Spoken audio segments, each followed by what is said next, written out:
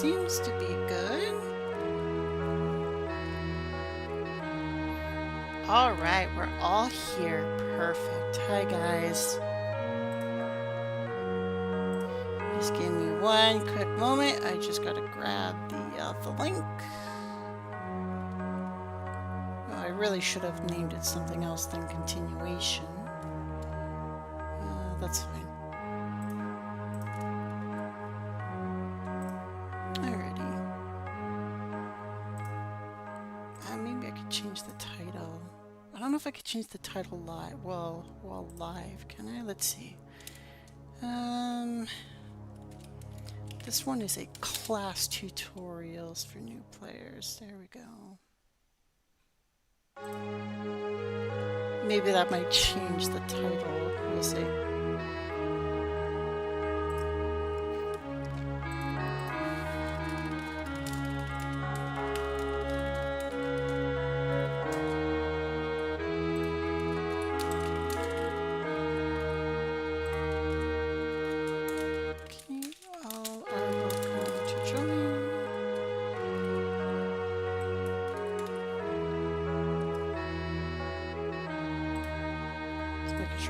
Those in the right spot. All right, there we go. That should be plenty. All right, test. All right, first test phase. Can anyone hear me? I like to do a 5-minute test.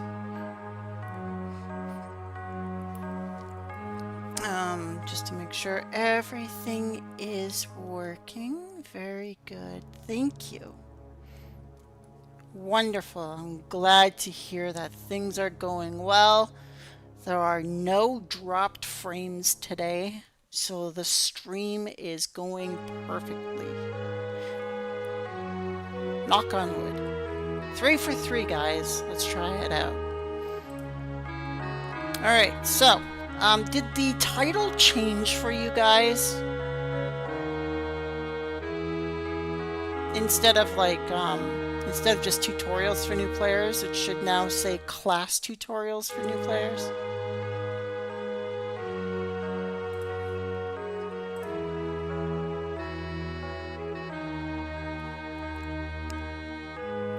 All right, very good. Thank you. Wonderful. What was this? Come on. Oh. That's fine. All right. Thank you so much, guys. I really appreciate the help. It's really... Dang, you stupid... Damn girl problems. 1 second. Get... There we go. You're back up on the shoulder.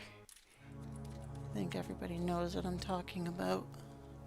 You know, when it slides down my arm during the live stream, it's like, ah! All right. We are ready to begin today. Let's see, let's wait roughly around 5 minutes.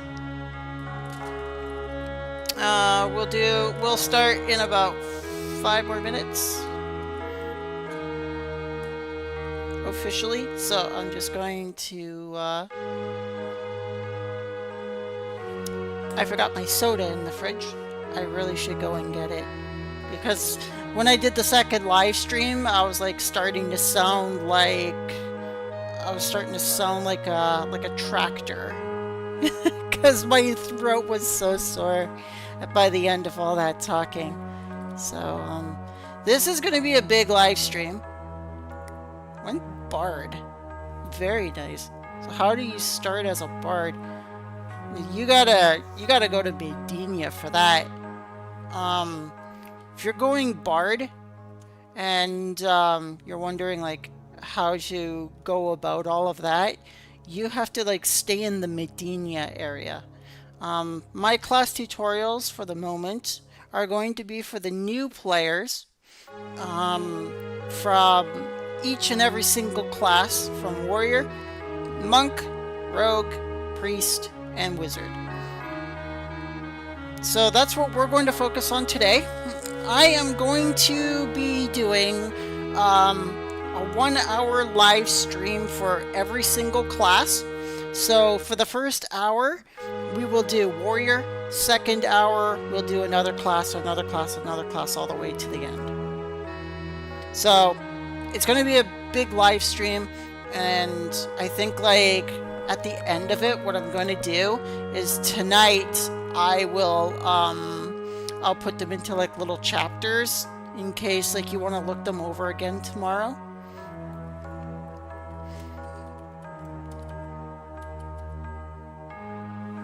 Yes, there are. Well, not like crafting as in like crafting equipment, but like there are things like gem polishing and things like that, because like for gems, for example, some skills will say you will need uncut gems, some skills say you will need finished gems, things of the sort. So give me 4 minutes and we will officially begin.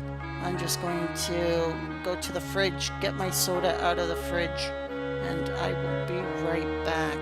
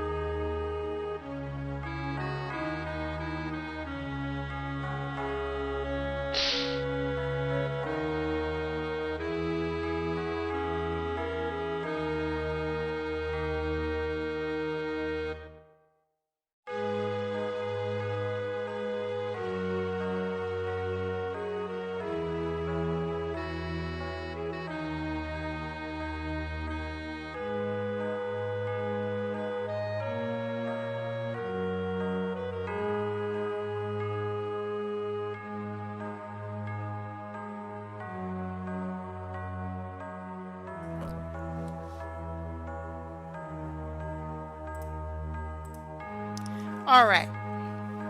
Thank you for waiting, everybody. I really appreciate it.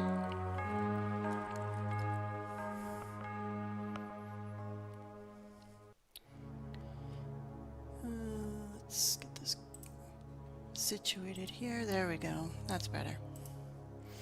All right. So, come on, start moving, character. All right. Let's do a little advertisement out there, letting everybody know that I am presently live streaming. So what we're going to do first is we're going to just do this and click live streaming. Oh, there we go. So we're just going to walk around with this little box on top of our head, just to let people know that we are indeed role playing, that we are indeed live streaming. We're role playing too. And once we get that settled, then we're going to start. So just gotta wander around for about 3 minutes, let everybody know, kind of thing. Let all the new players know. I keep hitting the tree. Come on, stop hitting the tree. Just let everybody know that we are live. Alive. It's alive.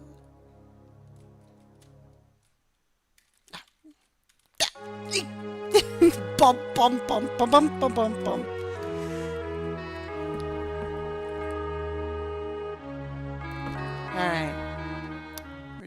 to finish this. And then we are indeed going to start with the warrior, just so you guys know. The warrior has been the starting class of choice by many of the players, followed by the priest. So we will be playing the priest second. So for the second hour of the live stream, or from hour 1 to hour 2, I should say, we will be doing priest. And then from here to about hour 1, we will be doing the warrior. So I'm just finishing up with the advertisement that I am live streaming.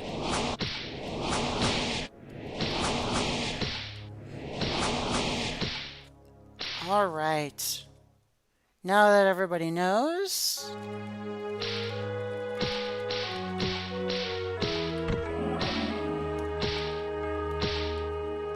now we can begin.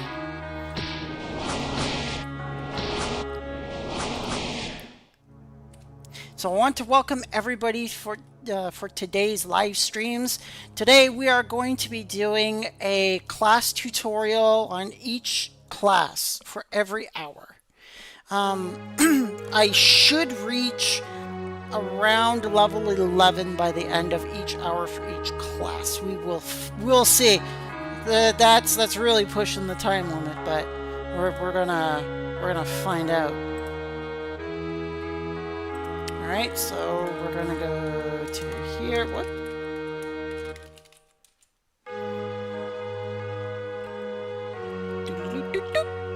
All right, so we're gonna start off with the warrior. So as you can see, I named myself Rosyla War, just for the warrior aspect. You can see, well, yes, I did start off with 10 million gold because I gave myself 10 million gold. The only reason why I did that is because I wanted to show you the things that you will need to get, and that way it won't bog the time down very much.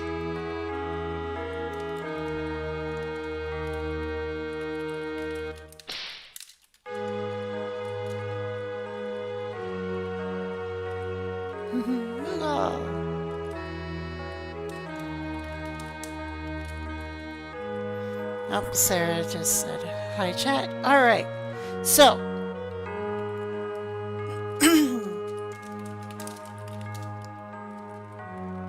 yeah, it's YouTube. It's not Twitch, it's YouTube. All right, so first things first, obviously, we are only, well, we're level 4 now, but what we need to do is we need to get our class done. So that's the very first thing we got to do. The one thing you really want to do kind of out of the gate, not to slow yourself down, is to go into the game with a bit of a game plan as to what kind of class you're going to want to be right at the start.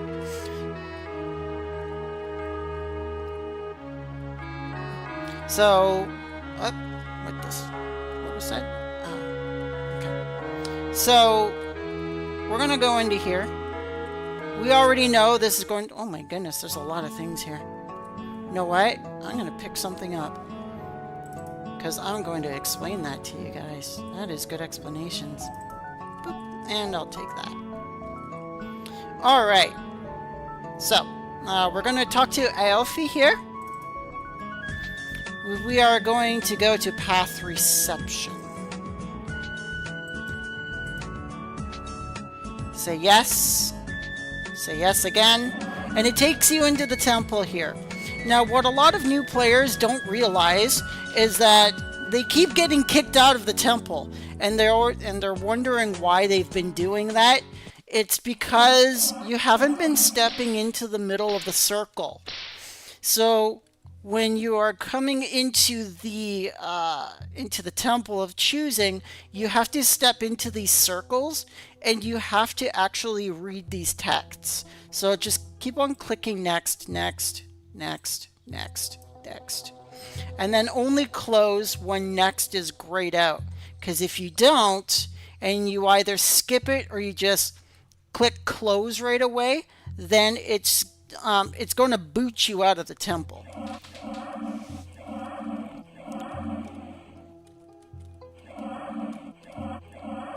So if we go into this room, we're going to go into next. And then we're going to close because next is grayed out. And then we keep on going. And then it'll say, on that left door, you'll be born as a warrior. So for all you warriors going into the Temple of Choosing, you're going left, left, left. You'll be the strongest of ever. So that's what we're going to do. We're going to go to kneel here. I am the servant of the warrior. Do you wish to be a warrior? Doing this alone or with a guide? And we're going alone. You have to work hard. Become the strongest of all to cast the darkness away. Now go outside and start the adventure. It's like, now get the hell out of here. Alright, so now we are a warrior. Our journey officially begins. Look at that.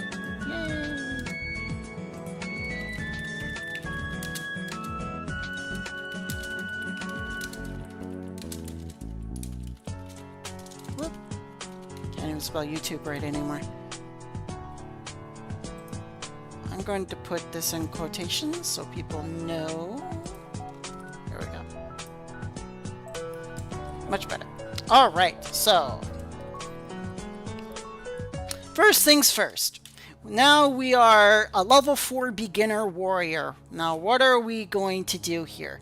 So the object of the warrior is to do as much damage as you possibly can, while at the same time you have to understand that you have to hit your opponent as well. If you boost all of your points into the strength score alone, you're not going to be able to hit your enemy. So for example, as I explained in the other 2 live streams, your strength is your damage score. That's your damage. Your dexterity is your hit. And what you'll want to do is you'll want to alternate every 3 points of strength into dexterity and into con. So, what you'll want to do is, for example, for your first level, the bottom of my client is cut off? Really? Hold on. Let me take a look at this. It is cut off. You are right. Hold the phone here.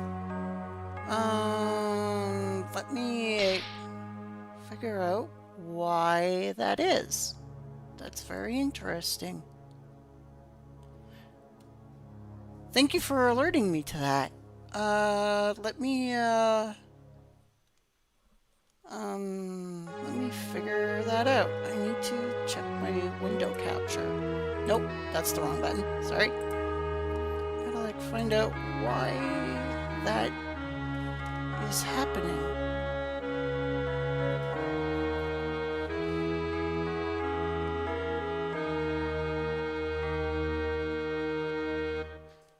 Oh, what happened there?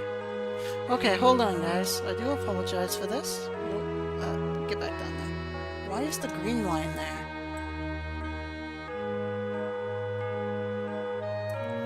There we go. I had no idea that was even a thing. And I did like 2 live streams already with it like that. Is that better? Let me know if that's better. Hold on. I'm looking to the left because my OBS is on my dual monitor, so it's like right here. Okay, does that look a bit better to you guys? Okay, awesome. I am so sorry about that. I had no idea it did that. Okay, let's thank you so much. I truly appreciate that, Cheeky. It's probably why people were asking me where the mail button is, and I keep telling them, it's down there by your MP bar, and they couldn't see it. I'm like, oh my god, that's just embarrassing. Alright. Technical difficulties aside. So yes, your strength is your damage score. So every time you increase your strength, you're increasing your damage. Now, your dexterity is your hit score. So what I would like to do is put every 3 points of strength with 1 point of dexterity, and then 1 point of dexterity with every point of constitution.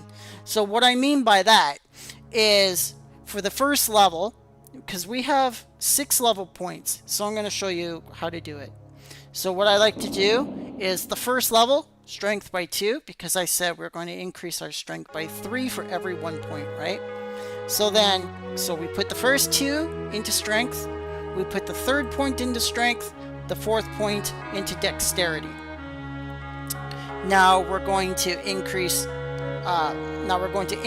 strength again, and then we're going to put constitution up by 1, and then we're going to put the next level, once we get to level 5, we're going to put 2 more points into strength. And then at level 6, 1 more point into strength and dex, and then at level 7, 1 more point into strength and then constitution. If you see how I'm doing that. Now, we're going to go down and we're going to talk to the Millith fighter, because the Millith fighter does some very cool things if you're a fighter. And this is something I would like you guys to know. Hopefully they didn't change it. Like, I'm operating off of like knowledge from like 2000 here, because like I've been playing for 24 years, so a lot of my knowledge is like in the head, and if they did make changes then I do apologize, but I don't think they did for him. So you talk to Kalek here in the fighter trainer. You'll see where it says learn skill. You'll also see learn secret. Now the difference between secret and skill is secret is obviously a spell ability, and you can get the taunt ability. Now taunt is an ability that aggroes a monster. So if an enemy is chasing after somebody, you can taunt the enemy to target you instead. And then he tells you, it's like, do you want to learn this? Let's say you click yes. He'll tell you what you need in order to get this ability. And because it's a spell, he wants intelligence and wisdom to be boosted up to 5. So a lot of spells will require some intelligence and some wisdom. So we're not going to really worry about that right now, because at low level, you don't really need a taunt. So you'll want to learn skills instead.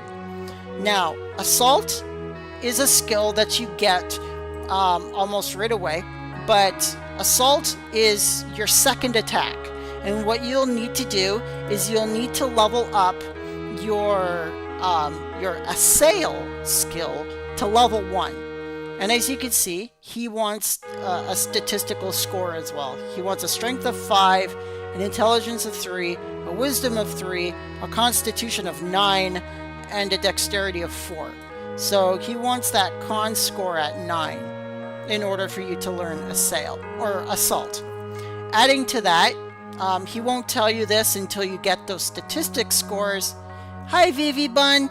I have your staff on my main character. Remember, you weren't able to lift it up because you weren't high enough level yet. I still have it, so I need to give that to you if you're level 11. And so as I was saying, he'll want your constitution score at 9. And then once you have the right stats, he'll tell you there's a second requirement, and that'll have your assail attack at level 1. Sorry. And looks like my assail here does not want to show its level right now. I have no idea why. Just give me a quick second. Let me find out why my assail does not have a level right now. Let's log back in. I think it's because when I chose the class, the assail popped up. Yep, there it goes. Now it works. So as you can see, assail says level 0 out of 100. You're welcome. No problem, Vivi. I'll still keep it for you. So when you get to level 11 sometime, just let me know. And then I'll give it to you.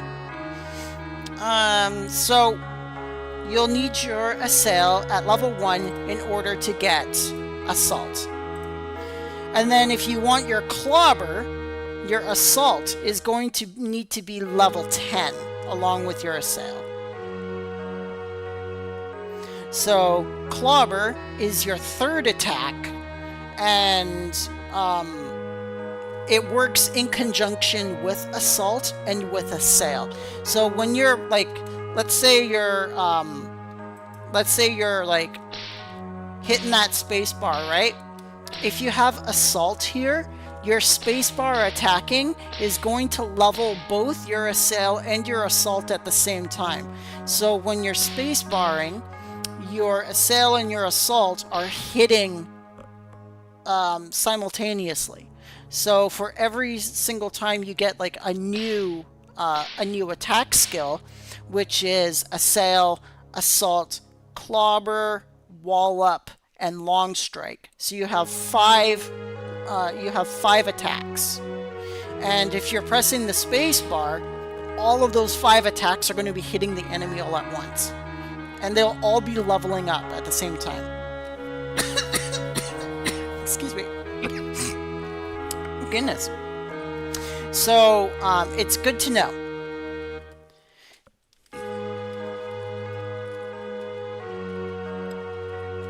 Now, how to level these skills up? You either hit an enemy, or you can bash them on someone's pet that they've got sitting around.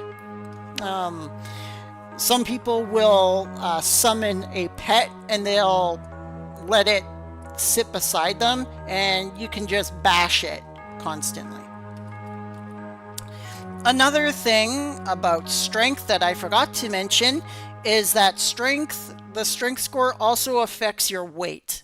So the higher strength that you have, the more weight that you can carry. Different equipment has different weight limits, and especially when it comes to like wearing gear. With the warrior wearing gear,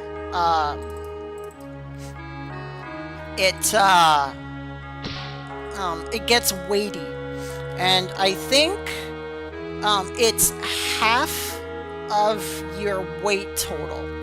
So I'm pretty sure it's half of your weight total. So if your weight is 56 like mine is, you can wear up to 28 pounds of gear. So where do we get equipment? So beginner equipment has different levels all across the board. Some gear is level 6, some gear is level 4, some gear is level 9. So you have to kind of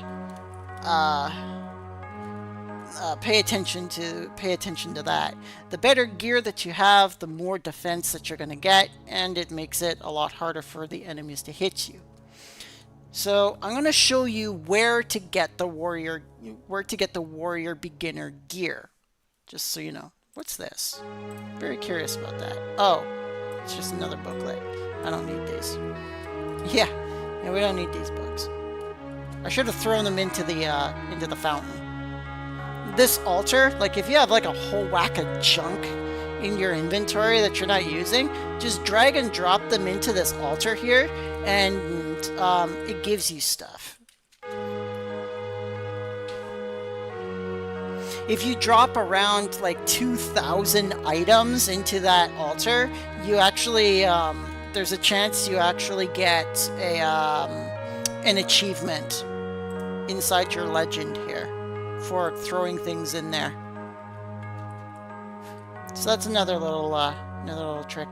So this guy here, when you click arms, he'll give you different experience for the warrior and the monk than he will for the priest and the wizard. So when you click weapons, for example, you just keep on clicking that, and then you see up at the top it says he just gave you 750 experience points. So then you click for the armor as well, gives you another one, gives you another 750. Click a jewelry, gives you another 750. Click that, he gives you another 750. It's pretty awesome. Now, going back to equipment, you'll want to buy, and you're going to go up to here, and you're going to see gauntlets. Yes, there is. Hold on. Okay, so see this little red button here? Click that, and this is the sound in the music bar. So you could turn them up and down. If you want to change screen resolution, there is an actual trick to that. To change screen resolution, it's outside of the game. So you have to click your start button. You have to click like this PC. Then you have to click the C drive.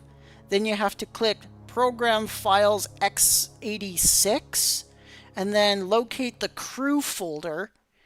Then it'll say Dark Ages, and then you'll see DA display selector, and you double click that and open that up, and then it'll say, do you want a full screen, small window, or large window?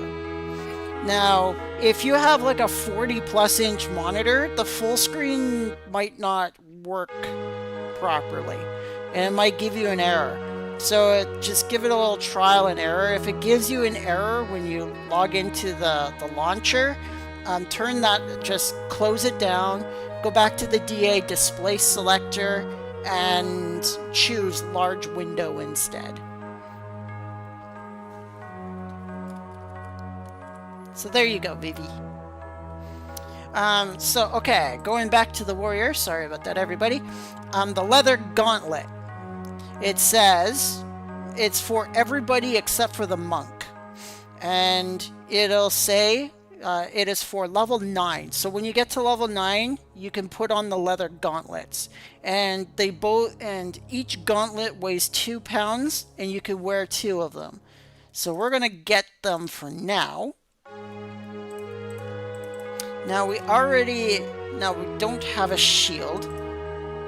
Usually you can get one, but we're going to start with a wooden shield because we're a warrior. Now we have our dirk here, but we're not going to get a dirk. Now, for a warrior, your best weapon is a sword, and it's a little bit of a walk to get the sword, but I say it's worth it. Yeah, just throw that into the pool. Alright, so we're going to go and get our dirk. And then we're going to go and get our obvious warrior gear. Now, you can get your warrior gear in 2 places. You can get your warrior gear, I do believe, from in here. If I'm wrong, I'm going to really facepalm. But I'm pretty sure the warrior gear is right here. So, for level 1 warriors, if you're a male, your gear is right here. You'll want the leather tunic. If you're a female, the leather blouse. And you can purchase that here in Millith. Now, I don't want the black one. I want the purple one. I think it's purple. So we're going to go and get a purple one. So I'm going to take you for a little bit of a walk. Because you can get two different types of level 1 warrior armor. You get the base one there from Millith, or you can get a colored one from Orin. So the Orin Armory will get you a different colored level 1. I do not have a Stilla. You get the Stillas in the Lura's Castle weaponsmith.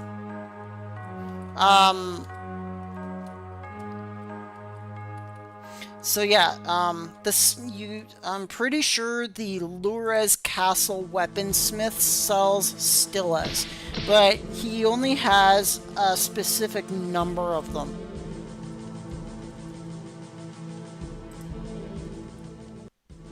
So we're going to go all the way down here to Orin Island. It's a little bit of a journey for a level 1 piece of gear, but trust me, like, it looks nice on the female warrior. I think it also looks nice on the male warrior too. It's just nice to, like, change things up a little bit, you know?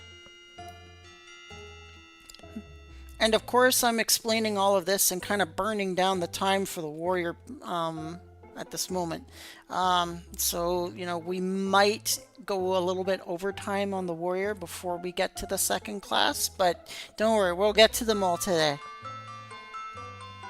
I have plenty of time today. I told everyone outside the game to leave me alone.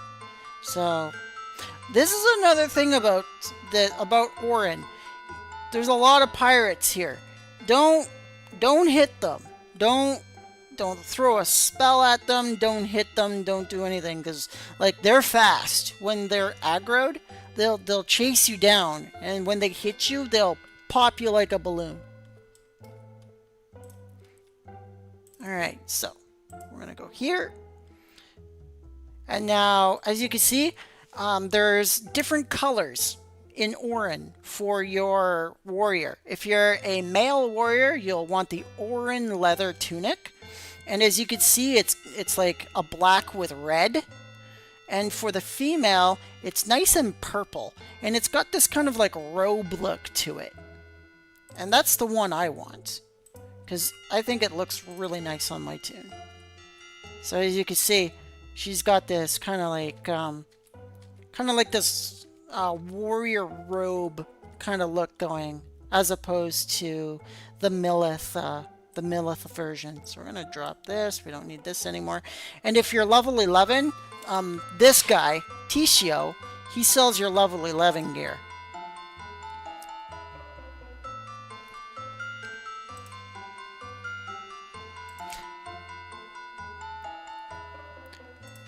However, what he only sells, he sells the level 56 female warrior armor.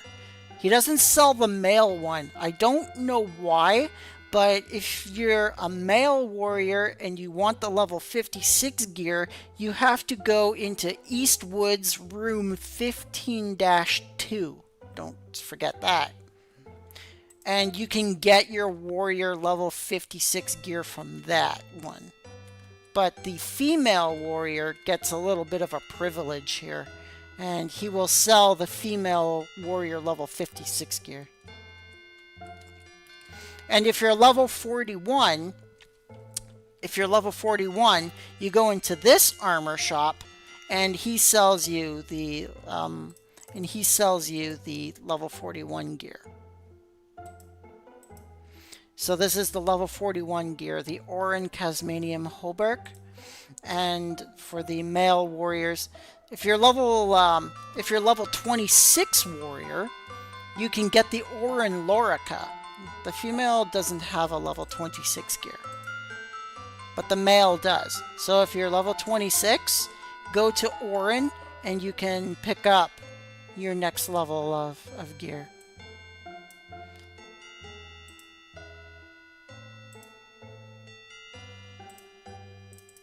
The armor's all over the place. And this one is the level 71 gear.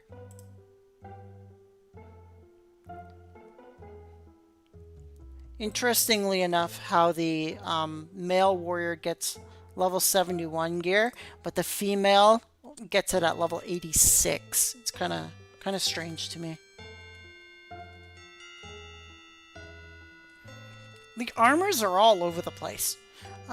Next place we're going to go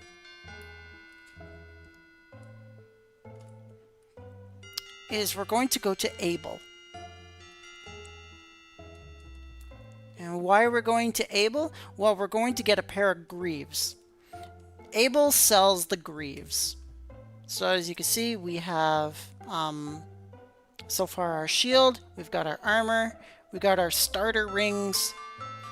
We can't wear the gauntlets to level 9, which is fine.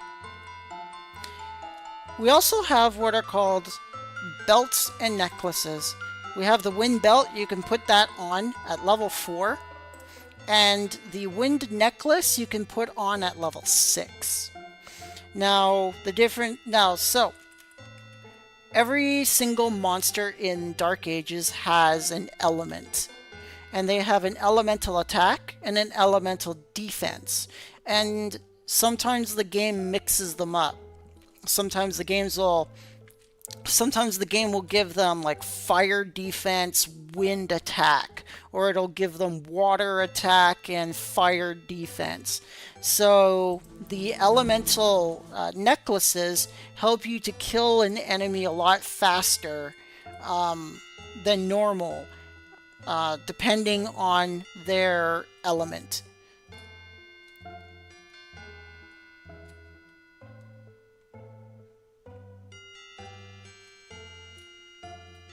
So we're going to go to this guy here, Carlos.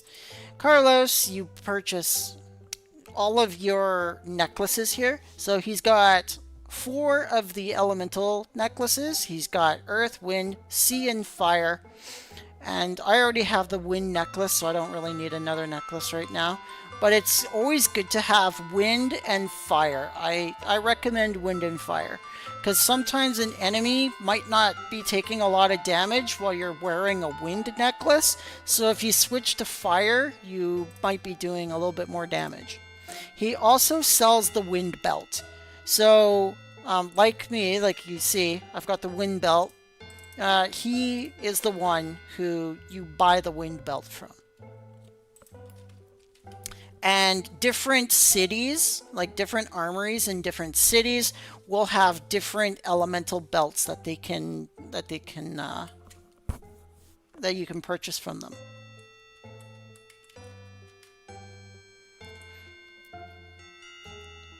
I did say we were going to Abel next to get the greaves, but Pyatt is a lot closer. We're going to go to Pyatt. So what's over here in Pyatt? Well, the earrings for the warrior are. So you'll want the gold earrings for the warrior because it increases your strength score by +2. Let that person pass because I don't want to bump into them. So we're going to go over to here, to the armory down here. He's all the way over here. We're gonna go into here. Oh wow, someone dropped a Lura's saber here. Hello. Cha-ching. All right. So you purchase from him. As you can see, he has the earth belt. So you can get a wind belt from Recession. You can get the earth belt from him in Pyatt. You know what? I'm going to do that. Keep going this way. If you're a level 11 female warrior, this is where you will get your level 11 female warrior gear. So this is the Keras, and you can purchase it from him. I'm going to do that right now while I'm here. So this is the earring section. So the silver earrings increase your strength by +1, The gold earrings increase it by +2, and its requirement is level 8. So we'll purchase it for now, and we can't put it on until level 8. But that's totally fine. You know what I forgot to buy? I forgot to buy my weapon. We'll get to that. Sorry. Maybe we can get it from here? No, we cannot. These are the higher levels. These are the higher level weapons. So it starts at level 17 with the broadsword, but you won't need a broadsword at level 17. I highly recommend at level, I think it's 12 or 13, you get the hatchet. And the hatchet will carry you all the way to level 20, and then you can get your dragon scale sword. And the dragon scale sword will carry you all the way to level 50, and at 50, purchase yourself, or not purchase yourself, you got to find yourself a club. Now, the clubs are a little bit hard to find. They only drop from the hobgoblins, those large blue goblin creatures that are in the East Woods and West Woods. So just kind of ask a higher level for a level 50 club, and no doubt either they'll give you one or they'll go find you one. Right, we need our weapon. Sorry about this, guys. We gotta go to Rook Session. I was wondering why I went to Rook Session, and I now realize we were getting our weapon here. So we're gonna go into here. This is the weapon shop for Rook Session. Level 1, we want to get the Epi. So this is a level 2 weapon, weight is 5, and that's the weapon we want to get, because that's our level 1 weapon. Now the Lurez Saber is our level 7 weapon. So when we get to level 7, we can switch from the Epi to the Lurez Saber, and of course, to buy the Lurez Saber, you go to the weaponsmith in the Lurez Castle. And I will show you where he is.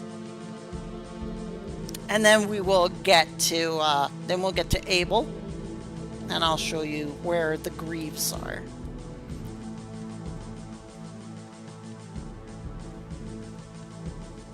Do do do do do. Ba da ba ba ba do ba boop. So the warrior is a bit of a simple class. You know, you get your gear, you're ready to go, and then you go and slaughter stuff.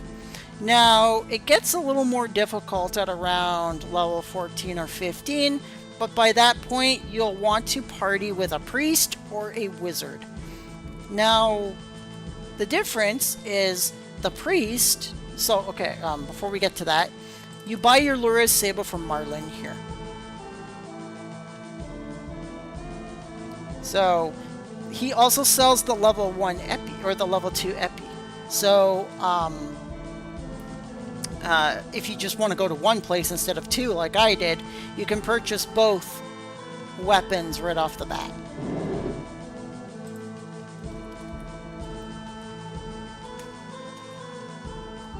So now you know. What was I talking about before I changed the subject? Right.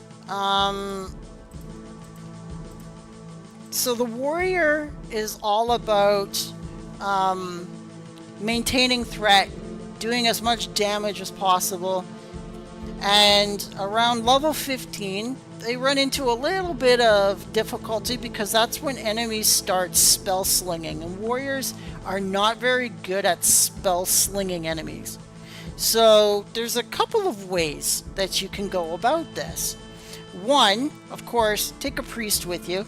A priest can use Bead Crade. It's a spell that will target the enemy and drop its armor for you.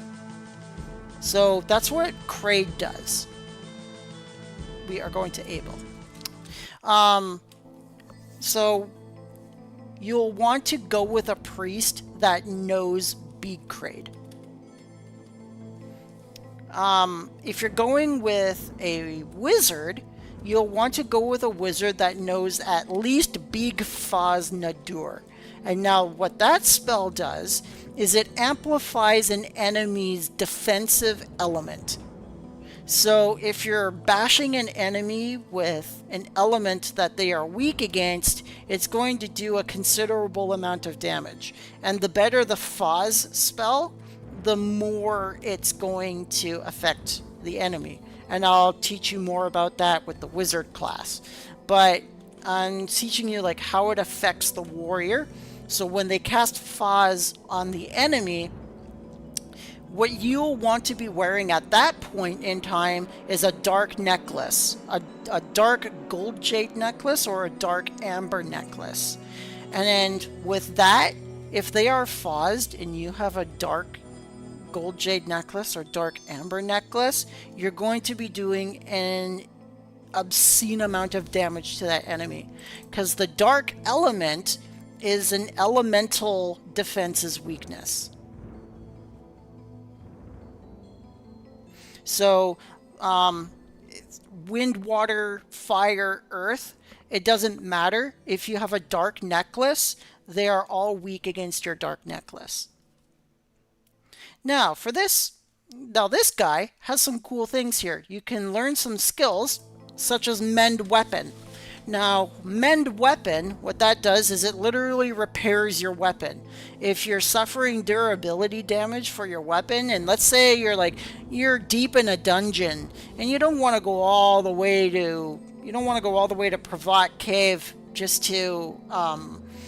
to repair your weapon, have the Mend Weapon on hand, and that will repair your weapon. Of course, he has a little bit of a requirement for it. 4 strength, 5 intelligence, and 9 dexterity.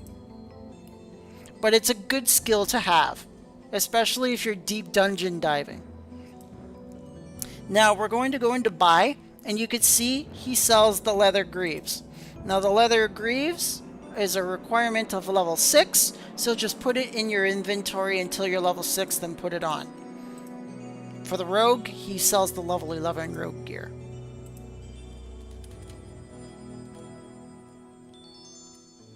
So now we've got pretty much everything we need to start our journey. We've got our gauntlets for level 9, we've got our greaves for level 6, we've got our necklace for level 6, and we've already been able to put on our belt, our level 2 sword, our shield, and our armor. So we're ready to go. And we don't need much to level up. We only need 5,000 to level up. I did forget to show you that cool trick that the Millith fighter teaches also. Because with the Millith teacher, if you click fighter training,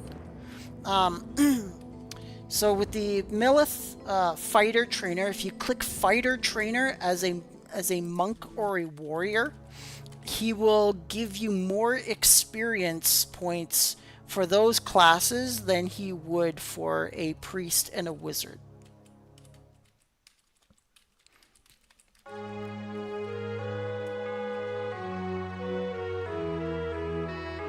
Someone just got transformed into a robot. Look at that. That's great. Love it. Alright. So we're just going to go and do that. So where do you check your durability? That's a very good question. So let's unequip our weapon here. Hover your mouse over your weapon and you'll see it says 4,000 out of 4,000. Hello. That's your durability.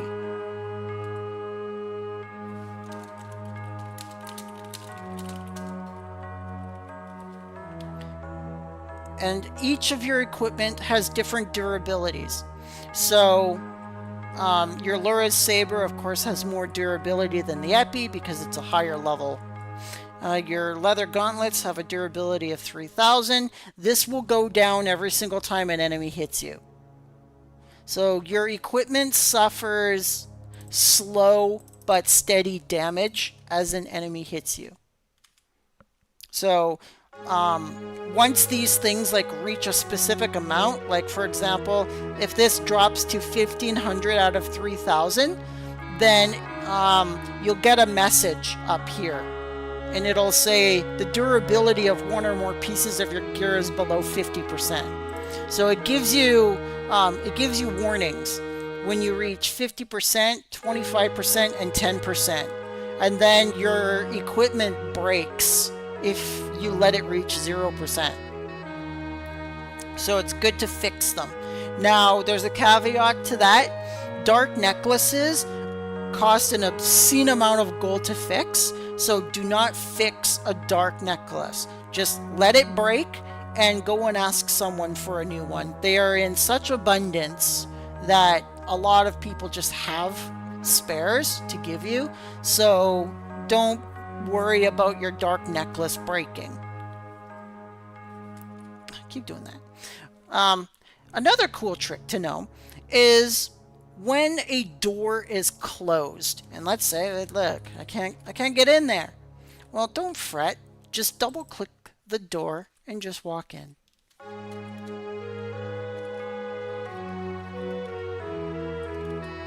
Now going back to this guy again, sorry, all the way back to the beginning. As I was saying, click fighter training. And he says, hey, it shows you a few maneuvers. And then pop, look at that. He just gave you 750 experience just by clicking that button.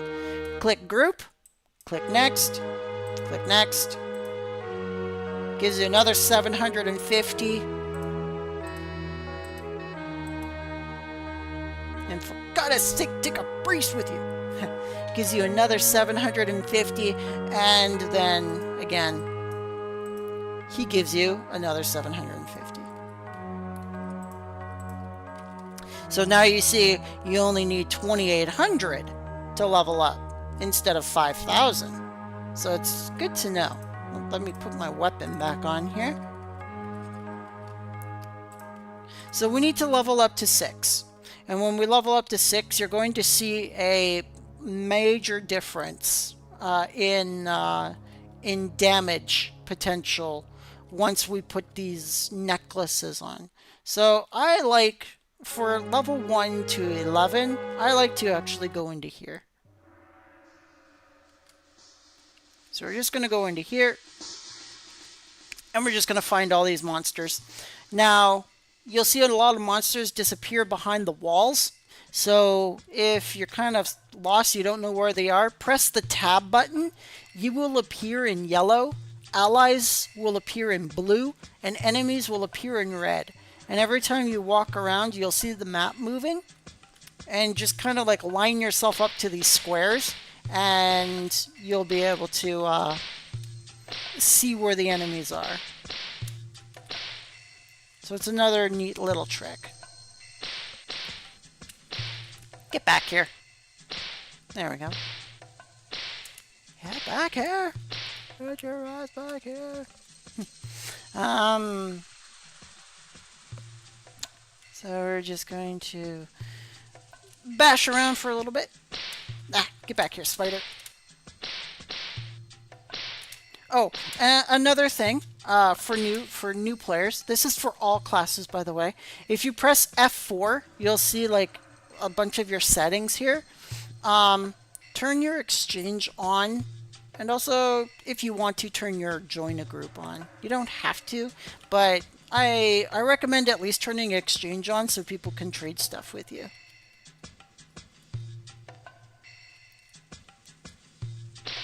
Get back here, spider. To switch in between all of your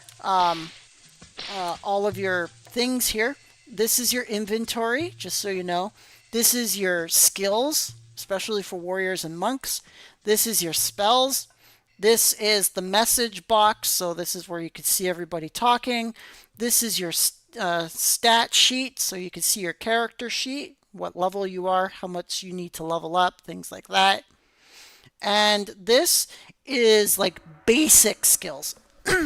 Now the difference between your like big skills here and these ones, these are like very minor skills, like swimming, You'll sometimes get a skill called NIS, which just tells you like what the date is. And you might also get another little skill called Look, and it just allows you to look around. Just little basic skills. And in order to switch in between all of them, you just press the A key for your inventory, S key for your skills, D key for your spells, F key for your messages, G key for your character sheet, and the H key for your very basic skills. Kind of like your mundane skills, I would say. Or you could just do what I do and just kind of click. You just click the targets here. Hello, Aladdin. It's very good to see you. Welcome.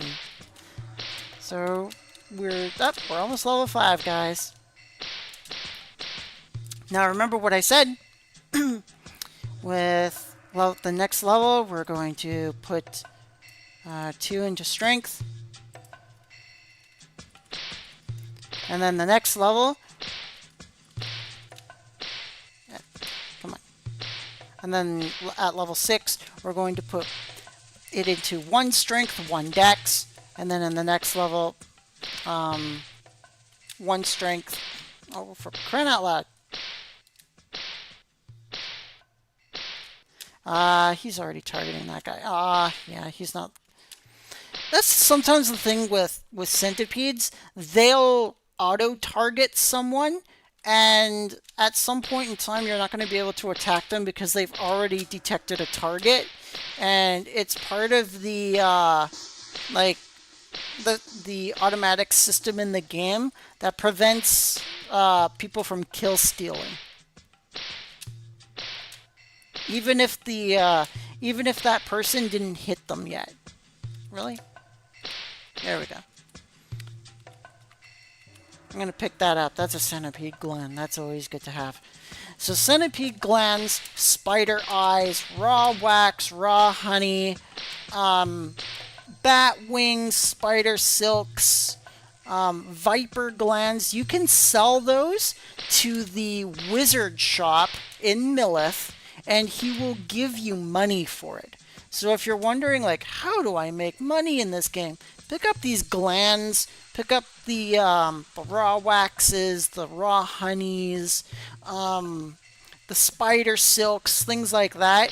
Give them to that wizard at the very corner of Millith, where the wizards get their spells, and sell those things to him, and you make money. Oh, did you now? That's really great. Good to know.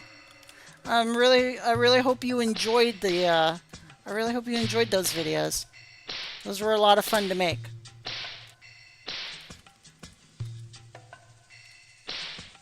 Just kind of puts you in the passenger seat, and you pretty much see what I see. Yeah, I did a whole whack of updates on them.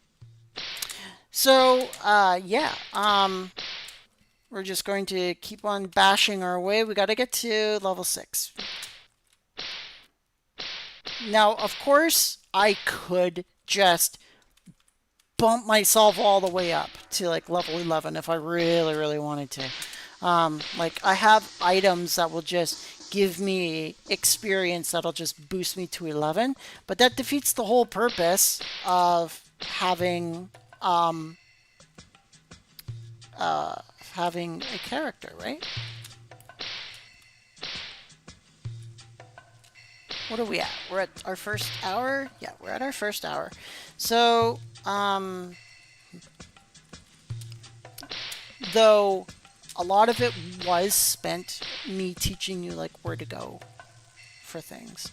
So, we're going to continue just a little, we're going to continue a little longer with the warrior. Don't fret though, every class is going to be explained.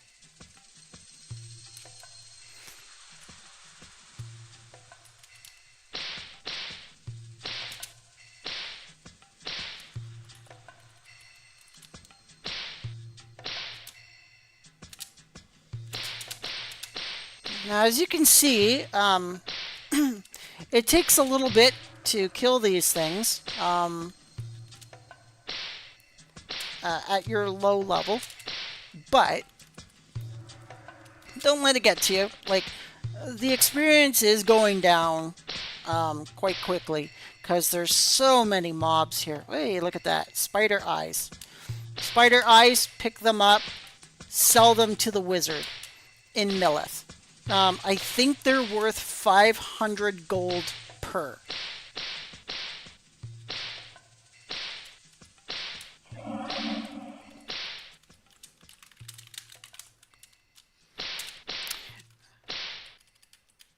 I think the centipede glands are 1,000 each. And I think the viper glands are 250 each.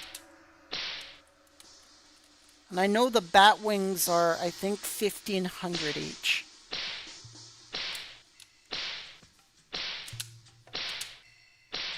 Oh, come on. Thank you. Rat's just staring at me like, what are you trying to do? And it's like, I'm trying to kill you. What does it look like? The rat's like, well, try harder because you're missing. And I'm like, I'm trying harder. When it says the items are cursed, it means it dropped for another character and they didn't pick it up. So it's just going to sit there for a while. And then once it goes off that cooldown that is meant for them, then you'll be able to pick it up. Once you get to level 6 and you can put on the elemental necklace, then you can move down to the 2nd floor because you'll be a lot stronger. Well, that thing popped like a balloon. So we only need 3,500. So just kind of bear with me here. We're almost there.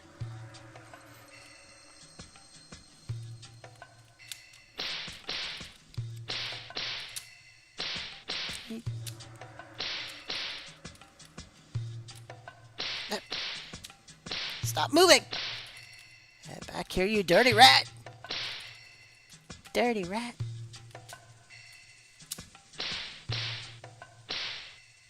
Spooter! Come on, Spooter. Die already. I need your experience points to fuel my rise to ascension. It all starts with the spiders and the rats. First the spiders, then the world! Alright, let's keep going here. Come on, come on! Get it! 1,000 more, guys! 1,000 more! Die! Die already! Okay. We need 800 more. So these 3 monsters should be enough.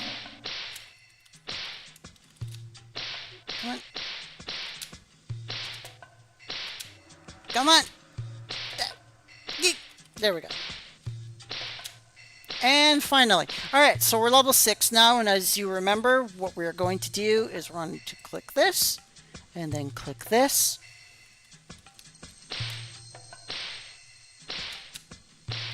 And now we're going to put on the element. As you can see, it took a little bit for us to kill that thing because we have no element on.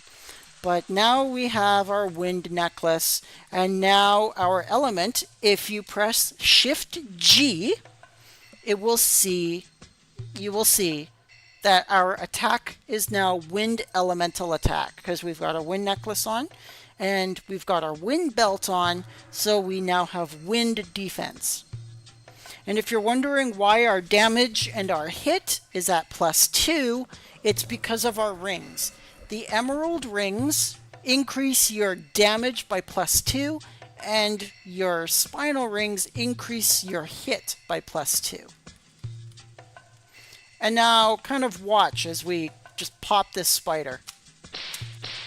Notice how much easier it is with the necklace on now. Now with the necklace on, these things just don't stand a chance. They just pop like popcorn. And it'll allow us to go down into the next level. Also, we could put on our greaves. I forgot to put on the greaves. In this game, armor class goes down. So the lower the number, the higher your defense. Don't ask me why that is. I'm not the one who made the game. But in this case, the more your armor goes down and into the minuses, the better your defense is. Notice even these things don't stand a chance, and you can see that the experience is drastically increased.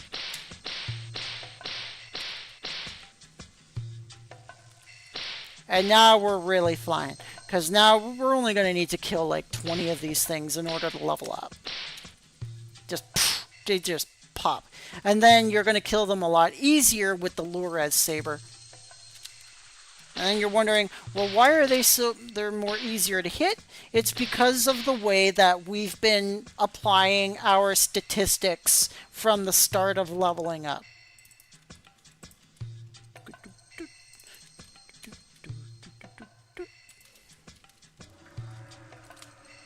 Pop. Goodbye. And upstairs we were only getting 200 experience. Get back here.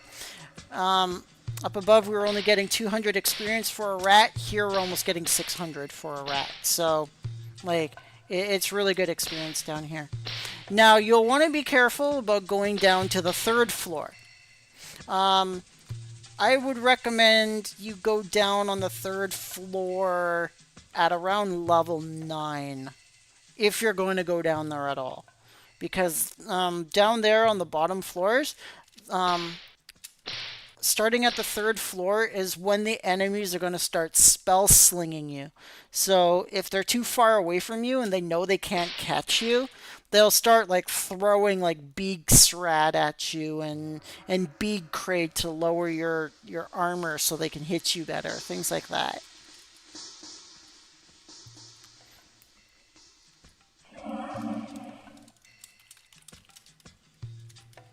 So the 1st and the 2nd level, they don't spell cast, but from the 3rd level further down, they start to spell cast, and the spells become more and more powerful as you go down the floors.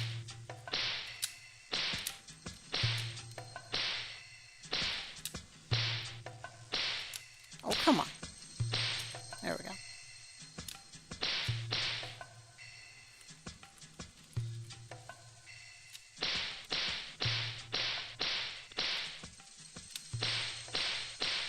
You want a piece too?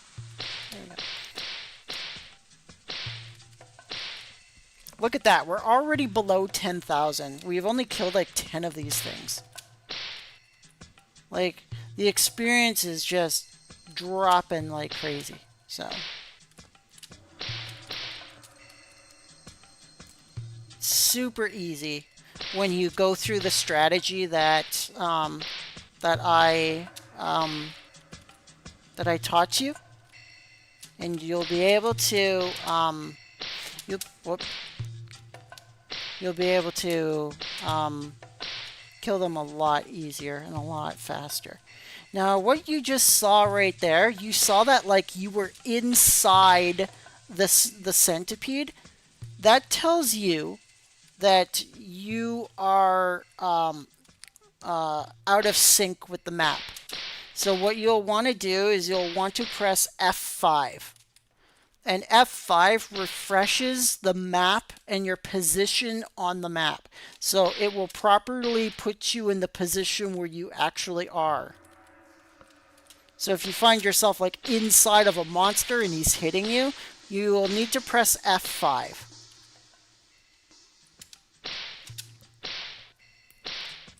You're looking for the code Hardy at level 26. Alright.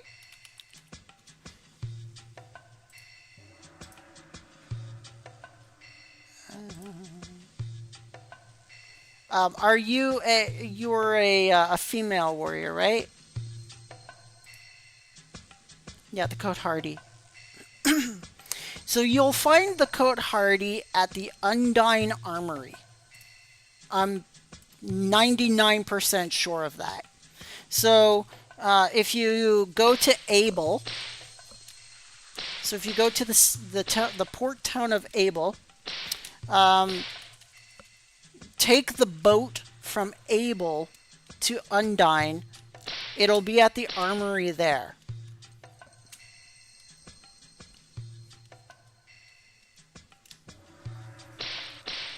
I think the armory's in the south. Come on. There we go. Hey, we're level 7, guys. Alright, so now that we're level 7, we could put on our next level of weaponry, the Lures Saber. So now our damage is going to increase even more, and these things are just going to have a really, really bad time. Now we're at 11 strength, 5 con, and 5 dex. Oh. There we go. You just die. You can die now. Boop. Boop. Come on. There we go. Notice with the Lures Saber, you become more stronger. Get back here. Get back here, spider. You're not going anywhere.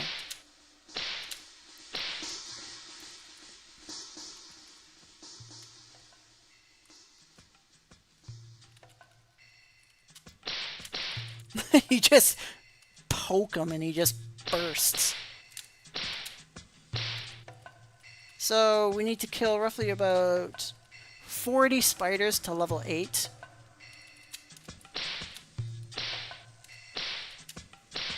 I don't want to risk going down to the 3rd floor until level 9 like I told you, though we might be able to... it's iffy. Mainly because we don't have like our earrings on yet or our gauntlets, so we're not at our best defense yet. We have really good offense, as you can clearly see. Our offense is really good, but our defense is still a little bit lacking.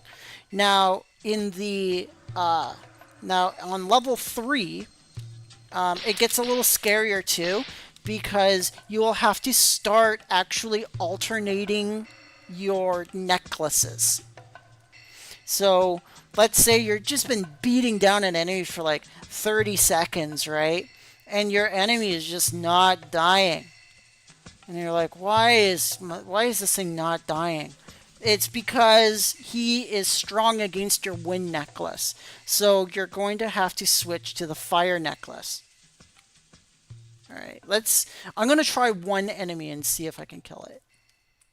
But you gotta be careful because they sometimes can mob. And then that gets really dangerous. Now they have 2 people working on it, so... Having 2 people in a group on floor 3, if you're like level 7 or 8, go for it. But because we're going solo, we gotta be careful here. Gotta be a little bit more careful. Now, if you see your hit points going down...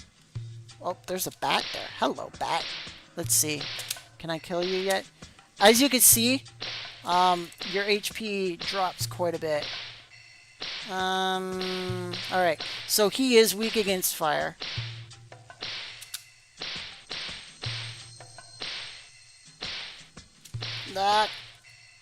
We gotta keep that centipede away from us.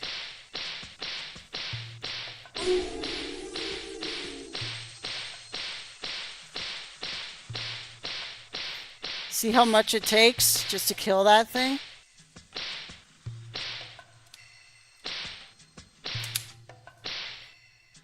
Oh, okay. So he just did 150 damage to us. That means he is strong against our wind belt. And we would need to switch the wind belt out. So normally when you are strong against an enemy,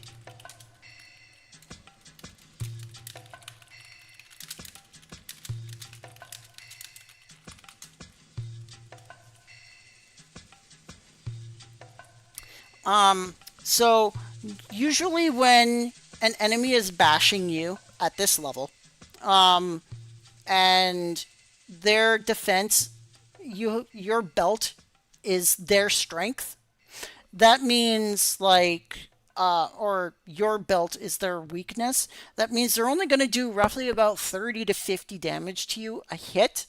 But when you start seeing your HP dropping by like 130 in one hit and then 150 in another hit, for example, it means their attack element is matching the weakness of your belt element. And you need to switch that belt out.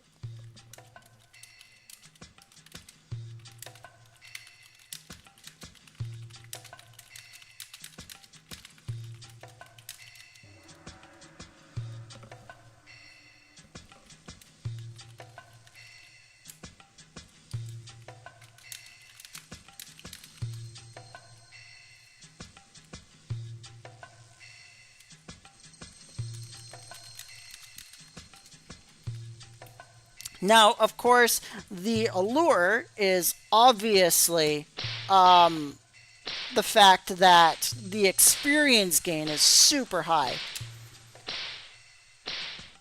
See?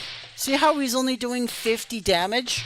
It's because our belt is strong against his elemental attack. And you can see that our fire necklace was doing a lot of damage to him, and that's why we were able to kill it very quickly. But if you ever found out that your attack element is not doing much damage to him, then it means you need to switch your element out for another one. Once you have a dark necklace, you don't need to worry about any of that. Dark is strong against all elements.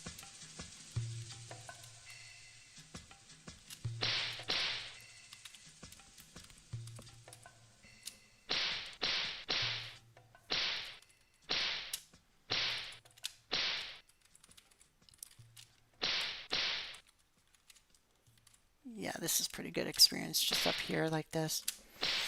So that's the fundamentals of being in the warrior. Gotta watch your elemental defense. You gotta watch your elemental attacks. And once you get to level 13 and 14, wear a dark necklace. Dark gold jade, dark amber necklace. And that and that's like certainly helps you.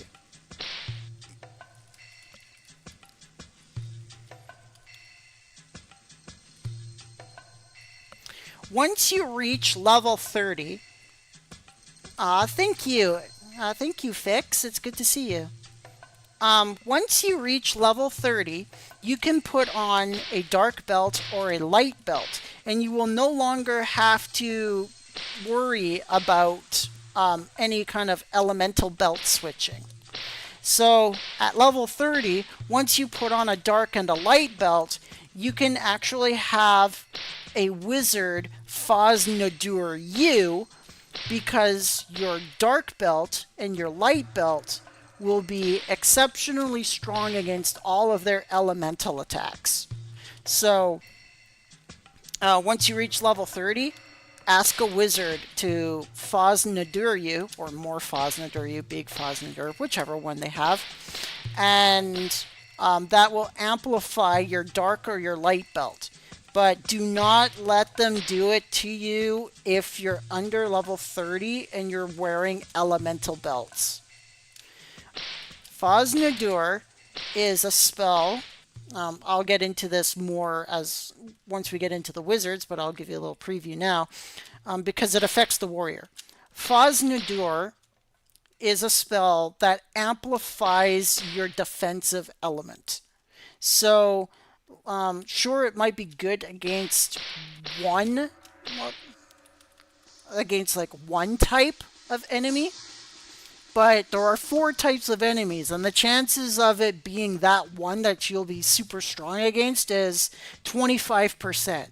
So there's a 75% chance that this monster is going to one-shot you. and like they'll beat you into the ground if you are Fosnadured with an elemental belt. So I can't stress it enough. Do not let anybody Fosnadur you if you do not have a dark belt or a light belt, and you can only put those on at level 30. We are now level 8, everybody. So now we're going to put on the gold earrings, and as you can see, our strength increased by +2.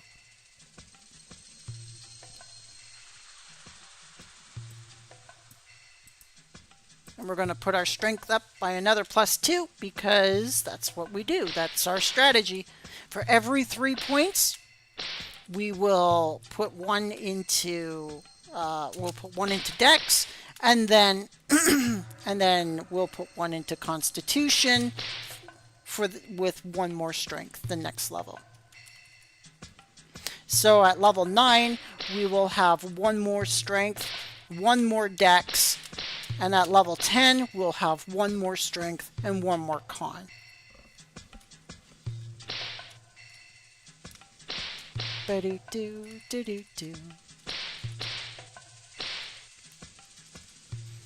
Our Assail has still not leveled up to 1 yet, so we will not be able to get Assault yet until this thing gets to level 1.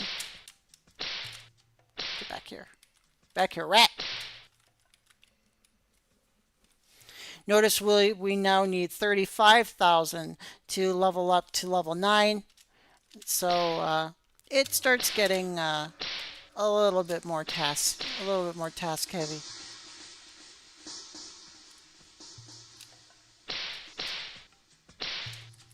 So the spiders only give 700, which means we need to kill around 50 spiders to level up to 9. And then once you get to level 9, then you could put on the leather gauntlets, and then, excuse me. And then once you put on the, I don't know what's going on. Once you get to level 9, you can put on the gauntlets. And then at level 11, you put on your next level of armor, which is the cuirass.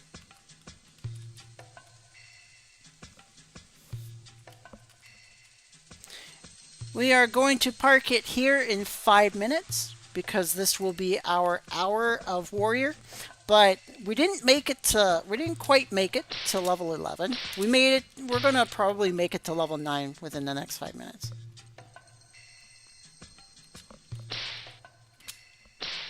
But once we make it to level 9, you can't have more than 15 spider eyes. So that means, like, once you cap out at 15, go to the wizard, sell the spider eyes, and then you can come back and pick up some more. But those spider eyes sell for a good amount of money. So with those 15, you've just made yourself 7,500 gold. And like that's quite a bit for a low level. So making money in this game is very, very easy.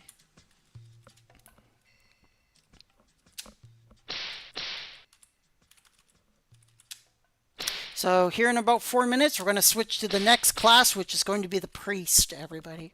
So get ready. We will be talking about the priest here in roughly around 4 minutes. So this is kind of your base 1 to 11 setup for the warrior. Of course, my tutorials will continue throughout the week. Tomorrow I will continue. The way I'm going to do it today is I'm going to try and like show you the basics of each class up to a specific level that we can reach within the hour. And then tomorrow we're going to do another hour and increase the levels more, and I will take you more and more further into the leveling process. I'm bumping into people. So tomorrow we will get this warrior definitely to level 11. And then I'll show you like the more places you can hunt. Oh, what are these? What are these? They're elemental necklaces. See, these are dark, or these are dark. These are gold jade necklaces, and you'll want to find out like what elements they are. Sometimes they'll just say gold jade necklaces, but they might sometimes be unidentified. And to identify them, you'll need someone with like an identifiable spell, like analyze item, um, uh, inspect. I think that's the rogue ability for inspect. It might be look. I can't. I'd have to play them again. I'd have to look at my archer actually. Like my archer Laureline can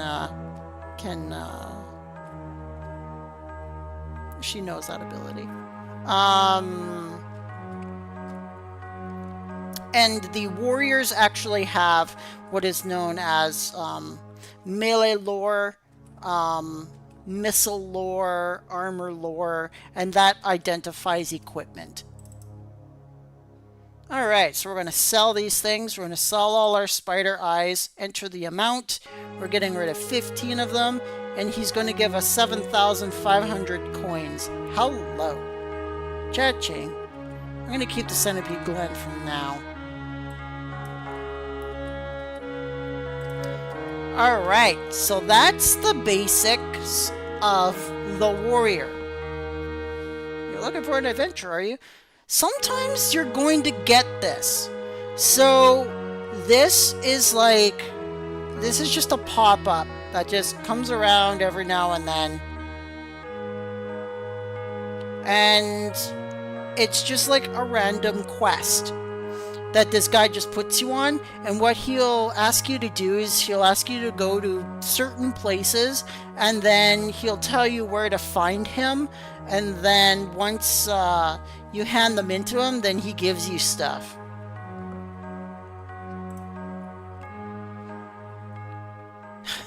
He needs wolf's teeth? Good luck with that.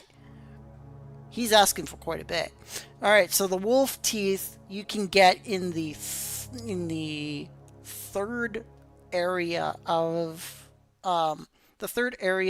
East Woods. And then he'll tell you to go and then he'll tell you to go to the ranger station in Tager when you finish the task.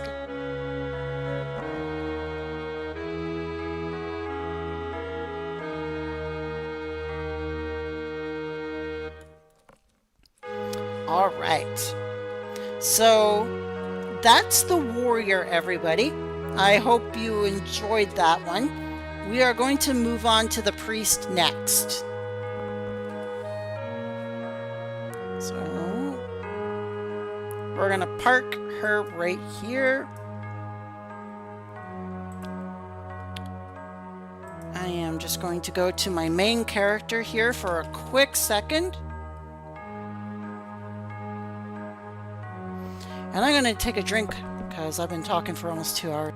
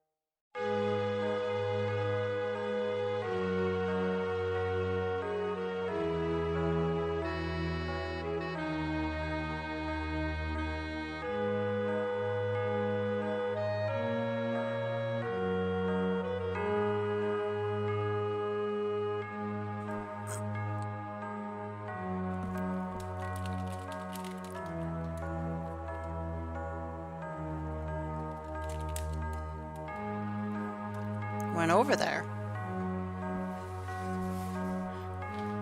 Oh, you needed to be registered for the... You need to be registered for the level 26? No. Oh, That's an ouch.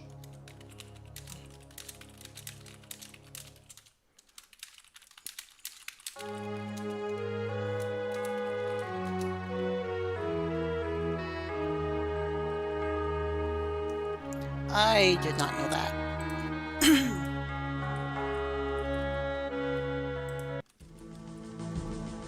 Okay.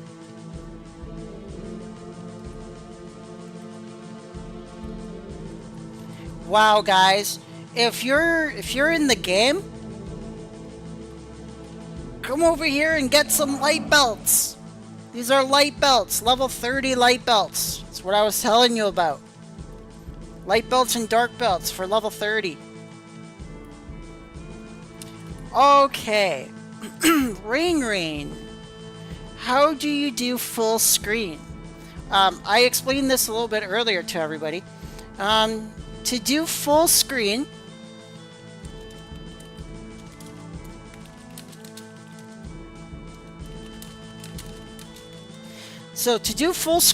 what you're going to need to do is go outside of the game.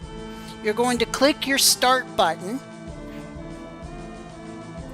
You're going to go to this PC. You're going to click your C drive.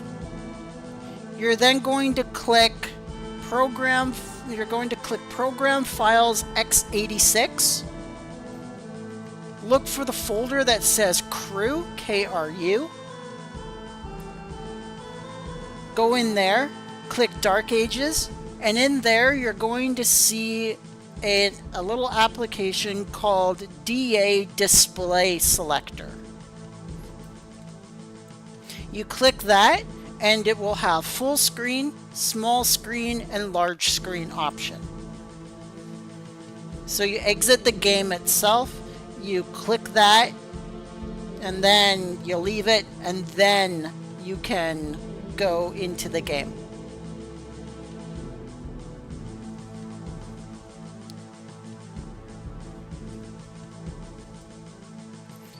Highly recommend you guys come to Pravat Cave, especially all the new players. Come to Pravat Cave and pick up one of these light belts for yourself for level 30.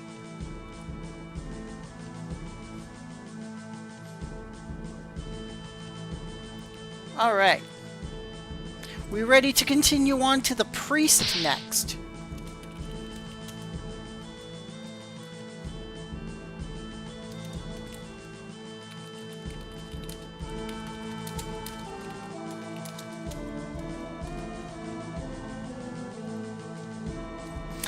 The dark and the light belt is the exact same thing until about level 80 to 99. There are places like the Chthonic Ruins that if you go to like CR 30, for example, their element will switch to dark. There's also areas around Orin where their element will switch to light. And if you're wearing a dark belt and they hit you with a light element attack, it's going to one-shot kill you. So that's the only time when you're going to need to alternate between the dark and the light belt. But otherwise, the dark and the light belt for areas like East Woods, West Woods, they're both the same. They're both very strong against normal elemental monsters.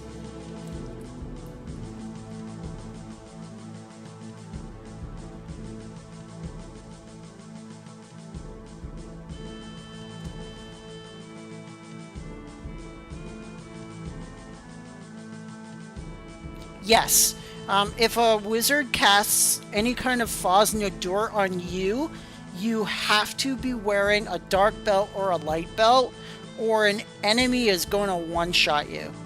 Like, you're going to get beaten up really badly.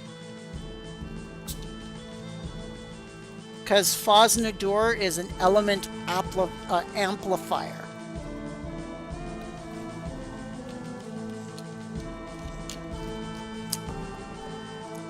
And when a wizard casts it on an enemy, then it amplifies their defensive element. So if you're wearing a dark necklace, you're going to beat them into the ground. Because dark is strong against all elements except for other dark. And you won't face a dark element creature for a long time.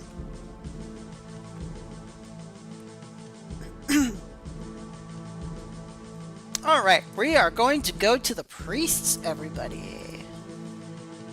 So we're going to go to Rosyla Prix. Rosyla Prix! Welcome to the Rosyla Grand Prix, everybody. Oh yeah, it is. It's pretty painful. So, now we're on to the second hour of our live stream. Well, technically it's 2.5 hours, but who's counting? We're in the second hour of the live stream, we are going to be focusing on the priest. So, again, you're starting out brand new, everybody. Let's see. We're all brand new here. Just starting out. Life is good. We're all nice and youthful. And now we're going to go and become a priest.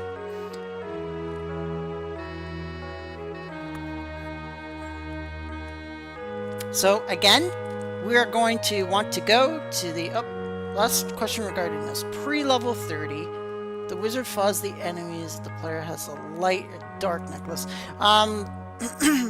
Yes, they will be okay.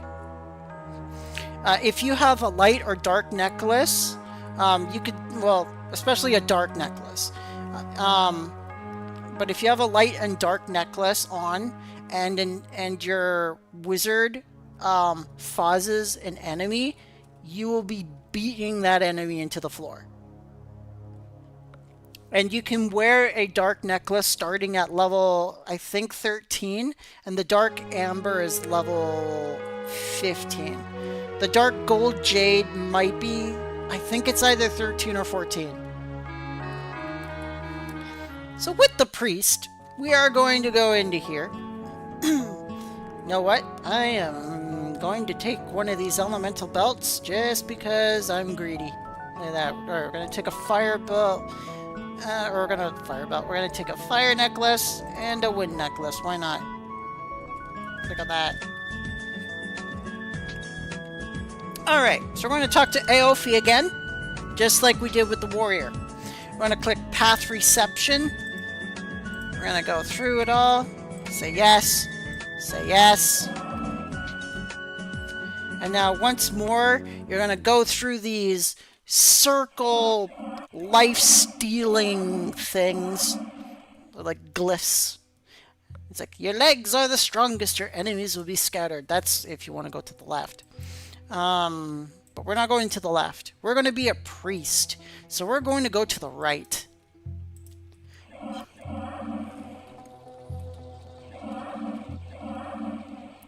You and nature will become one. You will converse with the creation and nature. Yes. But we're not going left. We are going right. Because we are going spellcaster. On that right door, you'll be born a wizard, but we're not going to be a wizard. So what we're going to do is we're going to take this left door here. So for the priest, remember that we are going right, right, left, right. We are not going left. That's the rogue. We are going right.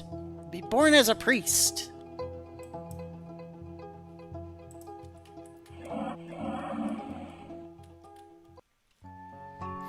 So, remember that.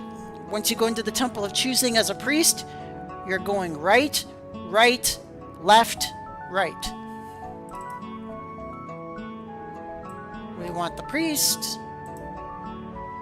We're doing it alone. Boing! And now we are priests, everybody. Yay! Now, as a priest, you want nothing that obstructs your magic points. So this dirk, get rid of it. Why? Because look what happens to your magic points when you put the dirk on. We're at 272 now, and once you put the dirk on, it drops to 247. So this little dagger just stole 25 magic from you. So that's why the priests don't have a weapon.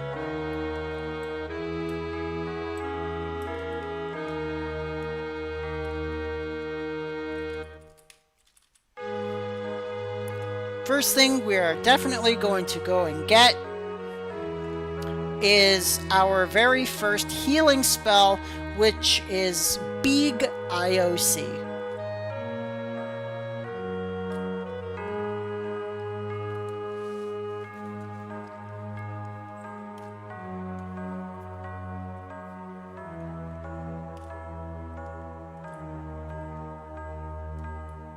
So we're going to go into here. This is the priest. This is the priest hut. We're going to go into here, and we're going to talk to this woman here. Now, what's really cool about Devlin is that unlike all the other classes, except for Wizard... One second, gotta clear my throat.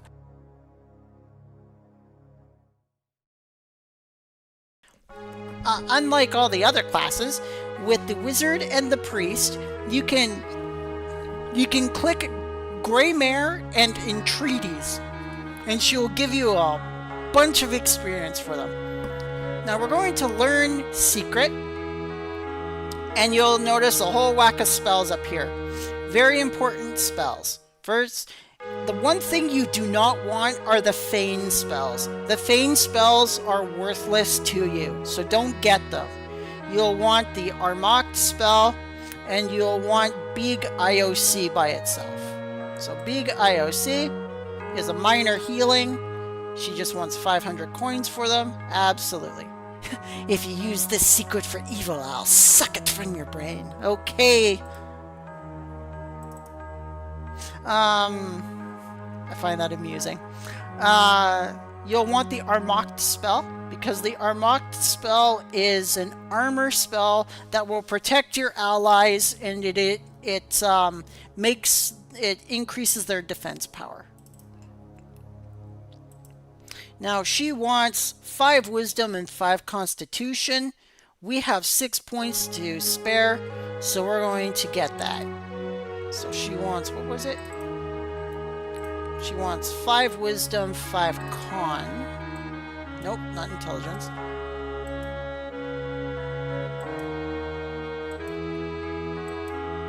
Okay. So now we can get this. Alright, she wants a raw wax now with it. So she has an item requirement. So we're going to go and get that done. The next thing you'll want to get after you get Armocht is you'll want to get AOB Crade. And it says here you need a 5 intelligence and a 9 wisdom to get it. So for now we're going to boost our intelligence to 5. And then we'll just need 2 levels of wisdom to get AOB Crade. Now, remember what I said, that she gives you experience? She gives you a boatload of experience. Hi, Xerox! Welcome! So, click on Honey, right? And she is requiring a raw honey. Now, raw honey is going to be a little bit difficult to get right off the hop for you, because you need to be in a specific area of the East Woods to get raw honey. So don't really worry about that quest. So on honey is a daily quest, but click Woods. Just let it go through the list. Look how much experience she just gave you. 2,000 experience. Just by clicking on Woods. Then click Fairy Love. Just bumble along. She gives you 500 experience every single time that you click these things. Another 500. Another 500. And you exit that. Click the Greymare. And you'll see all of these. Click Big. She'll give you 500 experience for each of these options. So there's 1,500. There's 2,000. There's 2,500. There's 3,000. 3,500. 4,000. 4,500 experience just by clicking those options. Click AO doll. And guess what she does? She gives you 1,000 experience for each of these things. Click AO doll again. Another 1,000 experience. Another 1,000. Another 1,000. Another 1,000. Another 1,000. And then look at that. There's even more. Look at that, right? Yes, I am. We're doing the priest guide right now. So look at that. Another 1,000. Another 1,000. Priests have it made, everybody. Like, it is, like, priests are so great to start off with. It is bonkers.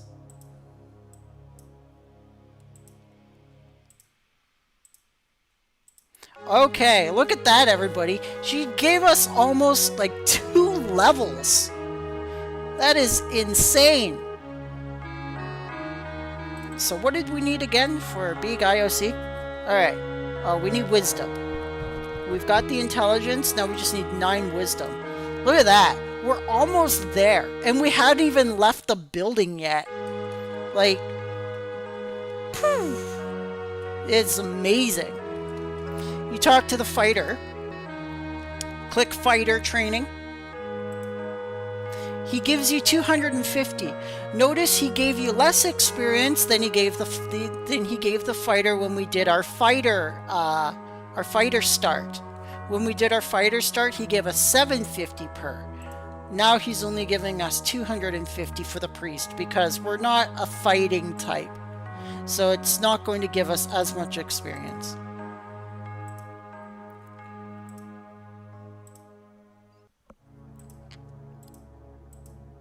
But still, 750 experience still lowers us down even more, right? So it's a win-win.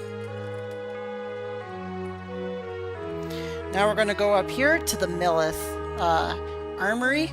And we're going to select the arms ability or the arms information and get even more starting experience. I'm going to pick these up. Maybe not. Yeah, they're...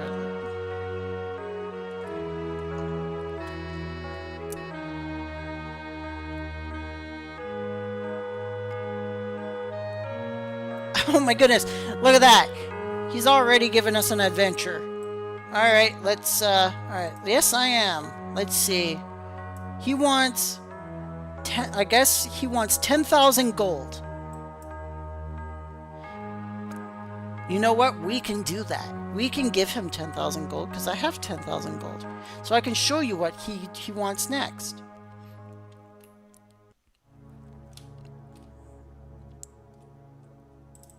So we're going to go here. We're going to click arms. We're going to click weapons. Look, he's only giving us 250 where he gave the fighter 750. And that's mainly because all of this stuff doesn't really appeal to us. But you know what? 1,000 experience is 1,000 experience, right? So now we're down to 3,400. We don't need much more.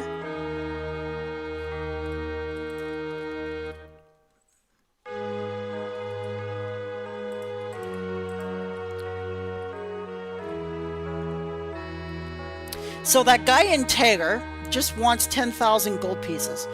So we're going to go down there and we are going to get it. So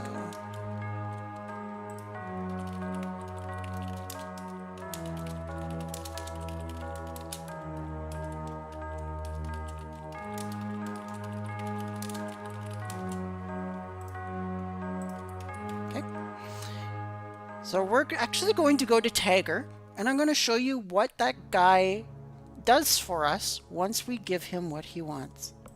Because I wasn't able to show that as a warrior, but I can show that as a priest. So we're going to go down there and we're going to do it. It's a little bit of a walk to the ranger station, I'm not going to lie, but there's no enemies that are going to just one-shot you, so don't worry about that. And as I showed you with the spider eye and the like centipede glands and things like that that wizard sells, you know what? We're gonna pick up a light belt. You know what? No, we're gonna pick up an earth belt. I want that earth belt. Give me that earth belt. I'm gonna put that earth belt on.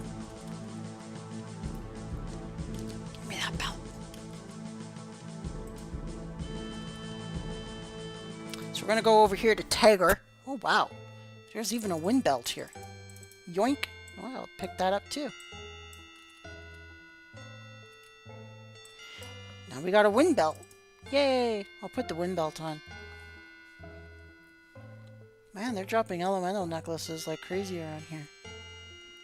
Now these orange scrolls are like empty parchments. They don't really mean too much. As a priest, you don't want any shields, you don't want any sticks, you don't want any daggers, you don't want any swords. Why? Because that all interferes with your magic. As a priest, you are a support class. You kind of lock yourself into being a support class as a priest. Of course, the priest does have a couple of offensive spells, but they don't get very good until a bit later. Oh, he wants to be at the ranger station. The ranger station's over there. This one up here. I'm pretty sure he's in here. Yep, he's in here. Alright, so we've got the 10,000 gold. Now we're going to talk to him. Thank you! Now I can buy a new pair of bodice boots that I've always wanted. Time to go after something a little more dangerous. Kill 2 wolves in the eastern woodlands. It's the exact same thing. Oh, goodness. Alright. So, he wants you to kill the wolves from the map in the East Woodlands 3-1. So that's the same area as he was sending our warrior to collect the wolf's teeth. Oh, man. Alright, well, we can't do that. Not right now. I thought he was going to give us a little bit of experience at least, but nope. Didn't even give us a little bit of experience to get us to our level 6. That guy, I'm telling you. Now, push comes to shove, you might actually have to kind of equip a dagger or like an epi level 2 sword just to get yourself to like level 6. But you don't want to make a habit out of it. No, we've already got our wind belt. We don't need to go here. And we've got our wind necklace. Alright, so we don't need to go here. So, if you want to get your wind belt and your wind necklace, you're going to go, once again, into this shop here. This shop up here. And you will buy the wind belt and the wind necklace in that shop as a priest. Again, you're not looking to have enemies hitting you as a priest. So, you want to kind of stay away from them. But, like, once you're kind of, like, solo and everything, you can't really help it. But what we do need is our level 1 armor. And again, much like before, you can get your level 1 priest armor from Millith, but it's kind of in its base black color. And what I really, really like is the Orin level 1 priest color. So the Orin level 1 priest color is it's kind of like a beautiful silk white, and it just looks really, really nice. It's got like, I think it's like purple outlines. It's really beautiful. Actually, it's my favorite level 1 to 99 armor in the game. So like the level 1 the level 1 gown for the priestess is my favorite armor in the game all the way up to master. Once again, as I said with the warriors, do not touch the pirates. Don't hit them, don't spellcast at them, you leave them alone, because they will one-shot kill you, all the way up to like level 71. Because those pirates, I think, are level 85. So they will pummel you. So we're getting the we're getting the Orin Gorget gown. And take a look how pretty this is. Isn't that nice looking? That is awesome. I really love this gown. So, definitely a winner in my book. And that's pretty much all the priest needs. The priest doesn't need much armor at low level. Though, if I will tell you a little bit of a cool trick for both the priest and the wizards. If you can find magic leather gauntlets, they have to be specific. It has to be magic leather. But if you can find those, you can put those on and it will not drain your magic.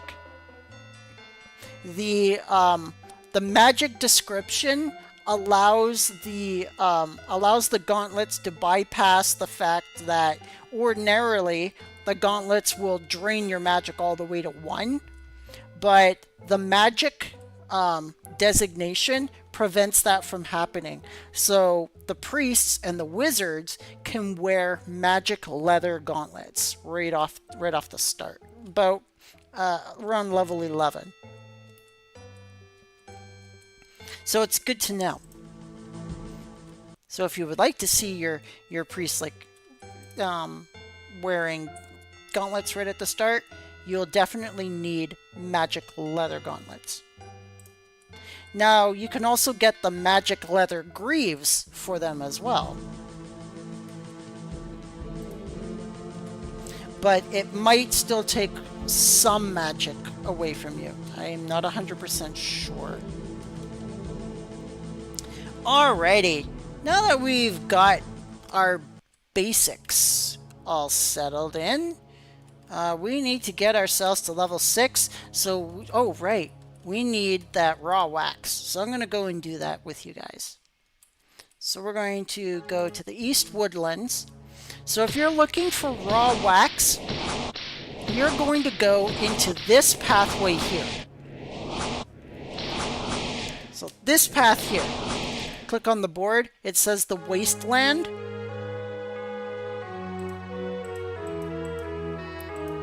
Ah! Just press enter. And it makes it disappear.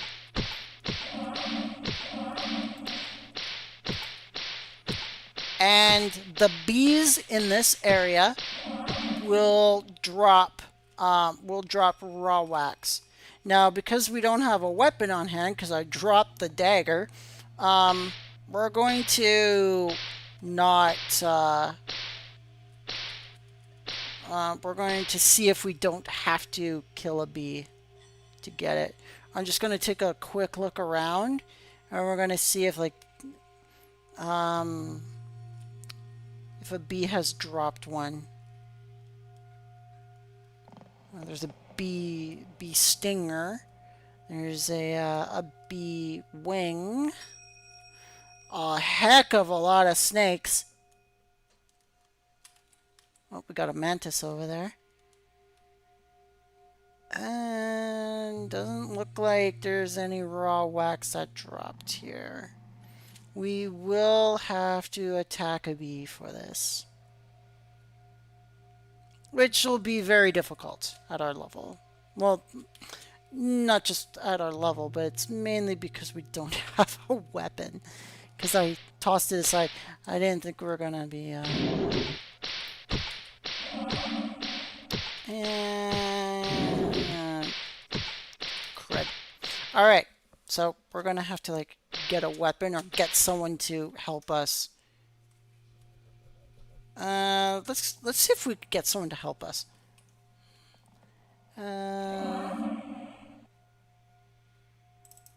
Let's see here. Let's see who might be able to help us out.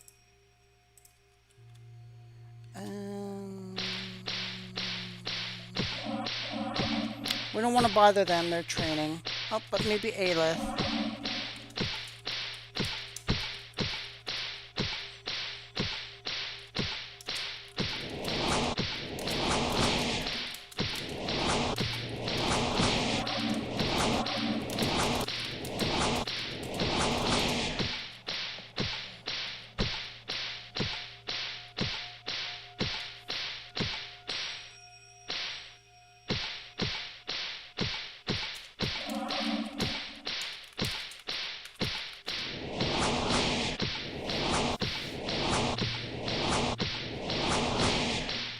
Unless she has one on hand, then we're good to go. But otherwise... Oh, she might actually have one.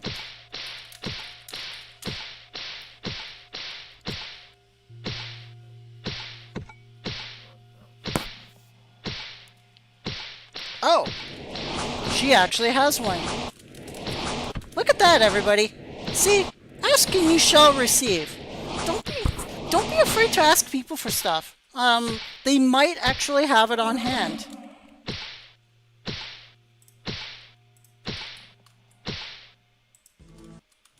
Now we can actually go and get our mock spell.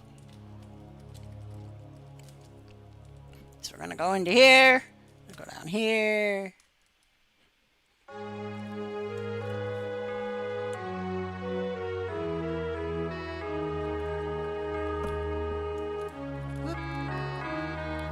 Oh, by the way, you guys, were you able to find that DA display selector so you were able to change your screen size?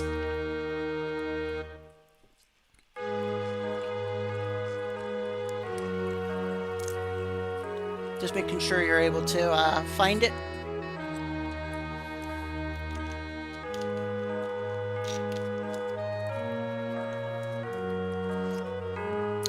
Should have muted when I was drinking. I apologies. Alrighty. Come on, Devlin.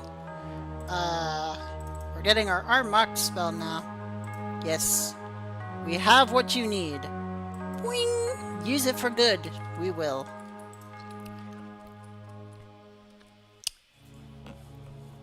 Off topic. What is the purpose of the classes that happen at the college?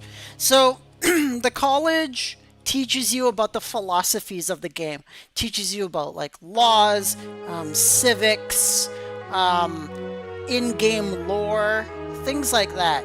And at the end of the college classes, they give you an achievement, and it's consecutive. So like the more classes you go to, the more the achievement updates, and it gives you more, more things.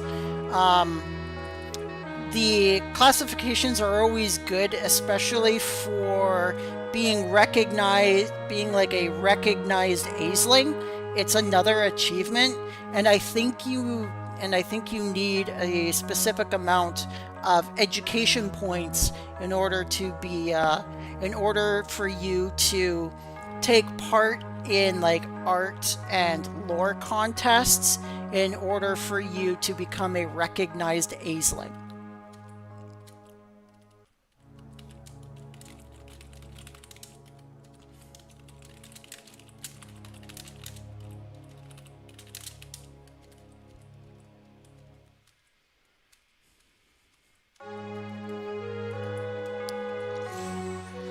Hopefully we can find a dagger down here. Because we need about 3,400 XP. And I don't think we're going to be able to slap him to death. No, that's not working out too well, guys. what? You know what? You know what? We're slapping the hell out of this rat.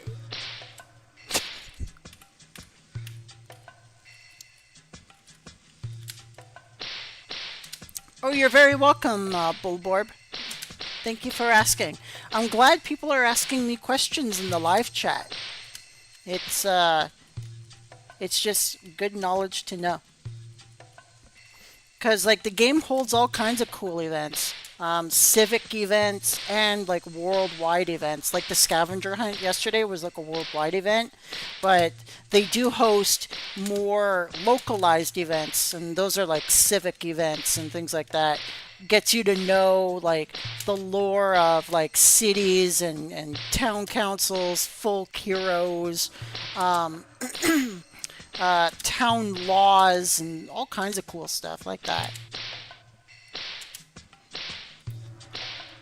And then once I won't lie to you guys, I'm amazed I'm able to just slap these things silly like this.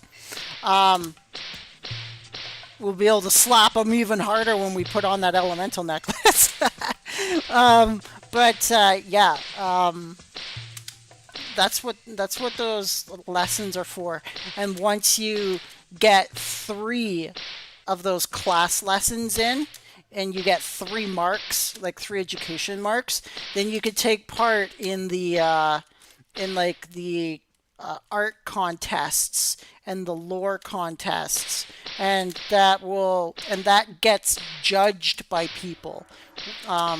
And if you win those contests, or you come in like 2nd or 3rd place or something, you'll get like a recognized Aisling title. And that recognized Aisling title allows you to like boost yourself up in religious worships, like for like Glioka or Kale or any of those gods. Let's say you're a priest and you want to ascend higher than the priest title, and you want to go from priest to cleric, you'll need to be a recognized Aisling in order to get the cleric title. So you'll have to go through all of that. You'll need to go through the education. You have to get 3 points in the education. Then it'll take you into the contest. You win the contest. Then you get the recognized Aisling, and then you could become a cleric. Good to know for priests. So it's not an off-topic question at all. Look at that, guys, right? We're almost there, guys. We're slapping the hell out of these things just to get to our level 6 so we can get AOB Crade. So AOB Crade is an important spell as a priest, because what it does is it cures Bead Crade, which an enemy will cast on your warrior or even yourself, and it weakens your armor. So, and the AO Bead Crade removes that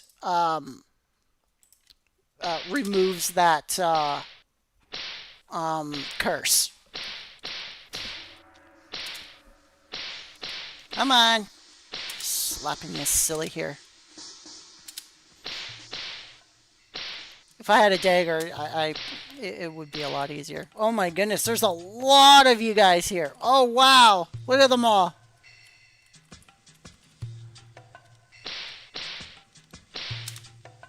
So many. I have to like make sure I'm not cornered. Oh goodness. You know what? You're alone. You know what? I only need 300. I'm just gonna like smack one of you here. Smackage.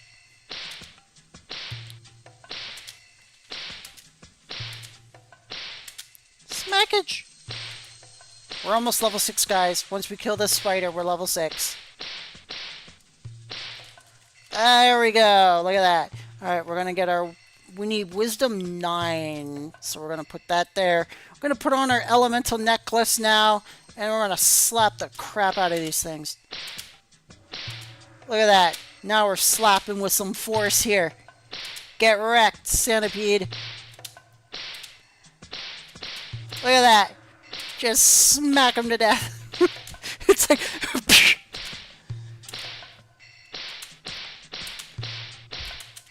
Know your place.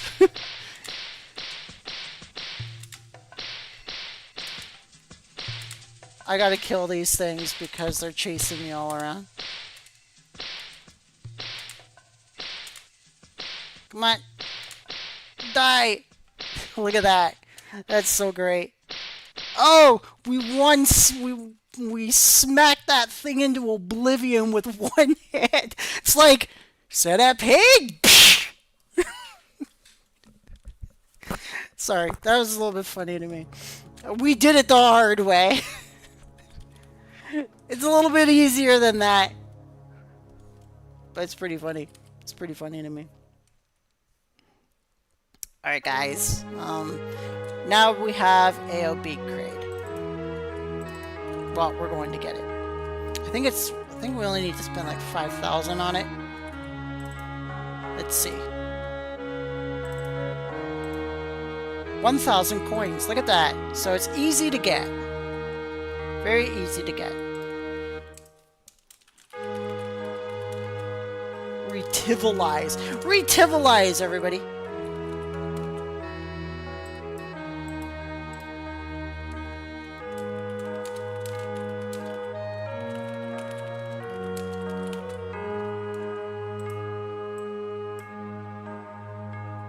Oop.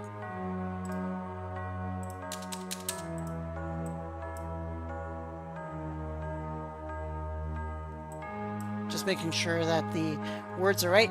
So, what I just did there, everybody, is if you right-click your spells, you'll see that they have like somatic lines, or not somatic lines, vocal lines, and you can like put in what you'd like it to say as you're chanting.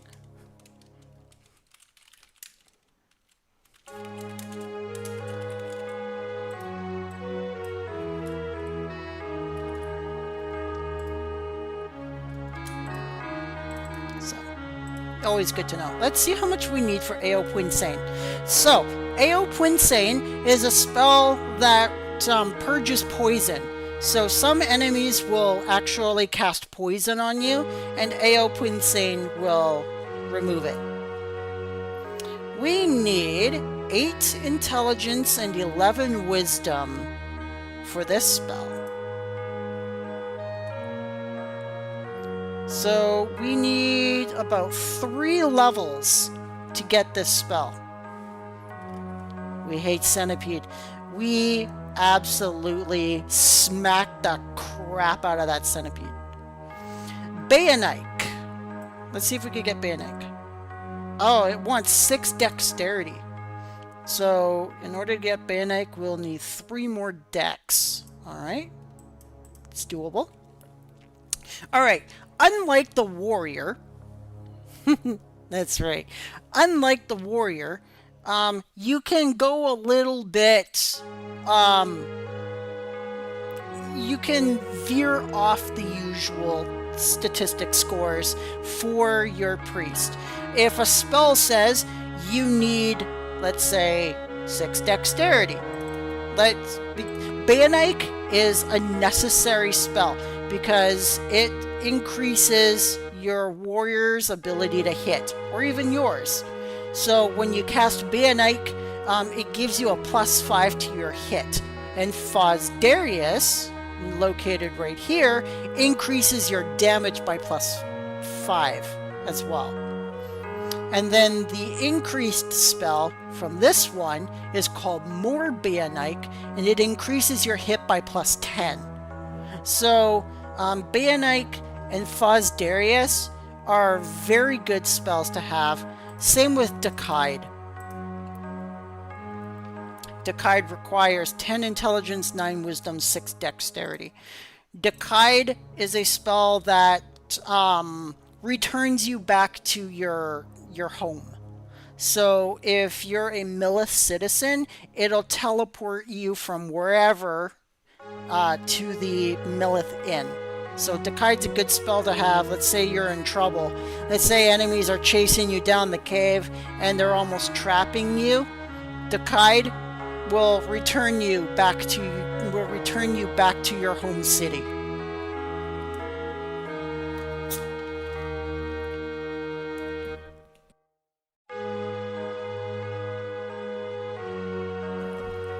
No, they do not. Priests, other people will need like songs in order to get out of there. Though the wizards also know the spell Decide. So priests and wizards will be able to cast this spell. Bead Crate is not on the list yet because we are not around level 9. I think at level 9, Bead Crate will appear on the spell list. Bead Crate, I think, requires 15 wisdom and 7 intelligence. Don't quote me on that, but I'm pretty sure that's what it requires.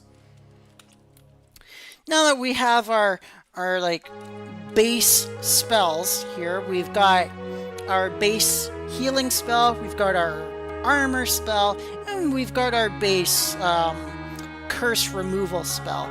So we're kind of oh, you had to buy Bead Crate from the wizard. Maybe that's why it's not there. Let's go to the wizard.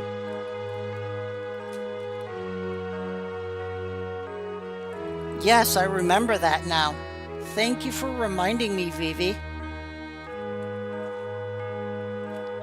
Yeah, everyone's at the college lesson. That's totally fine. The live stream will stay up in the videos after the live stream is complete, so people will be able to find it. It'll be located in the Dark Ages playlist. It might take about an hour for it to get there because it has to like reprocess. But once it like finalizes that process, which usually takes an hour, then it'll be there. You are correct. Thank you so much, Vivi. So much for me being a tutorial expert, right? So you go to the wizard for Bead Crate. I was right though. You need 7 intelligence and 15 wisdom for Bead Crate. Now, Bead Crate is your basic offensive curse, and you use it on like every enemy you see, which drops their armor substantially, and it allows like your warrior partner or your monk or your rogue partner to hit them a lot easier. So 7 intelligence and 15 wisdom. So that would be 3 levels, 4 levels. So at level 10, we'd be able to get it. So priest staffs are very specific. They drop by very high level monsters. So you will have to ask one of like the masters or like the ascended classes, the Medinian classes, to actually drop one for you. Because they drop in like level like 60 plus places. Which is very odd, right? Because it's a level 19 staff. I think they dropped it down to level 11 now. It used to be level 19. But I was told that they changed it a couple of weeks ago to level 11. So yeah, you'll have to ask someone for it. I have a couple on my main characters, so like if you need one, I can provide you one. There's still so many necklaces and light belts. That is terrific. Let's see what this is. Oh, that's an elemental necklace. It's an elemental necklace. You'll want a dark necklace, not an elemental necklace. Is this dark? Unknown. It's unidentified. That's a fire necklace.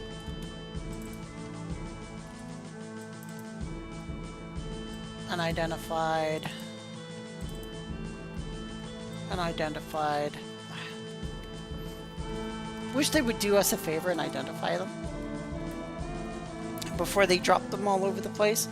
Makes it a little difficult to figure out what they are.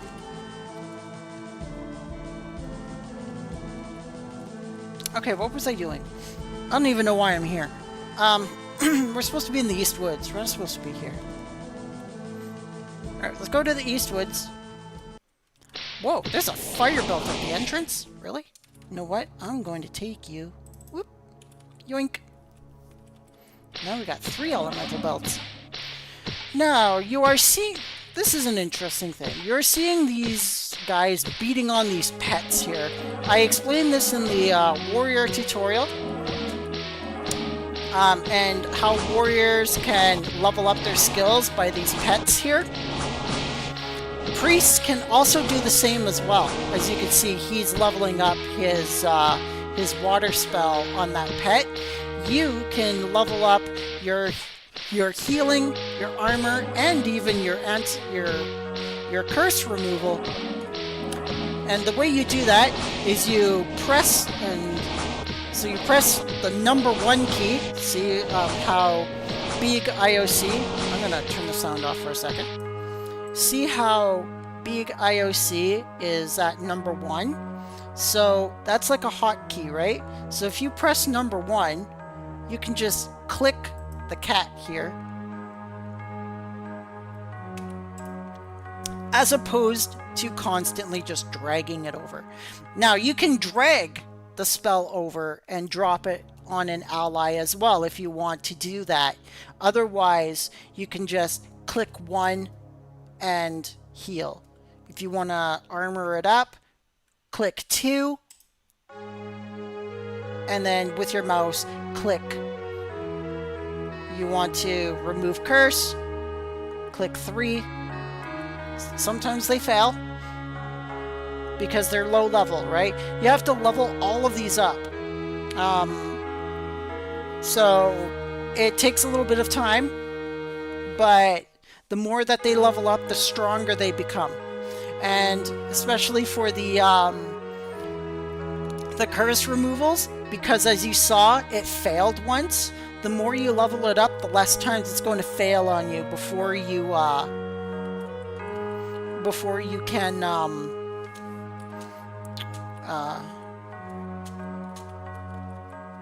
the less times it's going to fail, like as you level it closer to 100. There will also be spells that have other spell level requirements. For example, big IOC transforms into IOC. And IOC will require big IOC to be level 30. So you'll need to get this spell up to level 30 in order to get the next level of curative spells.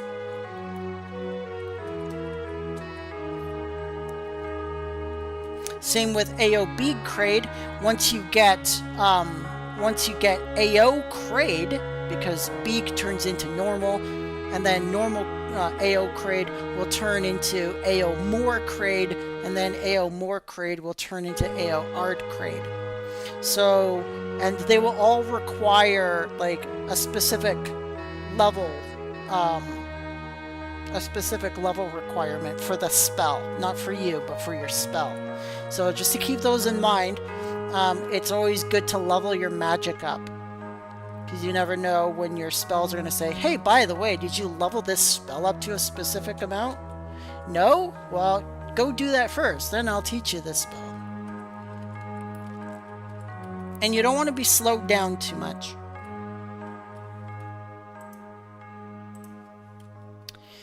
Alright, so now what we will need to do here is roughly around level 6. Now that you have like your 3 basic abilities, leveling up is going to be a little bit more harder for you because you are a priest. Now, of course, you could take that elemental necklace of yours and you can once again go into the Millith dungeon and smack stuff around. Like you can equip yourself with an epi or a dagger, and you can go and solo some things. But of course, you're not going to kill them as fast as if you were a warrior. Like when we were the warrior, like we were smacking them dead in one hit because we had like 15 strength. Here we only have 3 strength and 3 dex, so it's going to take us a little while to kill an enemy. So that means it's going to take more time to level up.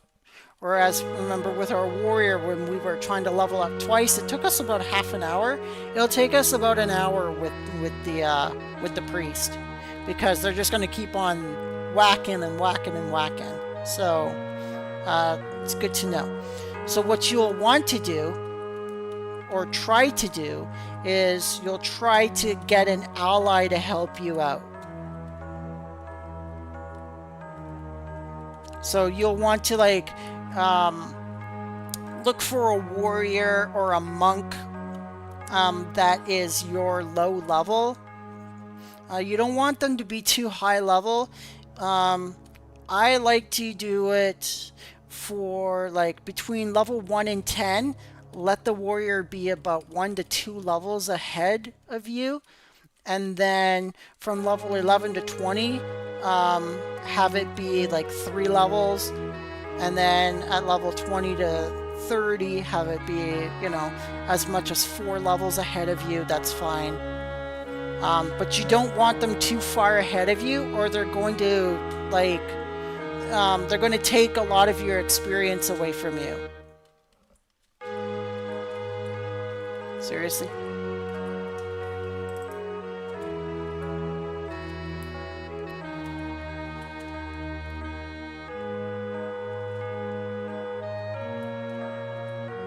All right, so we're just gonna, you know what?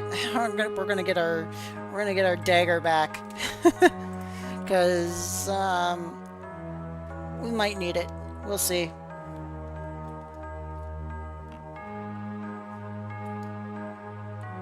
Again, if someone is shutting the door on you to be kind of like a douchebag, just double click the door and open it back up.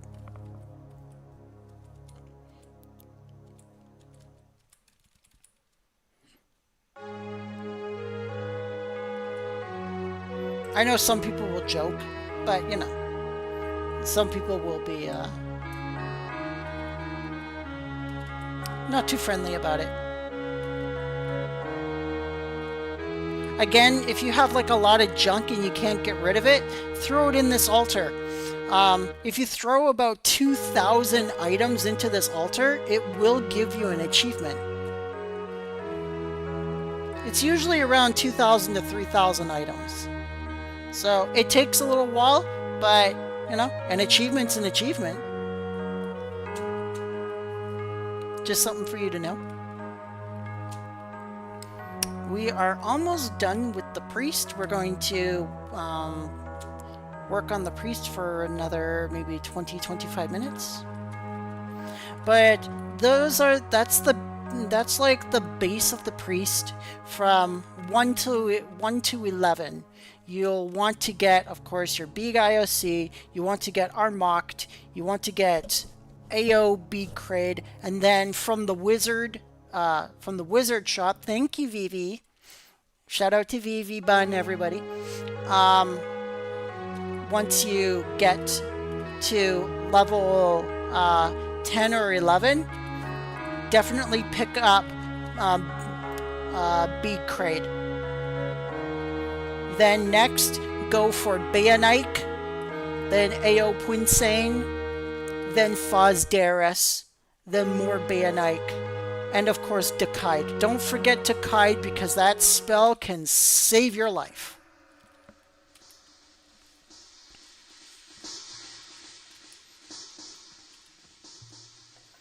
Dakide is such a great spell. Someone asked me my insight. 6.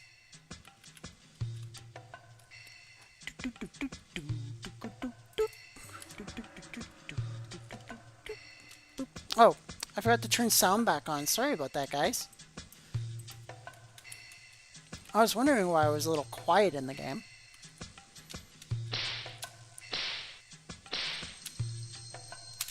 Now, of course, with the necklace on, the first floor monsters are a little more easier to kill. It will take you a little bit longer because like they'll only give you between 264 and 408 experience for your level 6. So if you're looking at that from a mathematical perspective, you'll need to kill roughly about 43 spiders and about 86, maybe 90 rats. So it will take a little bit. But at least on the first floor, you know you can kill them easily with an elemental necklace, even at 3 strength and 3 dex. So if you have time to spare, you know, go for it. But again, on level 2, it gets a little bit more harder. It takes a little bit longer. Remember, as a warrior, we were slaughtering these things in like one hit. Here, it takes quite a few whacks to do it. But again, you know, the experience is still pretty good for the amount of time that you're spending killing a single creature.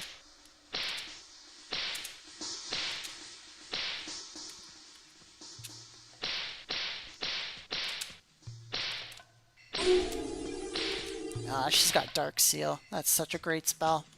The Dark Seal is a bardic ability. It's a bard spell. It's a Medina class spell. So as a priest, after you've mastered and grandmastered, you can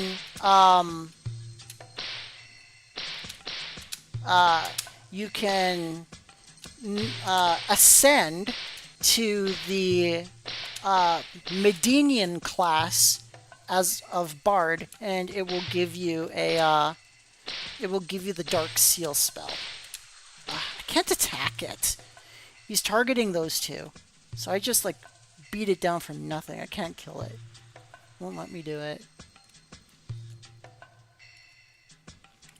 So we're going to cast our Mocked on ourselves just to give us a little bit of more armor. See how our AC was 91 before we casted the spell? Press Shift G again, and you'll see what our mark does for you. You'll see it's now 81. So that just increased our defense, or decreased, which makes it stronger. It gave us a 10 to our defense. And this little graph up here shows you how long you have the spell active for. So this little graph up here shows you all of your buffs and debuffs, if you have any. So it'll show our Mocked up here, it'll show Bayanite, it'll show Naamite. So Naamite is a higher level priest spell that's kind of like a heavy shield spell. So it's kind of like a damage, a huge damage reduction spell. Of course, Fosdarius will appear here. Kriignert.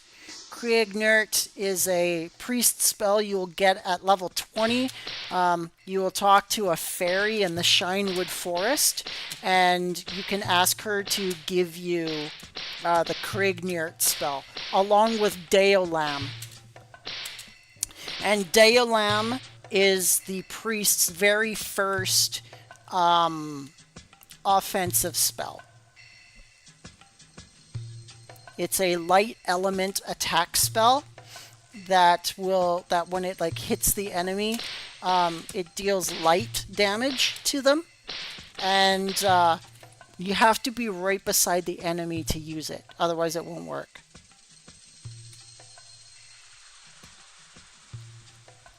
So you just like walk up right beside an enemy and just start blasting them with Deolam.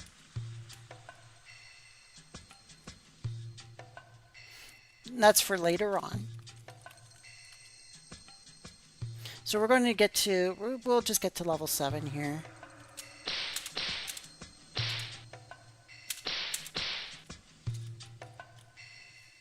We'll only need to kill like 15 of these centipedes to get to level 7, which isn't too bad. Now, because we're wearing an elemental belt, these monsters here on the second floor aren't really doing much damage to us. But again, because our strength is only a +3 and our dex is only a +3, we're not doing a whole lot of damage to them.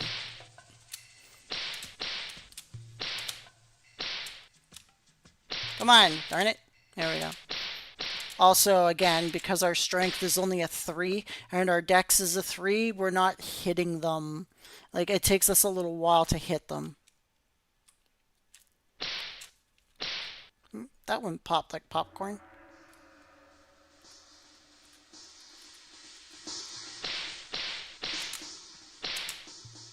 Do-do-do-do-do. Sorry I don't have like really awesome like music and things like that playing. YouTube is so particular, I'll say it nicely, about music in a live stream. I wouldn't be able to save the live stream as a video for you to go back to if I put music that is not in the game on it. So if I were to just, you know, play music, I would not be able to save the live stream. Once the live stream ends, the live stream would be deleted. So that's the reason why we kind of have to listen to the in-game music. That way YouTube stays happy and the video stays happy.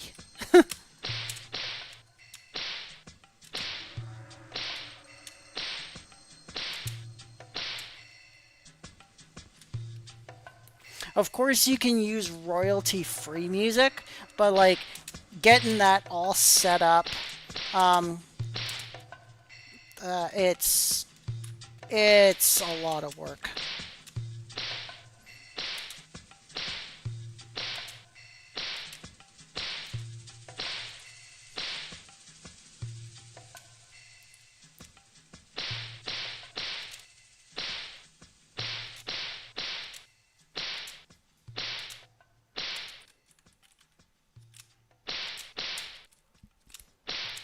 Oh, come on. We're less than 5,000 away from level 7. Notice how much time it took also between the warrior and the priest. Now the priest like starts off quickly because of, you know, the priest, when you access all of those information options, and she just gives you a boat ton of experience. But like once that's all done, it like drastically slows down. So many rats everywhere. It's like Willard here, everybody. There's just rats everywhere.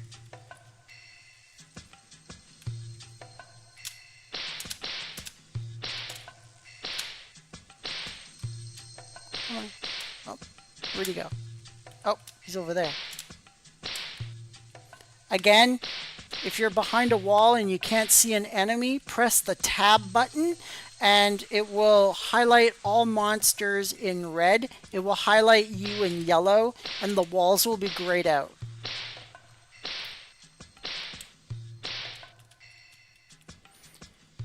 Now again, tomorrow, for tomorrow's live streams, we will continue on with each class for another extra hour for each class. And we should be able to get to about level 15 or so, maybe. We might actually be able to get to like level 13. I'm going to be a little realistic this time. Get to about level 13 and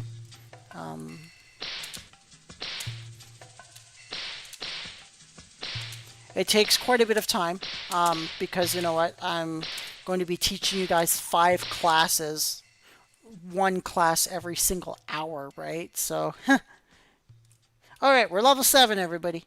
And what did I say we need? 7 intelligence and 15 wisdom for Big Crade.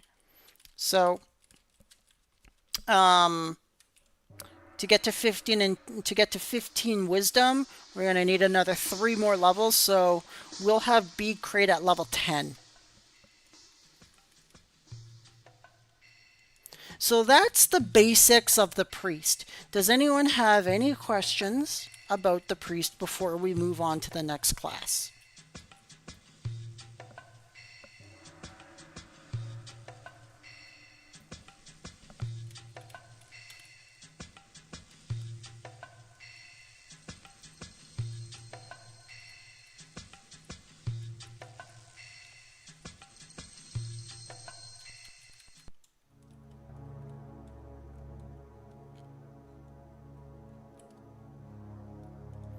I'll wait a couple of minutes if anyone is going to type. If not, we will move on.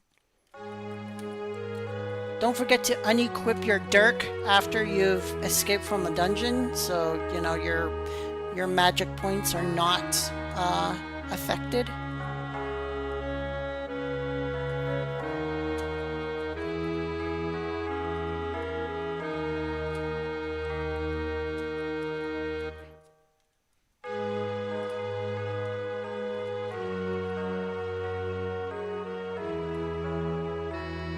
All right.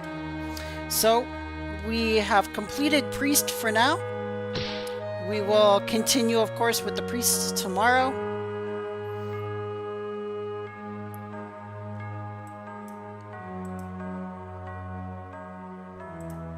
We're going to do the monk next. Now for this, I need to go log into my main character first, because she has a monk item for my upcoming monk.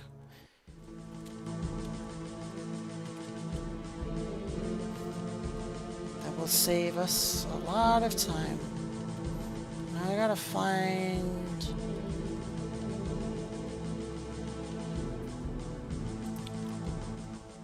Let's see, where's everybody?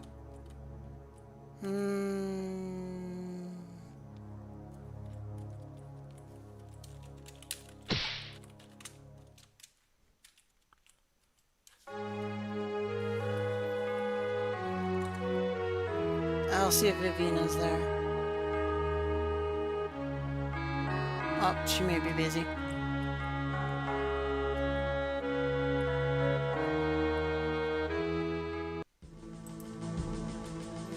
So let's go and ask... Lion should be good.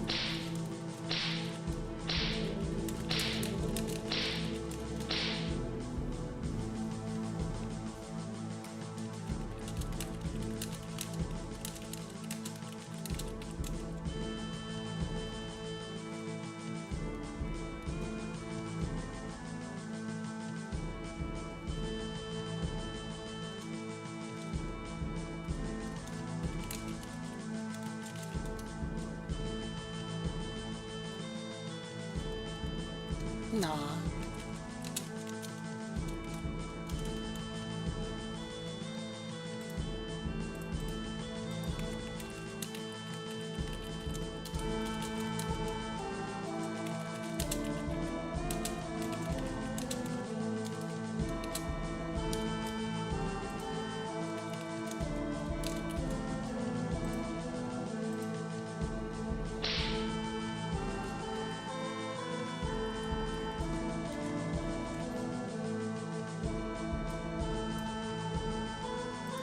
Hey, she can use it now. Look at that.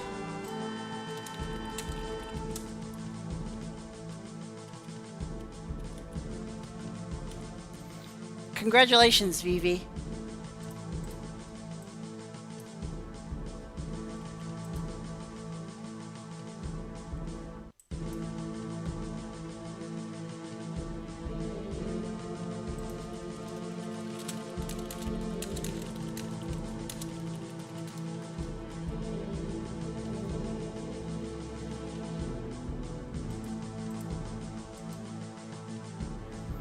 All right.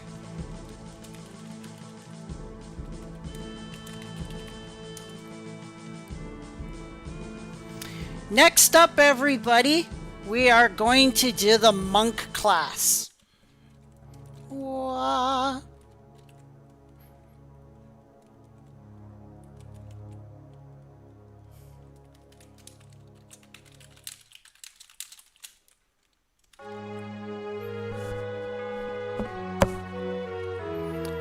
Welcome to the monk. And the monk is a little bit different than the warrior in the fact that monks do not use any kind of weapons or any kind of boots until at least level 50. So when the monk reaches level 50, they will begin to use the claws. They're kind of like wolf claws. And they use those at level 50. But until then, it's your bare hands and your bare feet. Though you're not really barefoot because your martial arts gi actually gives you a set of shoes to put on. So like when you put on your martial arts gi, it also puts on a pair of boots for you.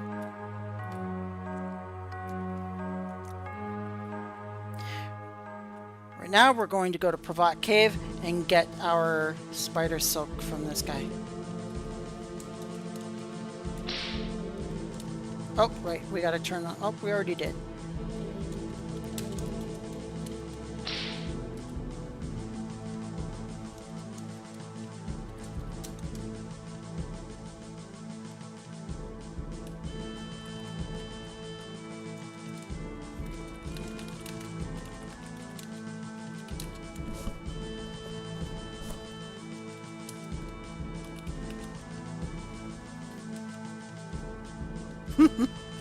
This guy.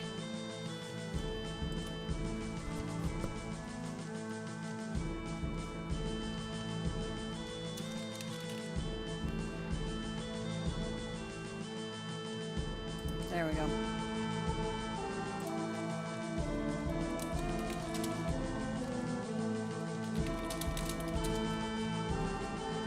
Alright, so the reason why we got the spider silk is because it will kind of speed up the process for us getting the kick ability.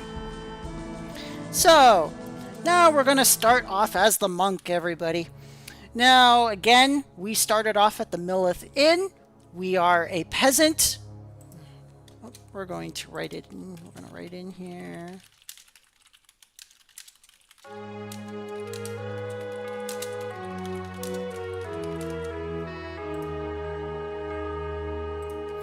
Just kind of like a little advertisement, let people know.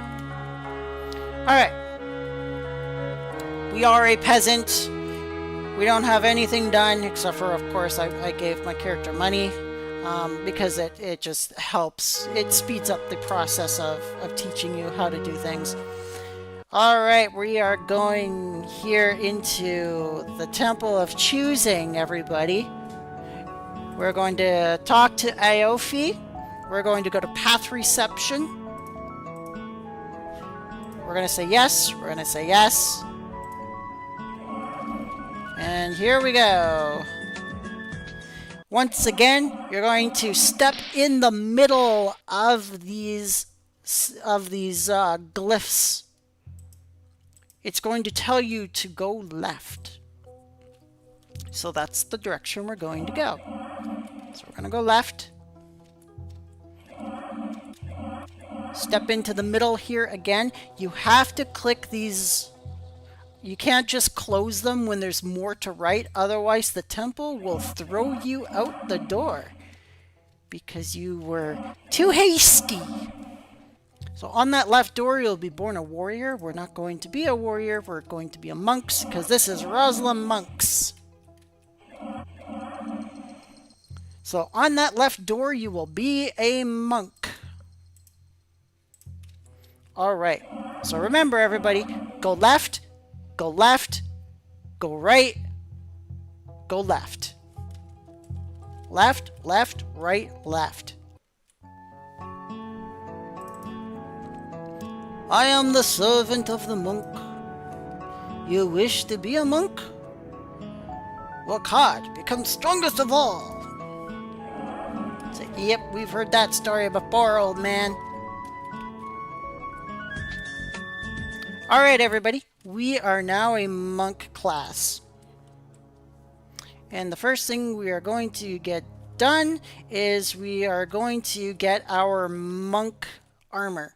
And again, we are going to get an elemental belt and an elemental necklace. So we're going to go to Pravat Cave once again.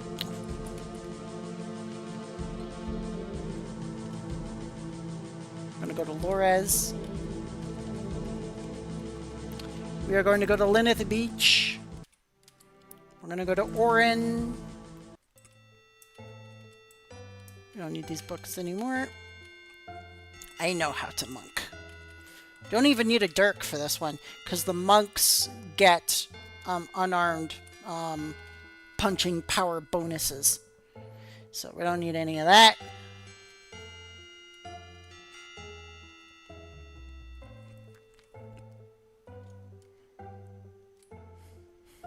Oh, those poor bugs.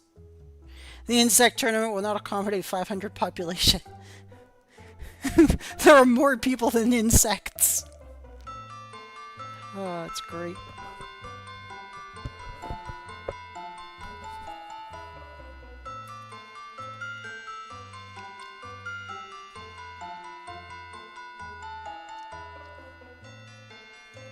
Once again, everybody, we are going to go to this armor shop here in Orin.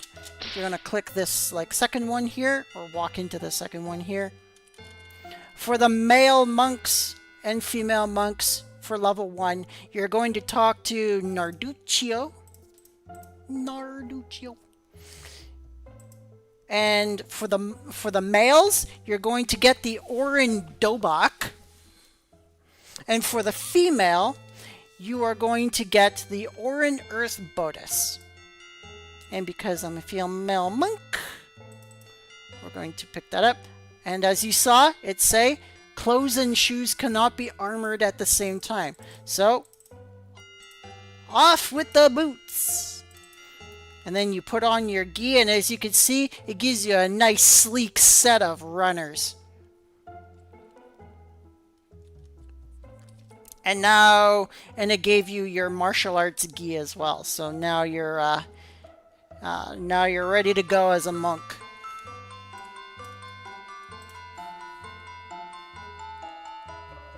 Now for the monk, it's a little bit different than from the warrior. So with the warrior, remember how we went for every 3 points, put one on dexterity, and then one, and then one onto const, and then another 2 points in strength, and then another one onto con. Well, this one, it's every 2 points.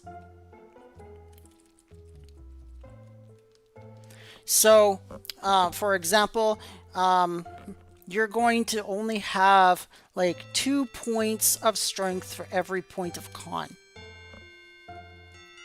and for every point of dexterity. So for the first level, you will increase strength by +2, and then for the next level, you will increase your con and your dex by 1, and then for the next level, strength by 2, and then next level, con and dex by 1. Which is a little bit different than how we did the warrior. Now, most people will just tell you, nah, don't do it, just go all full con. I wouldn't do that. And the reason why I wouldn't do that is because it's oh, you rely on your kicks all the time, and it's yeah, but you know how many times the kicks fail before they succeed? You have to rely on both your punching and your kicks as a monk. And I highly don't recommend you just go all in on your constitution, because it's just going to take so long for you to get your skills, and it's going to take so long for you to just get any attack power in at all. Once again, we're going to go to Pyatt here. You saw that we went to Rook Session into the armor shop there, and we picked up again our wind necklace and our wind belt. So we're going to put the wind belts on because we're level 4. As I told you before, with the other 2 classes, your elemental belt determines your elemental defense, and enemies after the level 2 of dungeons will start to have their own elemental defense and elemental attacks. I need a drink, sorry.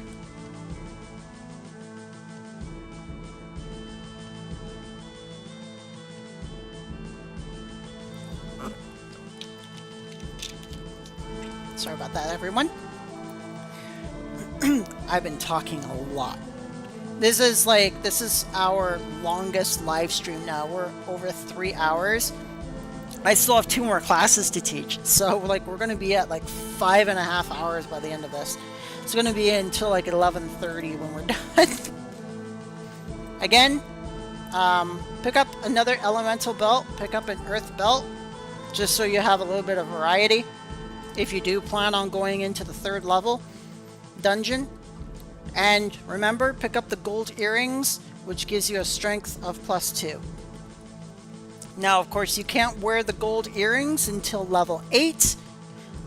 And you can wear the elemental necklaces at level 6. Until then, you're kind of stuck with your current punching power at level 4.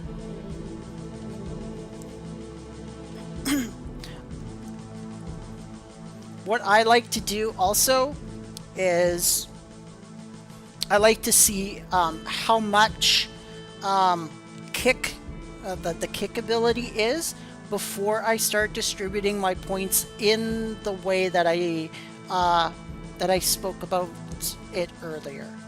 But I'm pretty sure it still aligns with the strategy that I have put forward. I think it's 4 Constitution, 5 Dex. Where are we going? Right, we're going to Millith. Sorry, had a little bit of a power down there. It's like, brown out, brown out.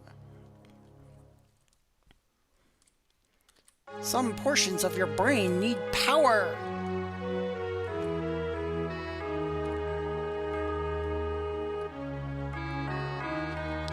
And it's getting late, so switch from solar brain power to lunar brain power.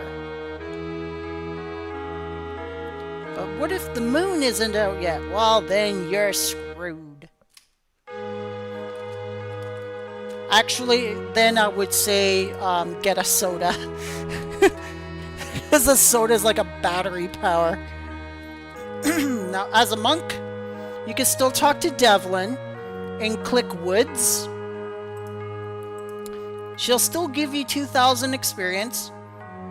And then click on Fairy Love. And she'll give you 500 each. But she will not allow you to go into the Grey Mare. As you can see, only a priest or wizard may know the true terms of the Tuatha. So, like, that, 10,000 experience that she gave our priest is barred from the monk. So you will not be able to get it with the monk.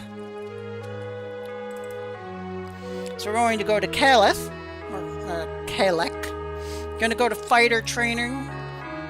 He only gives us 250 as well. Jeez. He used to give 750. Looks like monks got a little bit of a kick of their own there. Not in a good way. So we only got 750 experience from him. What is kick? Let's see. So for learning secret, the monk also has the warrior taunt ability, which again, if an enemy is chasing someone, you can taunt the enemy into attacking you instead. And it requires an intelligence of 5, a wisdom of 5, and dexterity of 5 to use. For now, we are going to go with kick. What do we need for kick? I was right. Look at that, everybody. I was right. Constitution 4, Dexterity 5. We have 6 points to use, so we are going to go. We're going to go. Well, let's find out.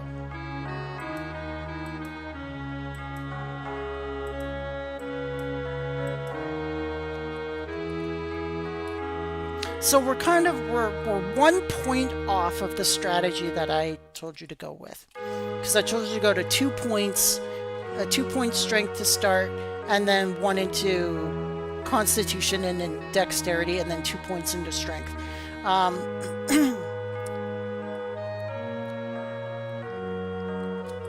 So we're about 1 level off of that strategy, which isn't too bad.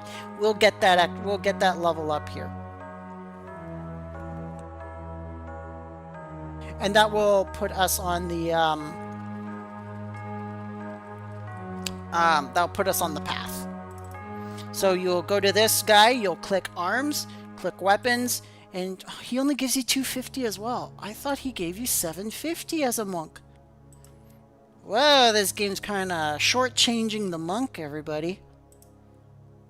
That's not good. It just means a little bit more work for us to do.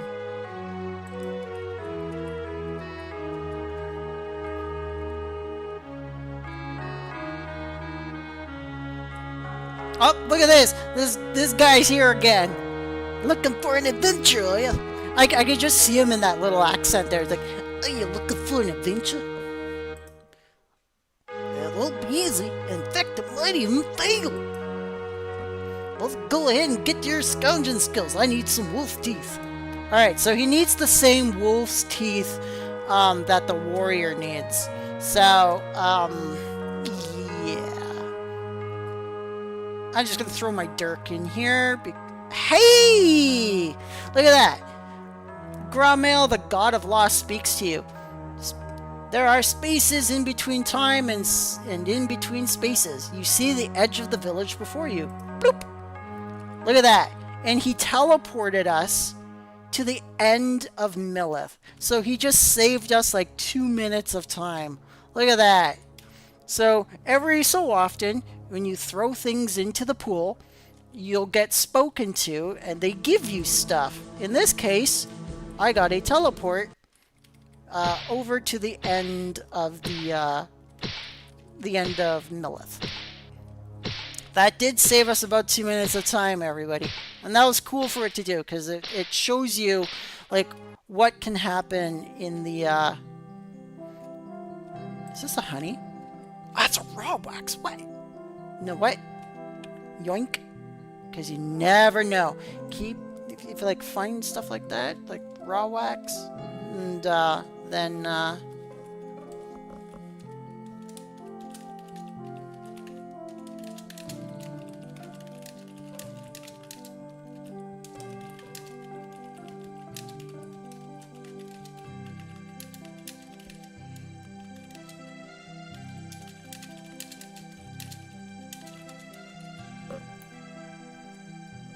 I'm not ready. That's a wind belt. We've already got one. Yeah, we'll save that for another person. What are we looking for down here? Well, I know kick requires a viper gland. I'm pretty sure it's a viper gland, not a centipede gland. Come on. No, no. Oh, she's taunting it. Never mind.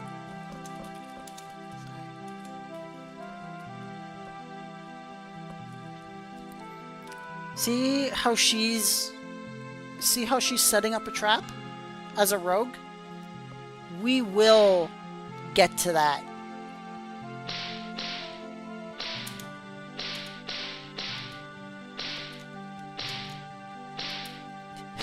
Sure enough, that viper dropped a viper gland that we need. Oh my goodness, that's funny. That's funny to me. That's irony right there. But yeah, we need a viper gland.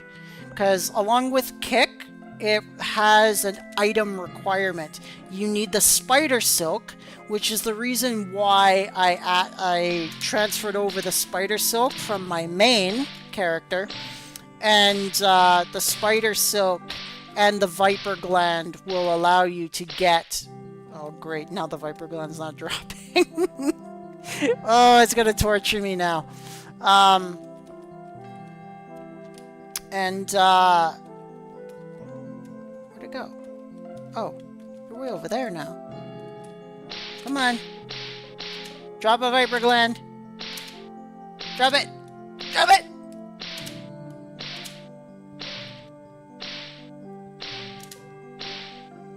Oh, for Pete's sake. Oh my god!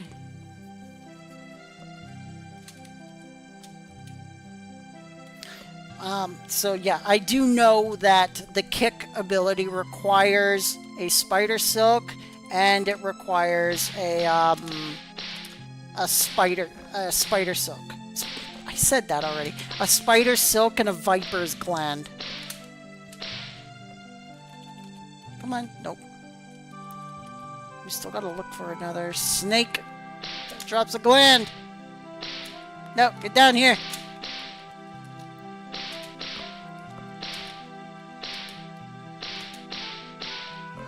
It's a little bit slow.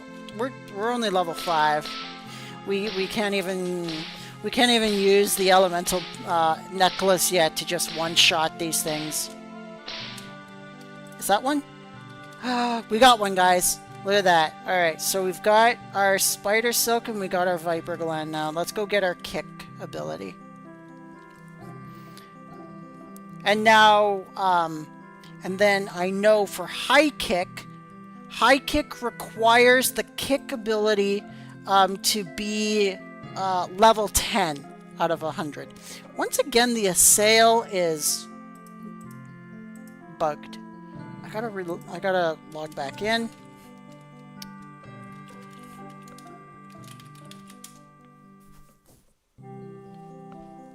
I think it bugs once you like go through the Temple of Choosing, because it's kind of like a reset. Now, here's an interesting thing about monks. Remember, like how on warriors the assail was 0 out of 100? For the monk, it only goes up to 80. So the skill maxes out at 80, which means it's not going to be as powerful as the warrior assail is when the warrior maxes that skill out. So it's another thing to know. So even when you max this thing out at 80, it's not going to be as powerful as the warrior assail.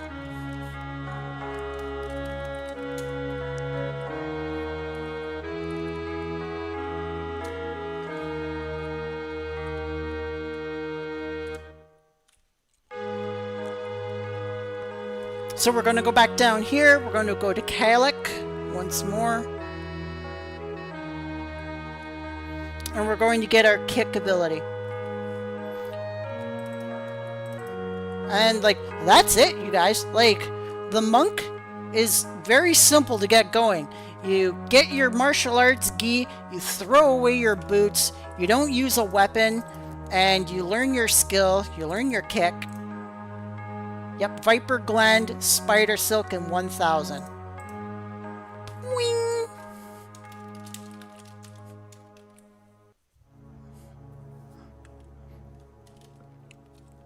And then, once you have it, it appears right here.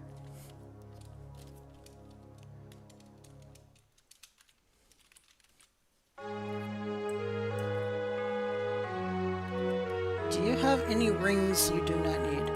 Are you out of rings? He's missing a ring.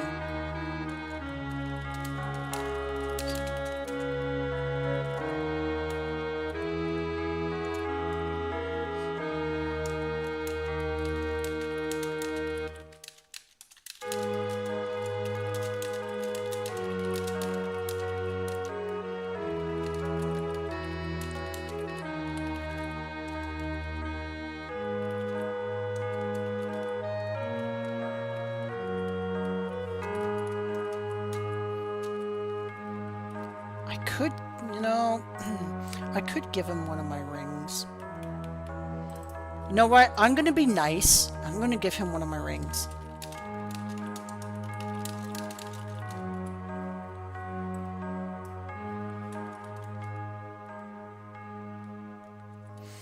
There you guys go. See, I think I'm a nice person. I think I'm a nice person. I dropped my hit points by quite a bit, though. I dropped my hit points by 300, but I made that guy happy, I think.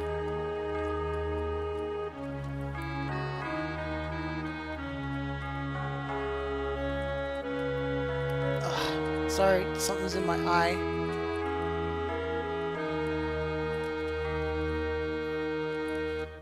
Okay.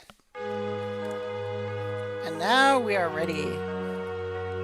So I'm just calculating here. So I did 2, so that would have brought it to 5, 4, 4, 2, and then next level.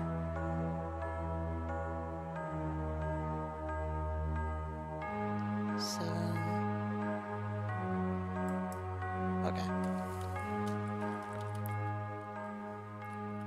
Aw, that's super good. Yeah, like the crypt gets pretty terrifying the further down you go. Like, once you like get down to 10, then it gets really crazy. Like you start having like mimics chasing you. They look like little treasure boxes, and as soon as you get into range, they just start rushing after you. Um, there's all kinds of stuff that goes on. Oh, whoops. Now we're on a quest to get like a small emerald ring or a small spinal ring, so I can get that ring back. I need to see if there's one laying around in here. There is not. Okay. You know what that means? I'm gonna have to I think my main has one. I'm gonna park this character here. So give me a quick second. We're gonna take a small 2-minute recess.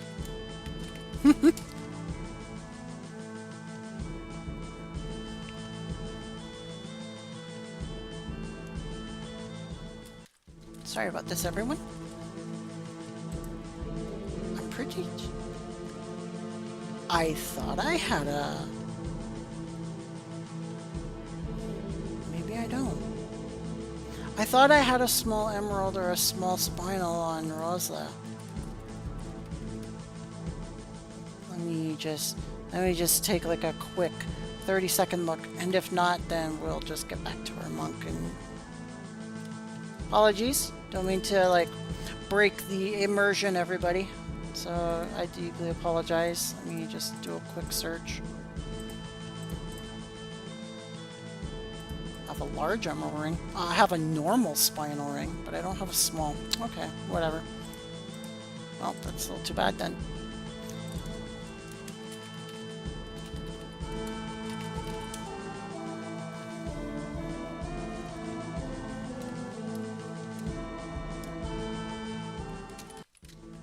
Okay. I do not have one. That's going to be a little bit rough. But we have our base 2 abilities, and you know what? That's all the monk needs. And so there's nothing right to the monk off the bat. Yes, I do believe it's 5 of each stat in order to learn the Draco form. And I'll get into the forms as well. So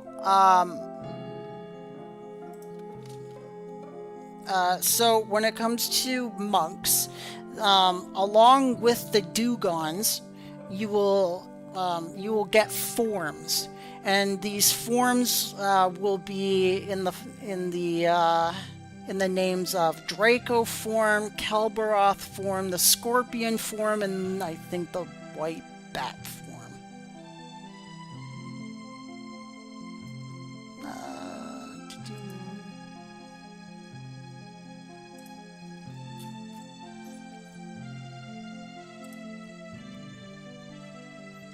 Yes, I was actually right. Woohoo! Yay! The Draco form, the Kelbaroth form, the White Bat form, and the Scorpion form. I was correct. And I highly recommend everyone go either I would say go Draco form, or I would say if you really want to go for it, go Kelbaroth form. But the Draco form is like generally the best form. And so the monk forms, you can study a fighting style of monsters to gain their attributes and abilities. And what you do is at the level, it can be as early as level 4, so you can go into this at any time. But in the Suomi village, it's quite a walk away from Millith. But if you go to the Suomi village, you can go to the special skill master, who's like a monk master there, and you can get one of these interesting forms. So with Draco form, you'll get the Draco tail kick, you'll get the Draco stance, and you'll get snort. With the Kelbaroth form, you'll get Kelbaroth strike, which deals 30% of your current health and damage, but it deals 60% of health to yourself. So like you can kill yourself with this strike, so be careful. You get the roar ability for Kelbaroth, which you just let out this bellowing roar and it stuns enemies around you, but its chances of working are very low. And then of course your Kelbaroth stance, which increases your strength by +3. Now the Kelbaroth form comes at a cost. You get a +3 to your strength, but your intelligence and your wisdom go down by 2. So it costs things. With the Draco form, your intelligence and wisdom drop by 1, but your constitution increases by 3, your dexterity decreases by 3. So you'll have to make those up in level. The White Bat form gives you invisibility. So it allows you to like walk around territories without a problem. And it also has an ability called Dark Spear, which allows you to blind your target. The Scorpion and the White Bat form removes -2 strength, gives you +3 intelligence, -2 constitution, and +1 dexterity, just so you know. The Scorpion form takes away -1 strength, -1 intelligence, -1 constitution, but it gives you +3 to your dexterity. And the Scorpion form is very is not popular. You have a weak poison punch called Sting, and it gives you the Scorpion stance, which is like Armocked, but it does not stack with the priest spell Armocked, which is it's dumb. So hardly anyone chooses Scorpion. So I highly recommend that if you do go to a form, go Draco form, and you can get it at the Suomi Special Skill Master at Suomi Village. Not the Suomi City, but it'll say Suomi Village. And he's located at 7181. So if you're wondering what that is, 7181, that's your X and your Y position. So he would be at 71X and 81Y. So now you know a little bit about the forms. How long does it take? How does it feel to be making guides for a game you've adored so much for so long? Aw, that's such a sweet question to ask me, Vivi Bun. You know, I feel fulfilled. It's such a fulfilling feeling because, you know, it helps me teach new players about a game that I love to death. I loved this game more than I loved Ragnarok Online, and I loved Ragnarok Online back then. I started this game in the year 2000, and like it's been with me ever since. Even to this day. I've taken breaks and everything like that, but I just not say no to Dark Ages. Now, as you can see, Kick is going to fail a lot because it is level 0 out of 100. So what can you do? You can, once again, go outside and you can train it on those pets outside, or you can go to a dojo in Mahadi Swamp, but you have to be registered to access the dojo, which means you need a subscription. Otherwise, you can't access the dojo. So you will have to like go to these pets here. See how this guy's just standing here, and he's got like a pet sitting there, and they're all beating on that pet. That's what you would need to do. You would have to like beat on that pet for an X amount of time until your skill levels up. Hi Kanoe, how are you doing? Welcome to the stream. Happy to have you. We are teaching about the monk, which there's not a lot about the monk at low level, though I did just go over each of the monk forms. And now I will go into the monk dugons. So the monk dugons are something that you go through every 11th level. So you'll go through it at level 11, 22, or 33, 44, etc., etc. And each time you get a dugon is kind of like a martial arts belt color. So instead of a belt color, you will get a headband color. It starts off with white, and then it moves down the martial arts colors. And each one of them will require you to do a different task.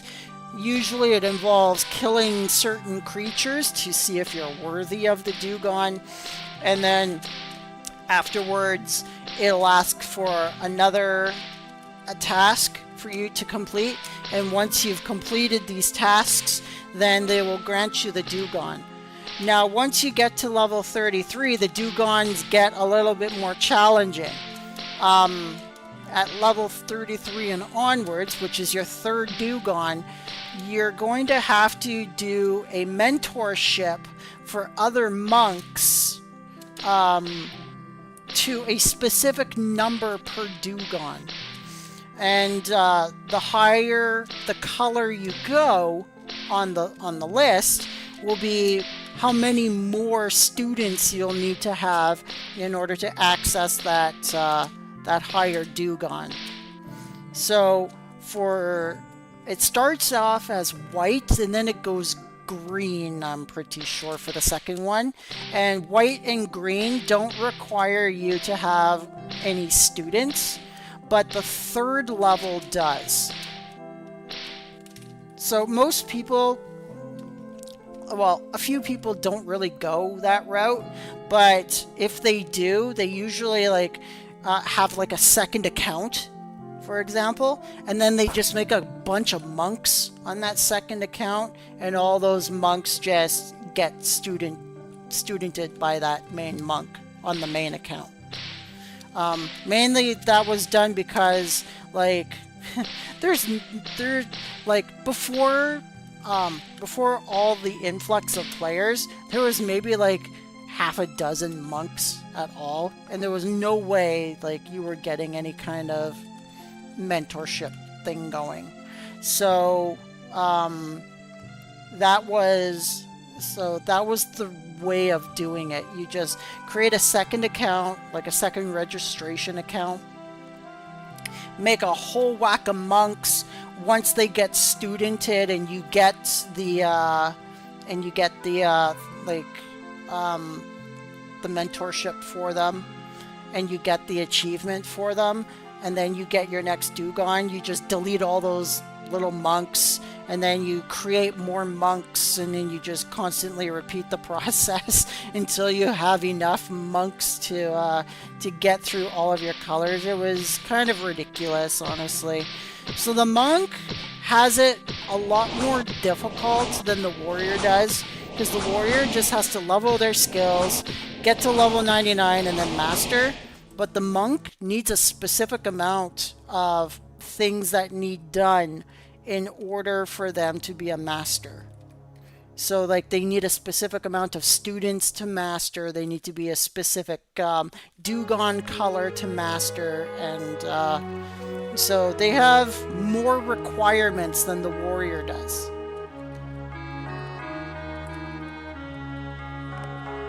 You learn all of that at the Sapphire. I think not the Sapphire stream. Is it the Sapphire stream? Yeah, I think it's the Sapphire stream.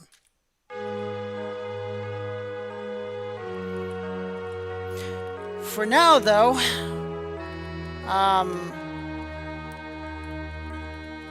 this is pretty much it for the monk, all the way up to around level 11. You know, you get your monk gi, you get your kick ability, and you go and bash things. Now, in order to get your high kick ability, your kick needs to be at level 10. And it takes a while for that kick ability to level up. It still counts as working towards a level up, even when it fails, but like it fails a lot. Like, my kick hasn't worked a single time yet. See how he's wearing... See that monk there? How he's wearing a green headband? He's a green Dugon. See that green headband there? He's a green Dugon. So you can see he is a Sabanin of one Dugon. That means he's studented one person.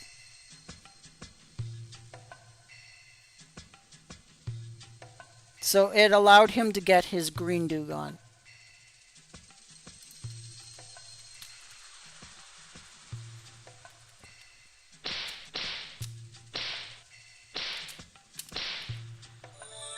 Oh, for the love of... We need to get our elemental belt on. Or not our elemental belt. Our elemental necklace. Well, those buffs are definitely going to help. Nope, the kick still fails. That's the 7th time in a row the kick failed. Like, how do you fail a kick 7 times in a row? Like, that would end up on, like, an Instagram or a TikTok meme fail. Like, fail meme, like, so damn quickly. Look at this martial artist failing a kick 9 times in a row. It would probably go viral. So, like, that's like the monk right there.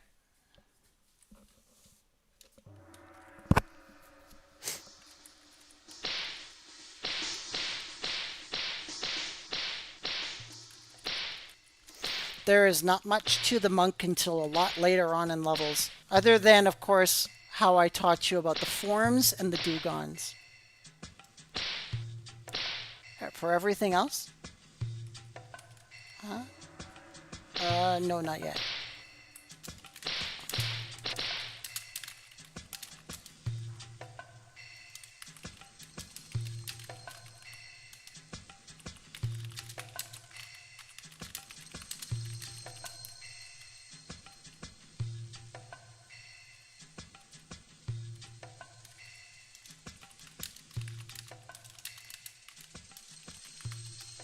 Oops, I was meaning to whisper. Where'd he go? I think he disappeared from the screen. Hold on.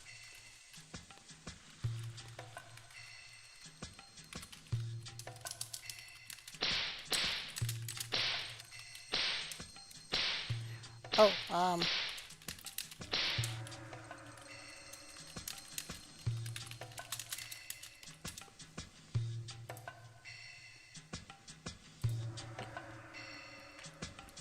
Yep, just click my tune, and the information for the channel is in the box there.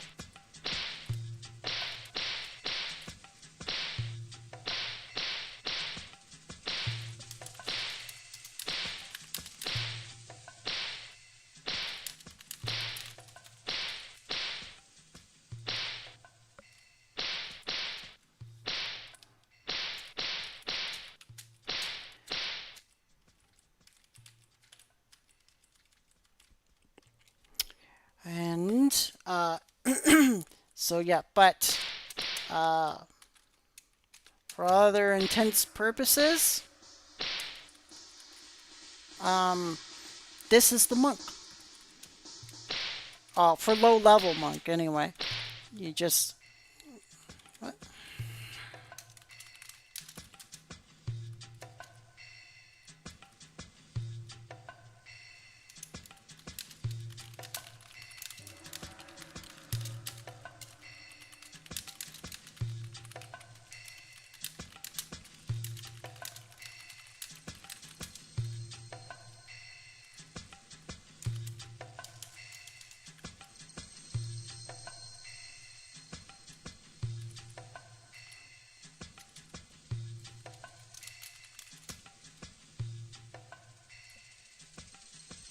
Sorry guys.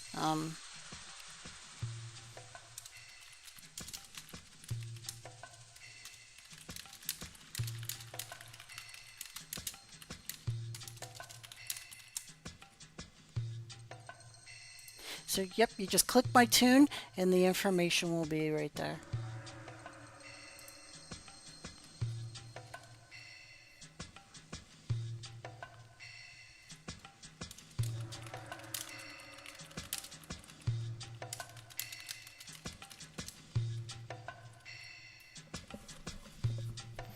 Alright, sorry about that guys.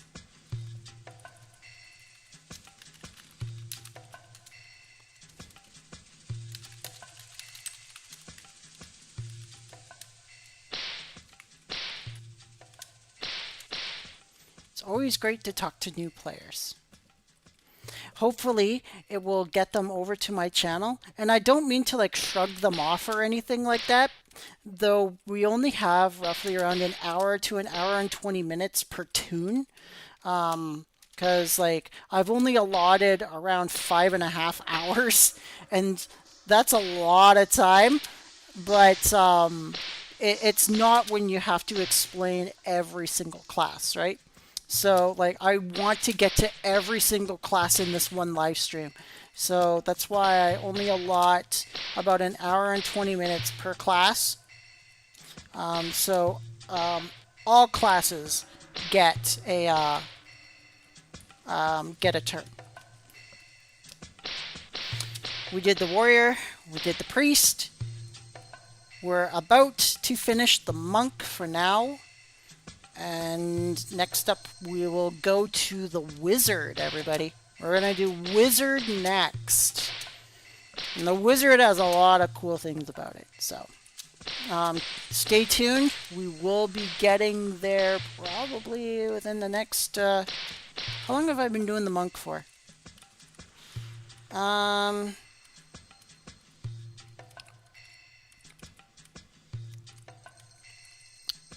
I kind of lost track of time on how long we've been doing the monk for. Can one of my viewers like do a little rewind on the live stream and check how long ago it was when I started the monk? I think I started it at 2:30 something in the live stream, that is. 2 hours 30 minutes in, because we're at 3 hours and 41 minutes now.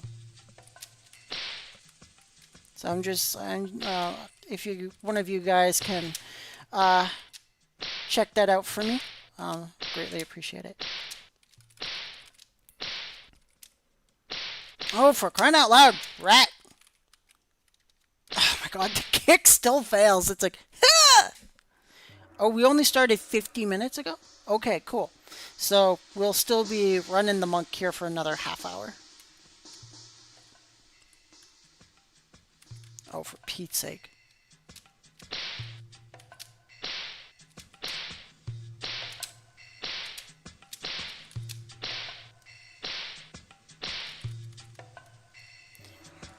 And we got people being people.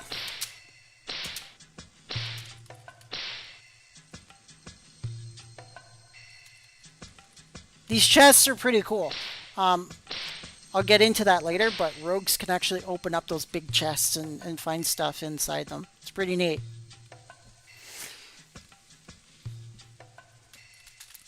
The monk is obscenely slow to start. But like once we get that elemental necklace on, we'll be able to get motoring along here.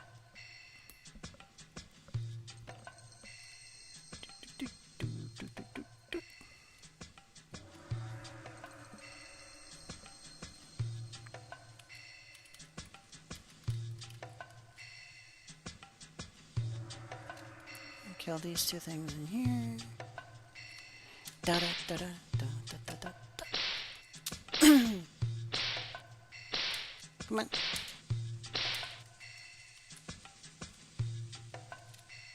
Might do a little change of scenery in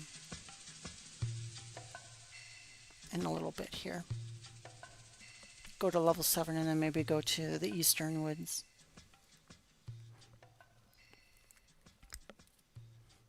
Kill a bunch of bees and mantises and things like that.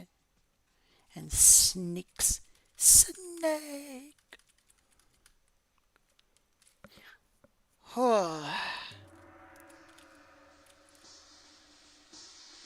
They're killing a lot of things up here. I don't know why they're up here, but the whole place is empty.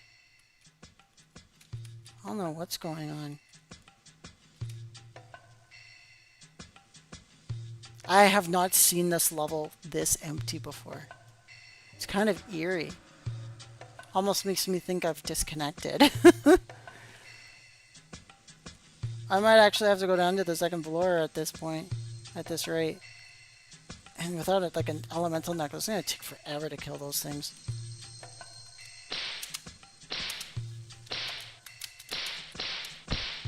Hey, the kick finally worked! What? Oh my god, there's 3 centipedes. I was just making sure I was actually on the second floor. Yeah. This could be death if those centipedes surrounded me.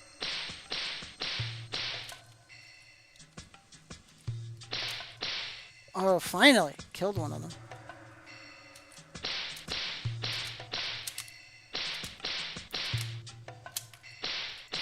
Come on. Oh! Ow. That hurts. Ow, that hurts! Alright, we're going back up. Going back up! We only need to kill one more of them. Alright. We're behind them now. Let's go! Die! Hiya! Yeah, kick that centipede in the head. Oh, I'm afraid it's game over for you, buddy. Now we've got our elemental necklace on.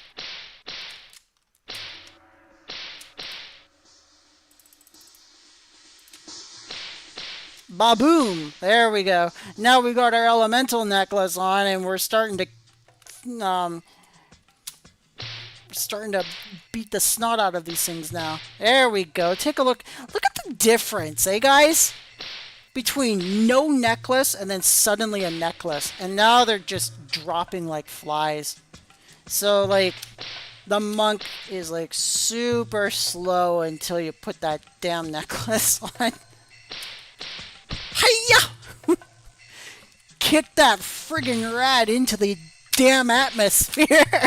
It's like, poof! Sorry. I get a little excited when the kick actually works. Because it's failed 9 times in a row now, so I'm a little hyped up that it's actually working for a change. And it's back to failing. It noticed that I was having too good of a time, and it's like, nah, you're not allowed to have fun. And I'm like, oh, okay.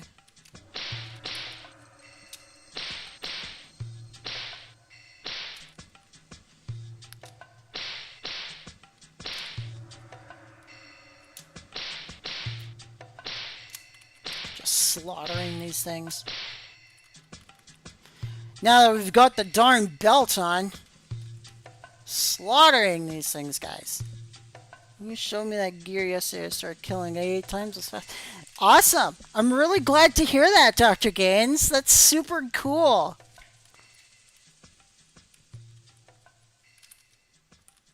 I'm really happy that I could help you with that. That makes me very happy.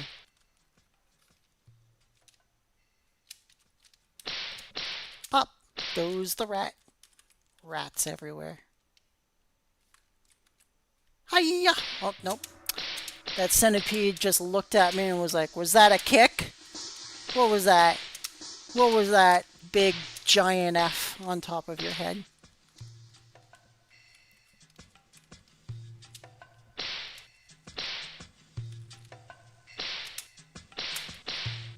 Nope. And now the kick is back down to failing like 10 times out of 11. Let's see here. Come on.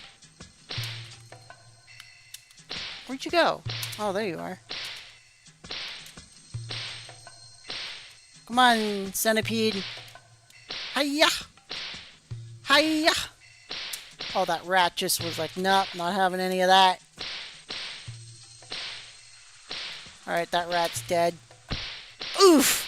That centipede just got kicked in the friggin' chops. I just went... The high kick animation is awesome in this game. Your leg just lifts up and just boots the thing in the face. It's so great. The high kick is so much fun to use. We're almost level 7, everybody. We're tearing these things apart now.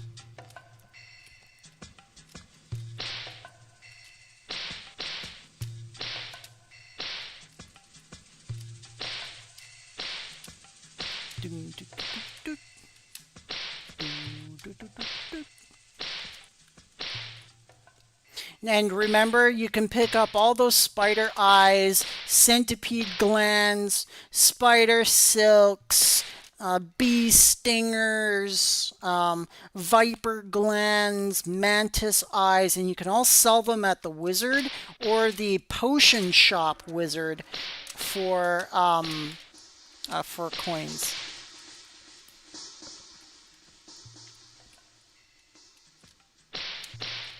For gold.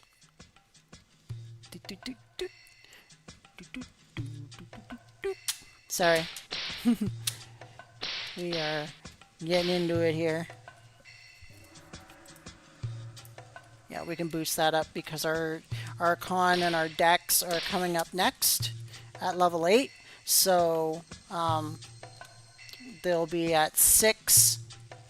They'll be at 6 each, and that's pretty much halfway to, well, a little more than halfway to the 11 strength, so.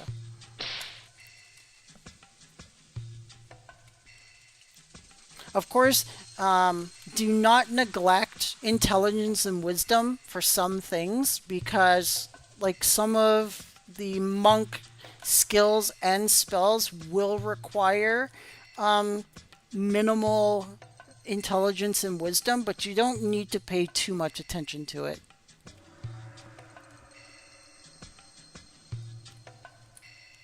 In fact, I can give you a little hint as to how much intelligence and wisdom you will actually need.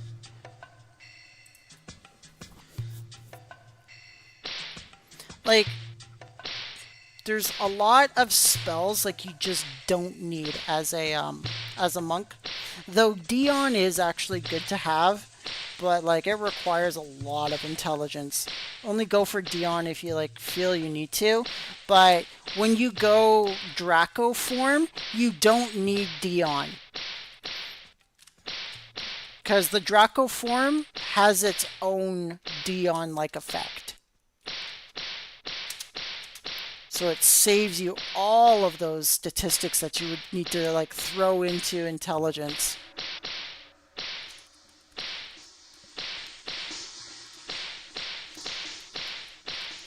So in terms of monk skills, it looks like you're going to need at maximum 17 intelligence. And it's looking like 13 wisdom.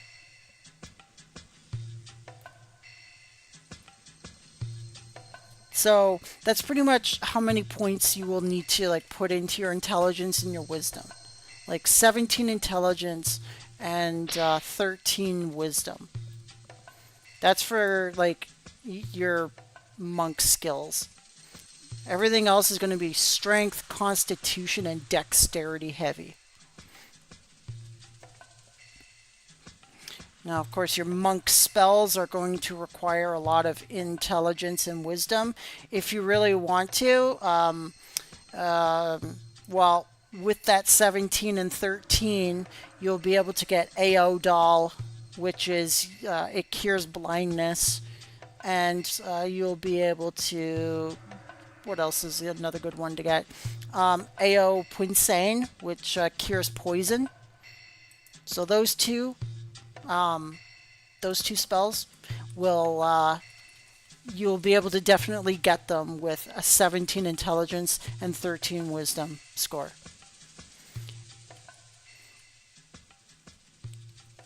Everything else, it's all strength, constitution, and dexterity.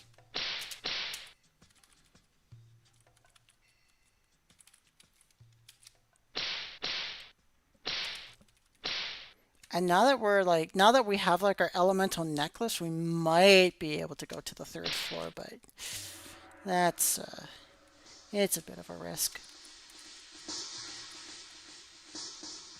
I really don't want to drop 10 million gold down here in the crypt. It's the only reason why I'm a little hesitant going down to the 3rd floor right away. Also added to that, we only have 1 ring. Like, I didn't find, like, I gave my 2nd ring to that other monk, so I'm down to 1 ring. Not to be confused with the 1 ring, it's just 1 ring. So, normally we would have 1,076, but instead we've only got 776, so we're a little bit on the low side. Let's see what we can do. Alright, remember what I said about elements? We were not doing anything to that spider with a wind belt, so we needed to change, or with a wind belt, with a wind necklace, we needed to change out that wind necklace for a fire necklace in order for us to do damage to that spider. And that's the thing about the 3rd floor and lower, is the fact that you will need to start learning how to switch out your elemental belts. Now again, this I won't be able to hit that thing. Now this of course is oh my god, that hurts. Okay, he is obviously very, ouch, that hurt. Okay, so that centipede, because we had the wind belt on, we were weak against that centipede's offensive ability. So when he attacked us, he was obviously an element that is strong against wind. And that's the reason why he was beating us into the floor there. So, like I said, you have to, like, switch out elements all the time after you get to the 3rd floor and lower.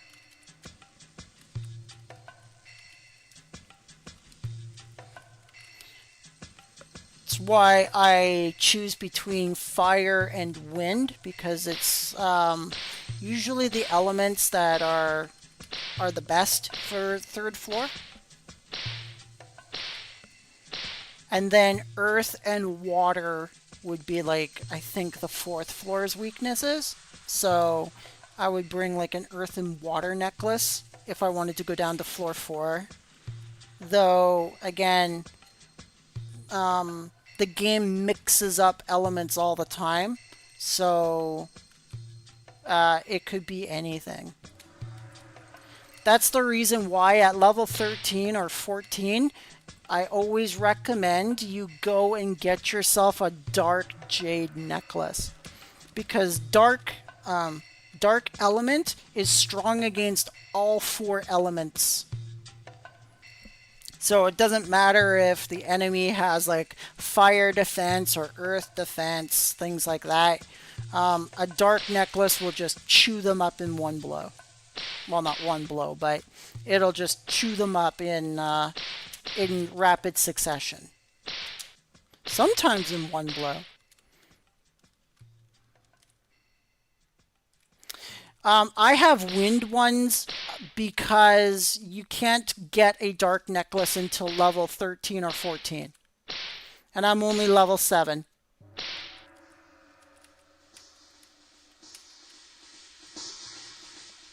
As for you, Vivi, if you are level 13 or 14 and higher, I recommend going and getting a dark necklace.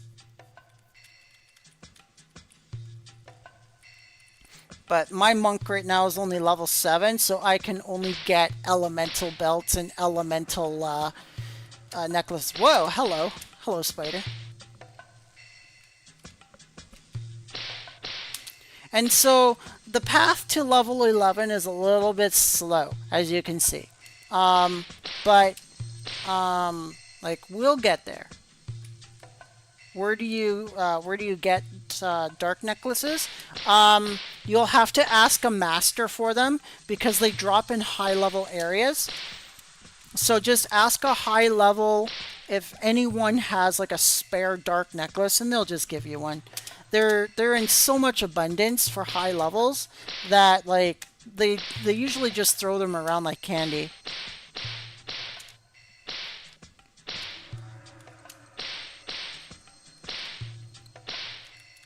And once again, the dark belt, it's not hard to get a dark belt. It's just annoyingly annoying to get a dark belt. In order to get a dark belt, you have to do the From the Heart quest, which you start in Lorez. And then once you go into the dungeon that it requires you to go into, because it transfers you into a dungeon, you have to kill the gargoyles in those dungeons in order for a dark belt to drop. And like those gargoyles are hard as shit. Like if your group doesn't wait for you and you die in that dungeon, it sucks. Hiya! Poof! So yeah, the dungeon is dungeon's no joke.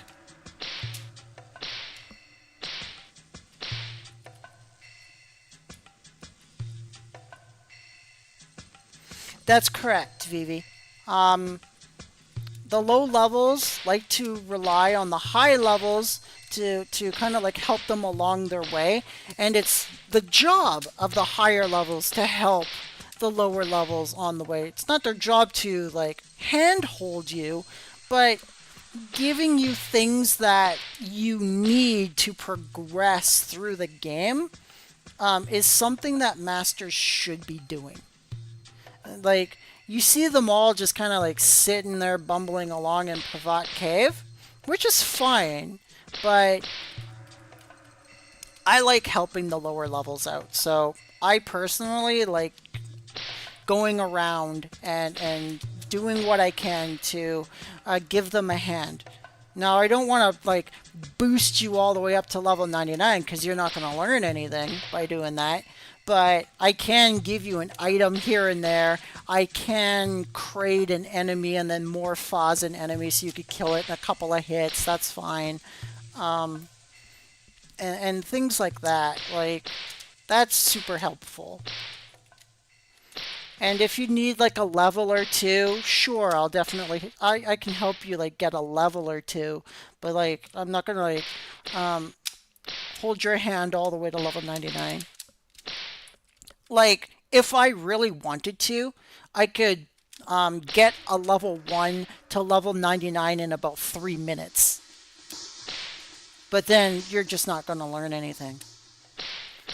Master is the next step after level 99. Once you get to level 99, then you complete a couple of quests, and once you complete those quests and you have the master items required, then you can go to the Temple of Choosing and become a master.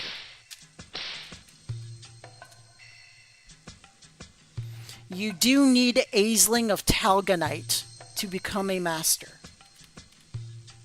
It's a requirement.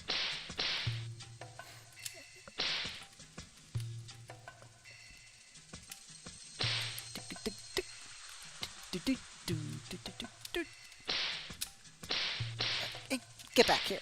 Get back here!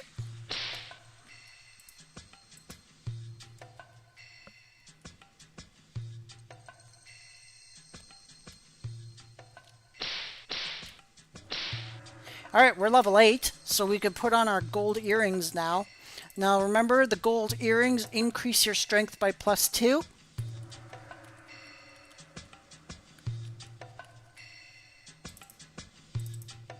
See? Strength 11. Now it's 13.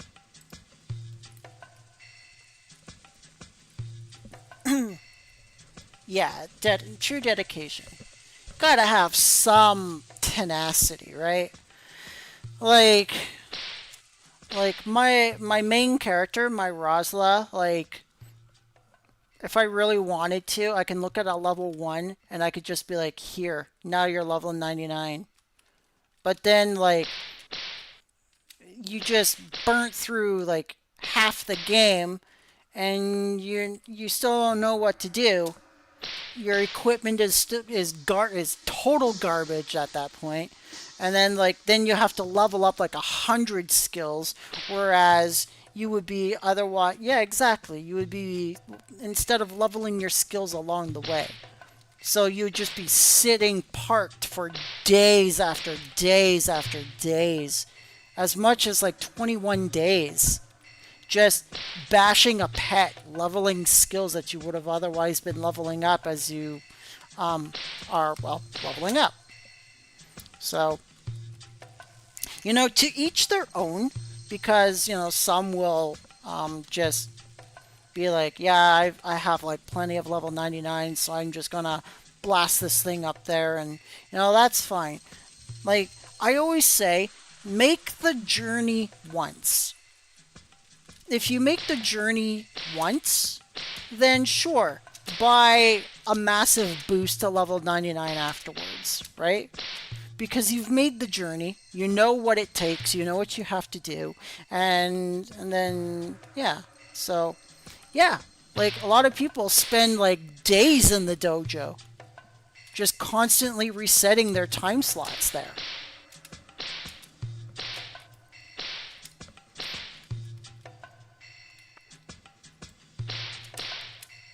We are almost at time.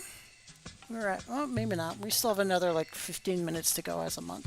So we'll be able to get the monk probably to level 9.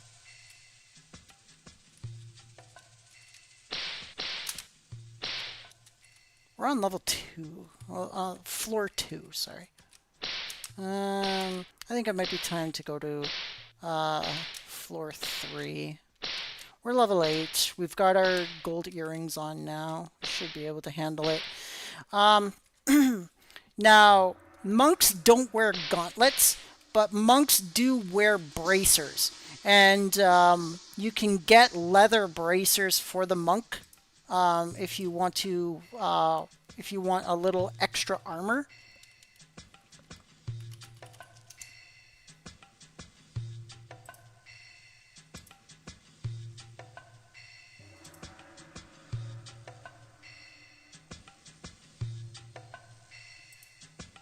Hold on, sorry about this. Hold on.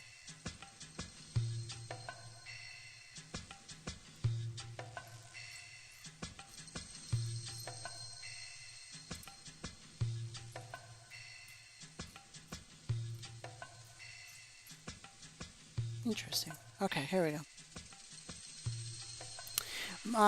Yeah, but the thing about the leather bracers, though they are level 9 drops, you can't buy them. Those are monster drops. So a monster has to drop them specifically for you to obtain one. So monk bracers are kind of hard to get. They're hard to find. Oh my god, look, it's the March of the 3 Centipedes again. They always come in sets of 3. What the? Take that, you.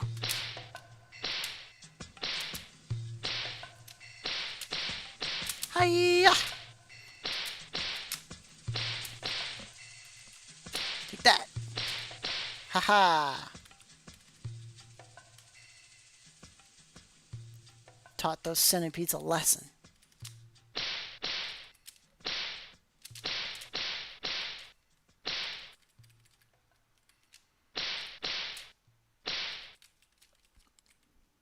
And as you notice, as you're leveling up, the experience enemies will give you, if you're always staying on the same floor, will start to drop.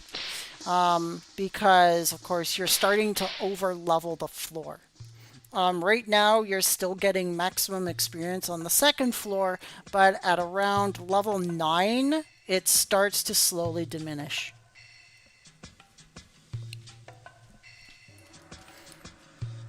Again, after the monk, we are moving on to the wizard. And then after the wizard, we are moving on to the rogue.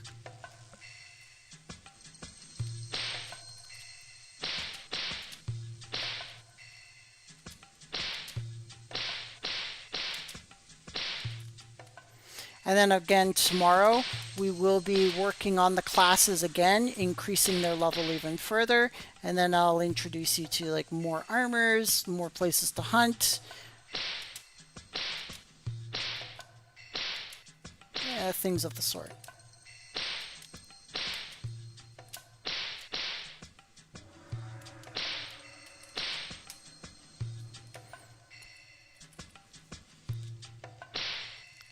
Kick takes a long time to level. I do want to tell you, I do want to stress that to you guys. Kick just requires so much time to level.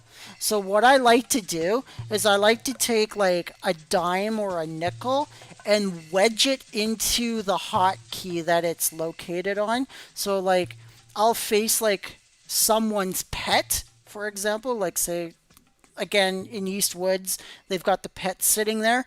I'll wedge down the 2 key with a coin, just kind of like stick it in between on the keyboard, and like I'll just go hands free and just let the kick constantly fail while I rest my wrists.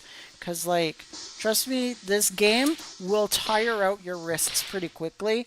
And I highly recommend you auto attack and kind of like take a coin and wedge down a key if you want to, like, do an ability, level up an ability manually. Oh, we're level 9, everybody. Very nice.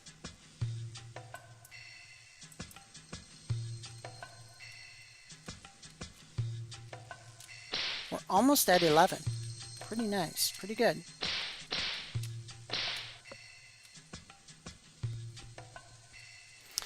So we are going to leave it there for the monk for today.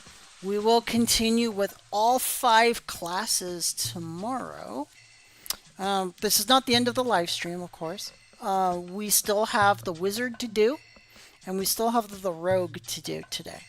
And we're going to go and do all that next. So the wizard's coming up next, everybody. I will need probably like a 2-minute break because my neck is very sore from sitting straight for so long. You can see I'm just kind of like going like this a lot on my stream. It's because I'm getting very sore. The stream's 4 hours long now, and like we still have 2 more classes to work on. So like it's going to be roughly about 6.5 hours. So I still got another like 2.5 hours left of teaching to do today. Hashtag dedication or hashtag torture? What do you guys think?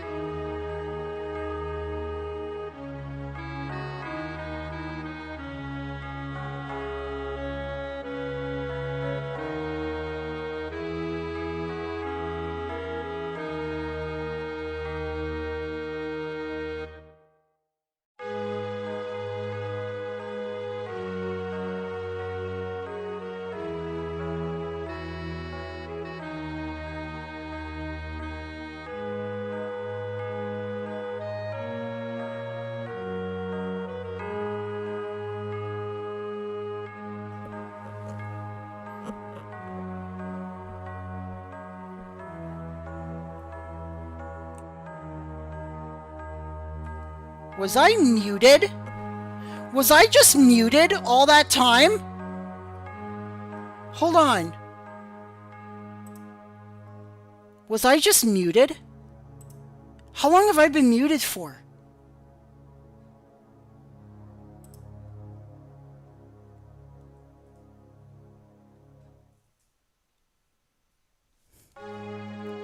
How long have I been muted for?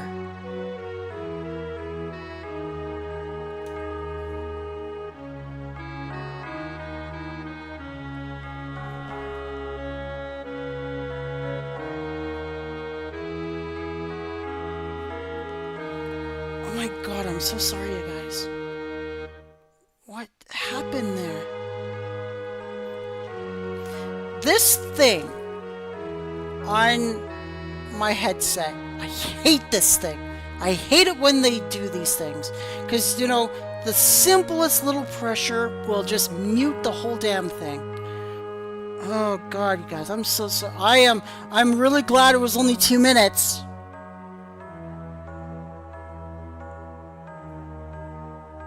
Okay.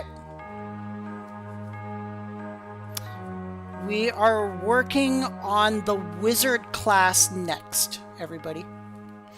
And I deeply apologize. I am just going to take like 2 or 3 minutes to just stretch because I'm very, very sore. And oh yeah, I'm really glad you guys would have mentioned it. If I was muted for too long, oh yeah, please. If I'm muted, let me know as soon as you can. I am so sorry. There was one time I did a live stream for like an hour, and I was like muted almost forever. It was bonkers. Oh, I felt so stupid. All right. I'm just going to take a 2 to 3 minute break, everybody, and then we will get to the wizard class next. And I hope you guys will enjoy this one because there's a lot to talk about for the wizard. So just give me 3 minutes to stretch, and we'll get back to it.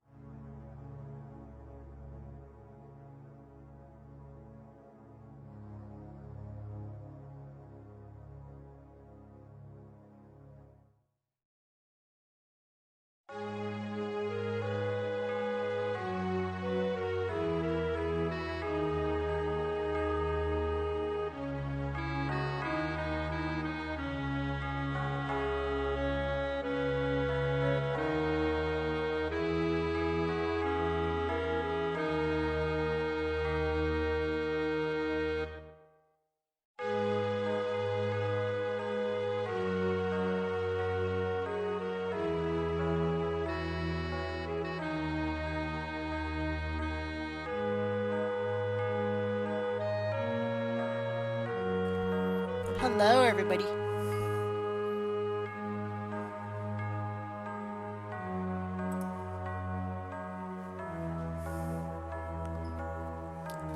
Oh, sorry. Let me turn the web camera back on again. Alright. Hello, everyone.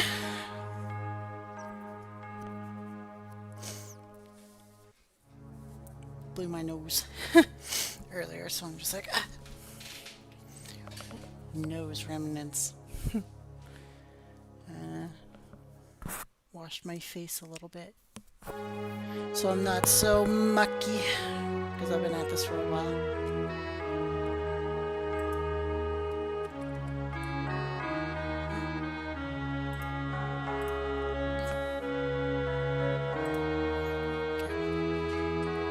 Alright, let's see how many are left here. Oh, I have half of a field of people watching. Let's do another advertisement on the main character, just to let them know I'm still live streaming in case anybody still wants to keep watching. If not, then, you know, that's totally fine.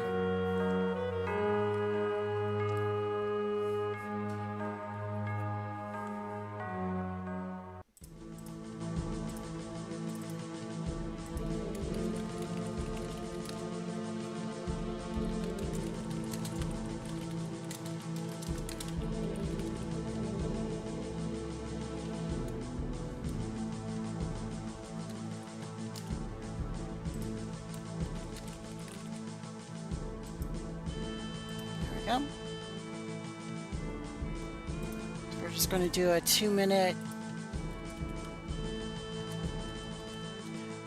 walk around, just letting everybody know we are still live. We still got 2 more classes left to do.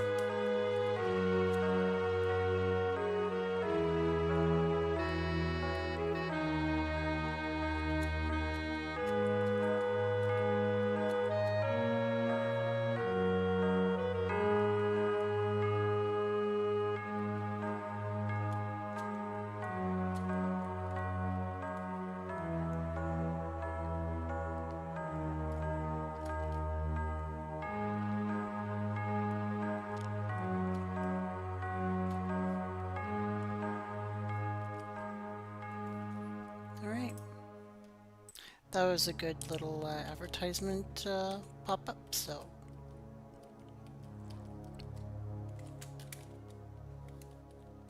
Come on. There we go. Alright. We've done our break.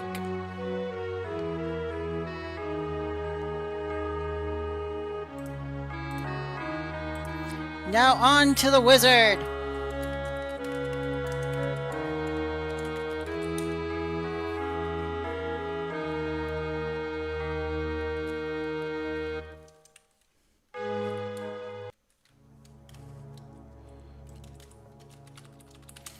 Alright, Alright, let me see if I'm muted. No, I'm not. Okay, good. Not making that mistake again, hopefully. Knock on wood. Alright.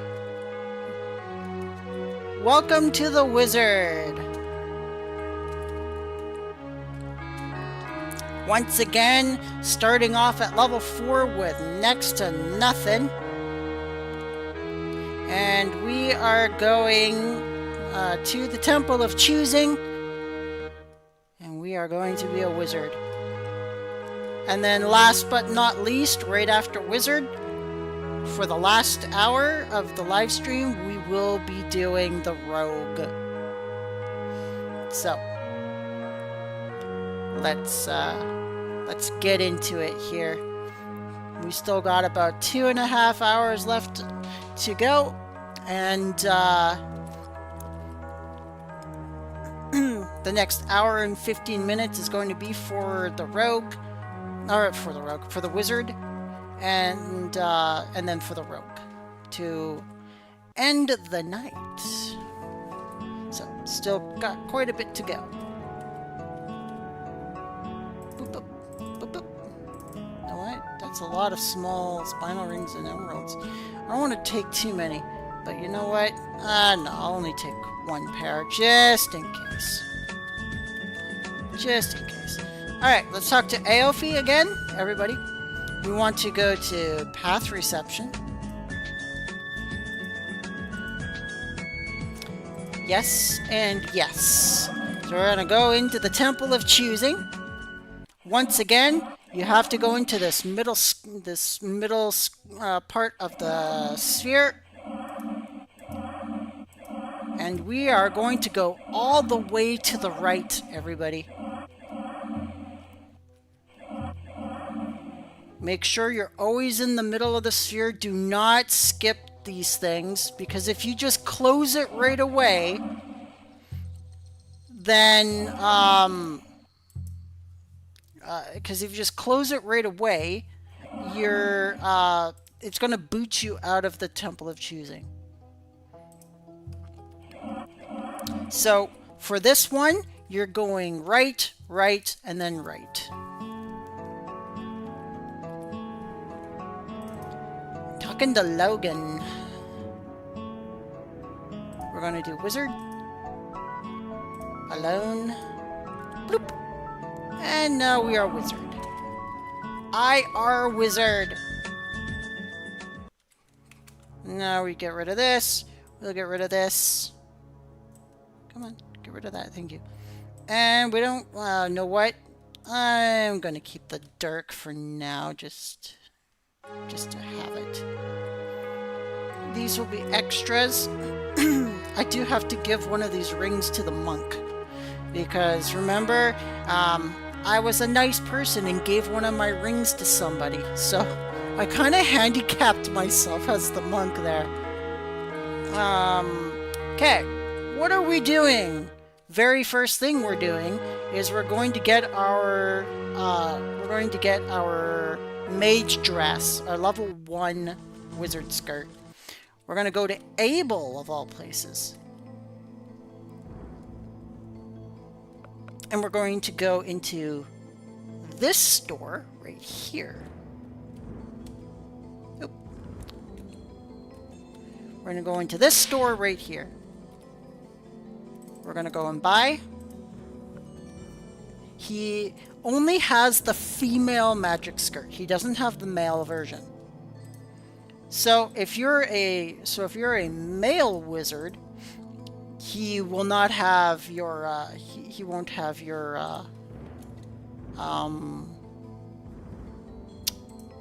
he won't have your level 1 gear. So if you're a male wizard and you're looking for your male 1 gear, you have to go to the Rosyla tailor. So the female is here at Abel, and the male is over in Rosyla, and I will go and show that to you because this is the wizard tutorial, and we don't leave anything out here. So you're going to go to Pravat Cave.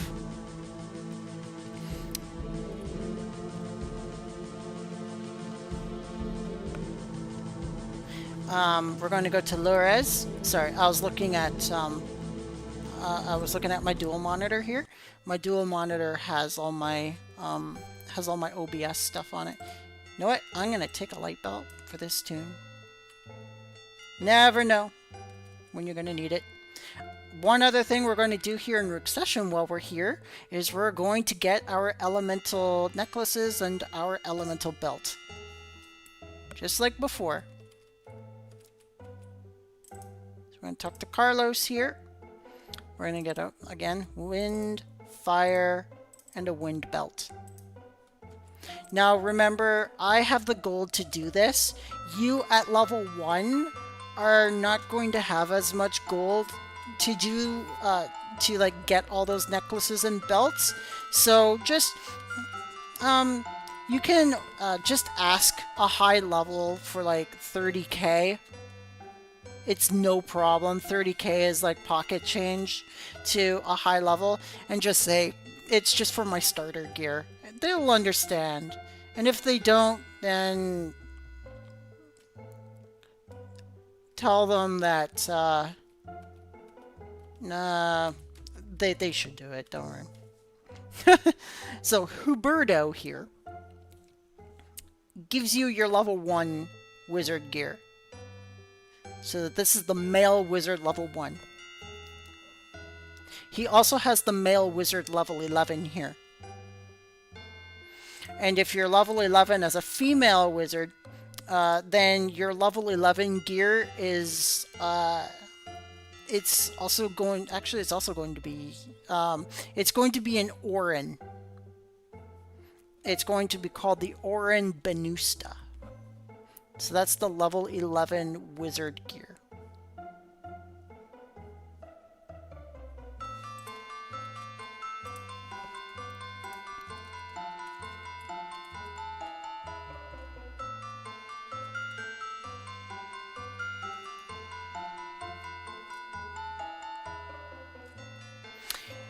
Next thing we're going to do, now that we have so you can equip the belt right now, and you won't be able to equip the necklaces until level 6, but as a wizard you don't really need them, but it's good to have them in case you do just want to bash an enemy as opposed to spellcast an enemy.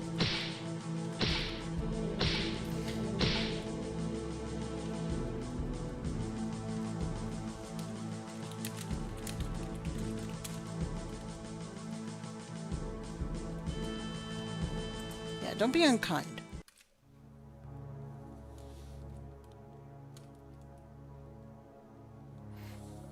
Now, another thing, remember how with the warrior and the monk, we went and got the gold earrings from Pyatt? Well, for the priest and the wizard, I forgot to do this with the wizard, or I forgot to do this with the priest. It's one of the things I did forget to do in the tutorial for the priest, so I'm going to do it for the wizard, especially.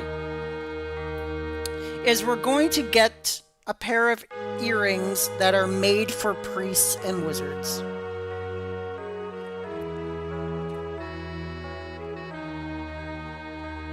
And they are located over here, all the way back here in Millith, in the Millith Armory.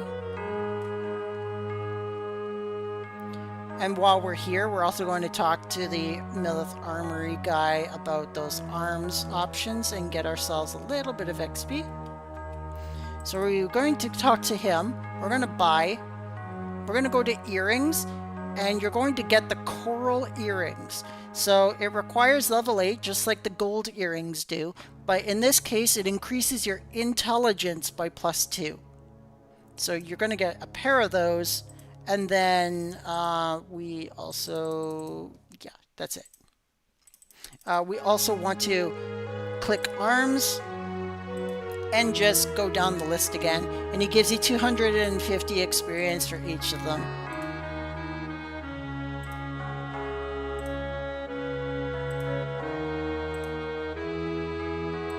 Just a little bit to just kind of take the weight off a little bit. Now, what's really cool is there's a big difference between the priest and the wizard information that the NPCs give you, and they give you a boat ton of experience. So the wizard gets an even more stronger boost than the priest does. Oh, that's a wind gold jade. That's not good. That's no good. That's no good. Alright, so we could just go down here into the priest section. We could talk to her. Click Woods. She'll give you the 2,000 experience. Click on Fairy Love. she'll give you 500 experience per option here. So that'll give you an extra 1,500 experience. So she already gave you 3,500 experience. Click the gray mare, and then she starts giving you a lot of experience. She gives you 500 experience per. So that's 1,500.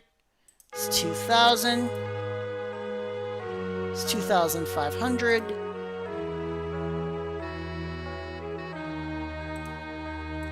That's 3,000. 3,500. 4,000, and you get a level up. And then 4,500. So now we're level 5. You can go down here to this guy. Just click Fighter Training.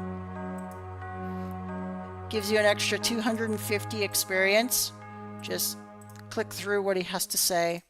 And he gives you another 250 experience. Keep clicking through all of these options. He gives you another 250 experience. And then, there you go.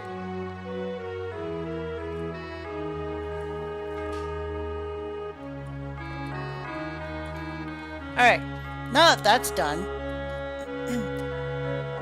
the wizard will require an item in order for you to access his most vital information, and I think he requires a centipede or a viper's gland. So just go down here into the Millith Crypt real quick and pick up one of those items. Just walk around and kind of just pick up a centipede gland that's just kind of laying around here. One's got to be around here somewhere. Wow, there's a lot of enemies here now. You just kind of walk around, just see if you could find a centipede gland. Maybe all the low levels kind of scoop them all up.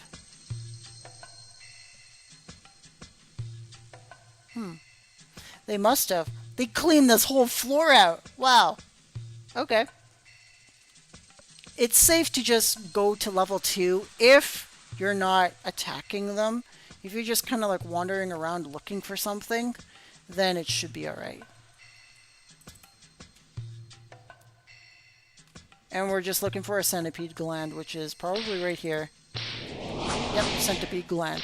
Alright, now that we got the centipede gland, we're going to go and head to the wizard in Millith. And I'll explain to you why we did this when we get there. But there is an option which you click for the wizard, and it allows you to access a certain amount of, a specific amount of information that only the wizard can access, and it gives you a boat ton of experience. There's a gland right there. How did I not see that? No, I'm going to pick that up. He gives you so much experience that you could probably be, I said probably twice. That's how tired I'm getting. You could probably be level 7 by the time you actually get going in this game. So as you can see, we're already level 5. We haven't really spent our points yet because we're not really sure of which direction we're going to go yet. So don't spend your points yet until you're quite certain as to what kind of a wizard you're going to be. Are you going to be a fire wizard, a water wizard, an earth wizard, or an air or wind wizard, which allows you to cast lightning? Now, a lot of people go water and lightning because it's like the quickest route to the finish, and I don't blame them. But what I like to do specifically as a mage is I like to really balance out my spells here. because I really like the spell Morstriok Piangar, and it's the most powerful spell in the game for a wizard, aside from a Medina class. So we've clicked Greymare, and as you can see, he has an extra list here called elements. So we're going to click those, and he says, I want a centipede gland in order for me to give you this info. So you click, here it is, and he gives you all of this other information, right? So you click through these, then you click Srad. He explains to you Srad is fire. Look how much experience he just gives you. 2,500 experience just for this. Another 2,500. Another 2,500. Another 2,500.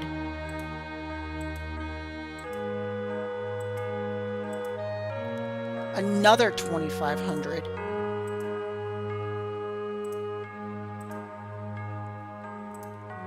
And you're almost already at level 6. Well, we're not leaving just yet, sorry. Didn't mean to do that. Now we're going to talk to him, and we're going to learn Secret. Now, this is where you start to decide what kind of a mage do I want to be. And that's really up to you as a player as to what kind of a mage you would like to be. Do you want to be a fire mage? Do you want to be a water mage? Do you want to be a wind mage, which is lightning? Do you want to be an earth mage? All that's up to you. Now, I'm probably going to... I am, like, my main Rosyla character, she went fire and lightning, I do believe. She went fire and lightning.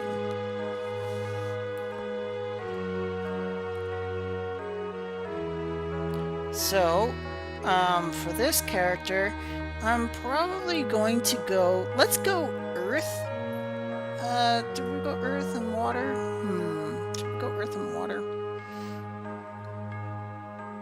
That sounds pretty cool. Earth and Water. So Earth and Water will require a lot of intelligence, a lot of wisdom, and a lot of constitution. So if you're going Earth and Water, you're going to really amplify you're going to really like focus on intelligence, wisdom, and constitution. Of course, as you get a little further along, dexterity is going to come into play quite heavily as well, because you chose water. So at the end, if you're choosing water and earth, you're going to be going into four stats. You're going to be going into constitution, or intelligence, wisdom, constitution, and dexterity, which is a very good spread.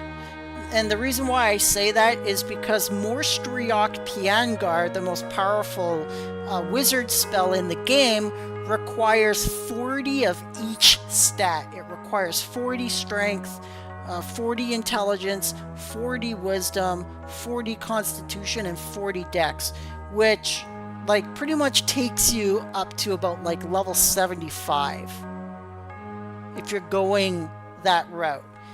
Now, you don't need MSPG, Morstriok Piangar, to get to level 99 and get to Master. Like, you can become a Wizard Master first and then get that spell. That's totally fine.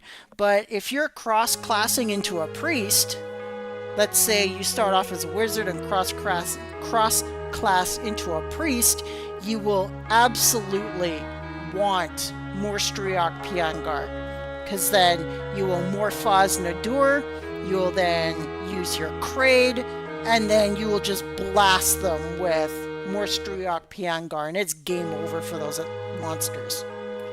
So, Morstriok Piangar is an extremely powerful spell. It runs off the element of your necklace. So, The spell can be any element in the game. It all depends on what your necklace is, and then it just dishes. It just dishes out the damage.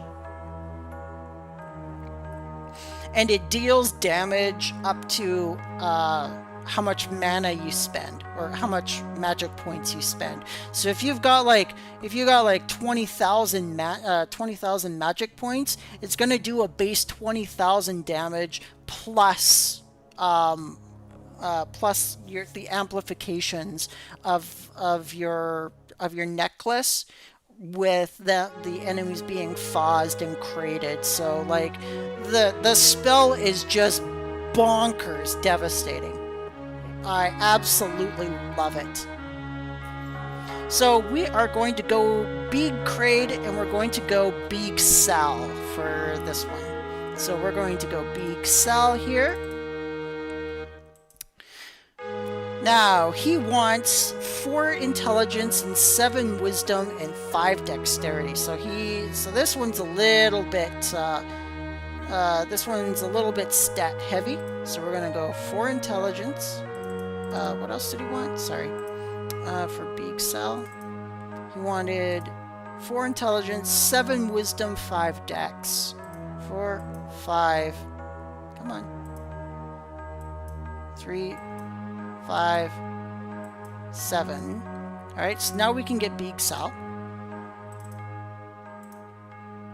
Alright, he wants a raw wax in order to learn Big Sal. So we need to go to the Eastern Woodlands and get a raw wax so we can learn Big Sal. What about Big Krieg? Let's see. He wants 4 intellect and 7 constitution.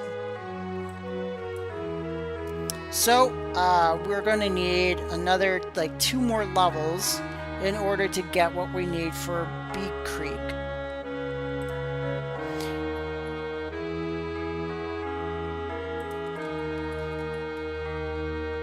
And he's also going to want a mold, like a little piece of green mold, as a material component to teach it to us. And where do we get mold? We get it from the Millith Crypt. We'll just pick a little piece of mold up off the floor, and then we'll just give it to the wizard and we can learn the spell. But we need another 3 more constitution in order for us to get the spell. Any questions so far about the wizard?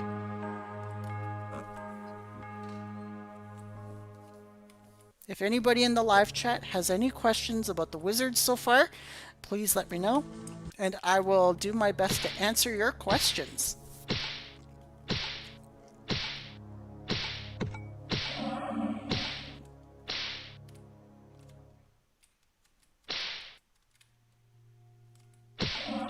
Now, we don't have any spells right now, so we're going to have to put on this weapon, and we're going to have to go and beat down a couple of bees, because we need that raw wax.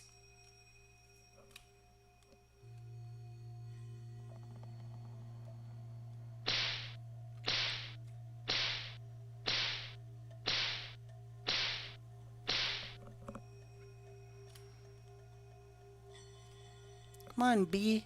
Where are you? Oh, there's a bee. Let's see if he drops one. Hiya! It's going to be hard to hit them. Our strength is only a 3. So, like, it's going to be a little bit. Notice, again, how that bee is facing the wrong way, but he is attacking us. That means you are out of sync with the map. Press F5. It resynchronizes your character with the map, and it turns the bee around to where the bee is actually facing. Ugh, again, this is just... it's going to take a few whacks to get this, to get the raw wax.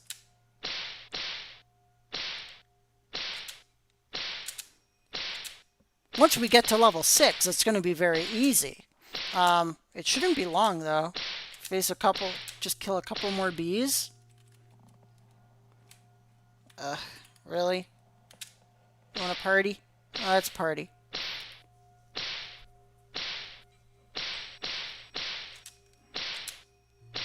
Come on, Mantis, you want a party? Let's do it.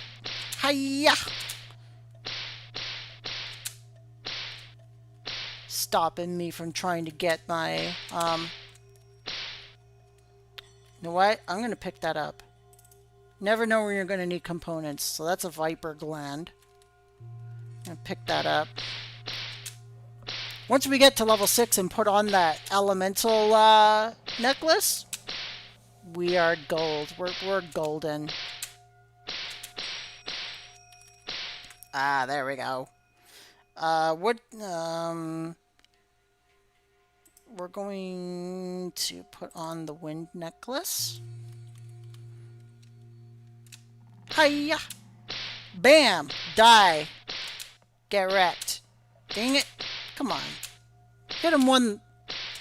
Gee, my knees. Just need to hit him once, guys. Come on. There it goes. Aw, he dropped his wing.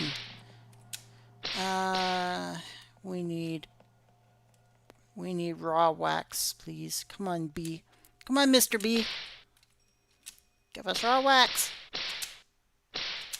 Hiya! Nope. He is not giving us a raw wax. And that bee will be like, not today. To be or not to be. You know, oh, just destroyed that thing in one hit. Oh my god, look at all these snakes. Snake! Alright. Wow, okay, here's a bunch of bees. There's a lot of them. Hiya!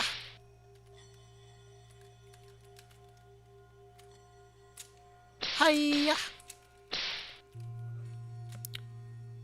It's taking a little bit longer than I would like it to.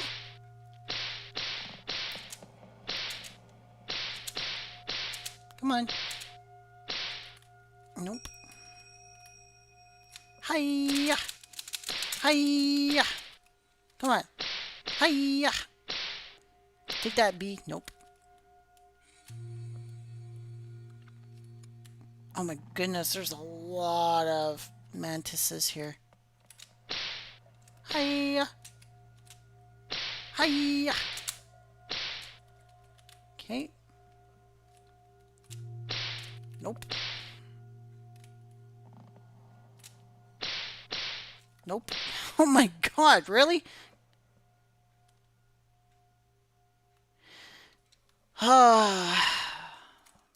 RNG, everybody. It's every game's worst nightmare.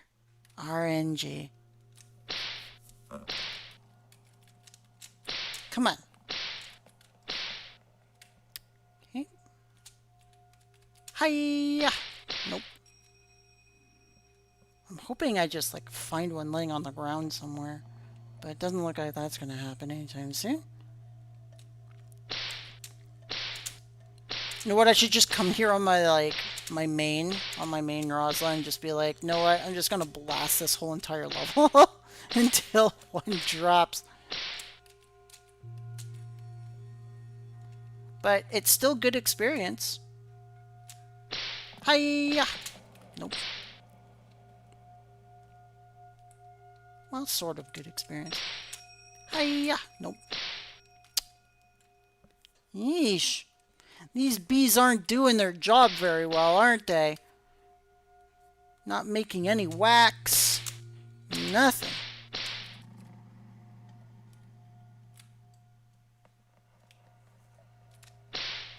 Ba-boom. Come on, bee.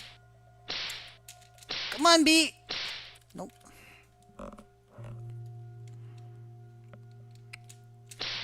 It is definitely not to be.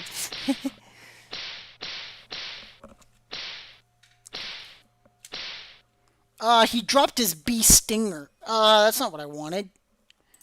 I need a raw wax. Okay, I just got asked a question. Whoopsie. Sorry, guys. 1 second. I have to hop out for now. It's been a pleasure. Aw, you're so sweet. Thank you, Vivi. I really appreciate you joining us tonight. You have yourself a good night, okay? As for flow, do you have to pick an element? I read on the Discord people say mage only phases because the actual spells are weak. Pre-master sub. The spells the spells aren't weak per se. They just require a lot of time to level up to maximum. Like, if a spell is at like 0 out of 100, it's not going to do hardly any damage. But once you like max the spell out, it starts to hold its own. Now, there are ways to make your elemental spells a lot more heavier and a lot more damage dealing, and that's all in regards to the again, the Nadur spells. For example, you have Morphaz Nadur, and that is its own spell in its own right. But then you have the other elemental spells like Athar Nadur and Krieg Nadur, things like that, right? So if you're going elemental spells, you'll want to get those elemental Nadurs like Srad Nadur, Athar Nadur, Sal Nadur, Krieg Nadur. And the reason why you want to do that is because those Nadurs will change the monster's defensive element into that element. So, for example, on my main account on Rosyla, I have Ard Athar Nadur, and what that does is it changes their element to wind, and then I blast them with fire, and it kills them in one hit. And another cool aspect about it is the Nadur is the like the Ard Srad Nadur and the Ard Athar Nadur work in conjunction with Morphaz Nadur. So Morphaz Nadur amplifies the element, and the elemental Nadurs change the element. So what you want to do is you want to use that spell to use like the elemental Nadur spells to change the element into what your elemental attack spell's weakness is, or what it's strong against, I mean. So for example, again, I chose Ard Athar Nadur. I put that on the enemy, and then I put Morphaz Nadur on the enemy, and then I blast them with Ard Srad, and it kills them in one hit. So, like, that's what you need to do when you're, like, using elemental spells against a foe. So, no, wizards are not just more Phosnodor machines. You can hold your own in a battle if you want to do it. You don't have to, of course. You could just go the route of more Phosnodor and just be like a warrior's Phos machine. But oh my god, not one single raw wax, and I've been pounding these things for like 20 minutes. I think it was more like 10 minutes, but still. But yeah, something to keep note of. You have all your intro for elemental spells at 100 out of 100 from the dojo, but if I solo hunt, feels very bad. So yeah, your best bet is to get like those elemental Nadur spells, and you get them from well, it depends on which ones you're getting.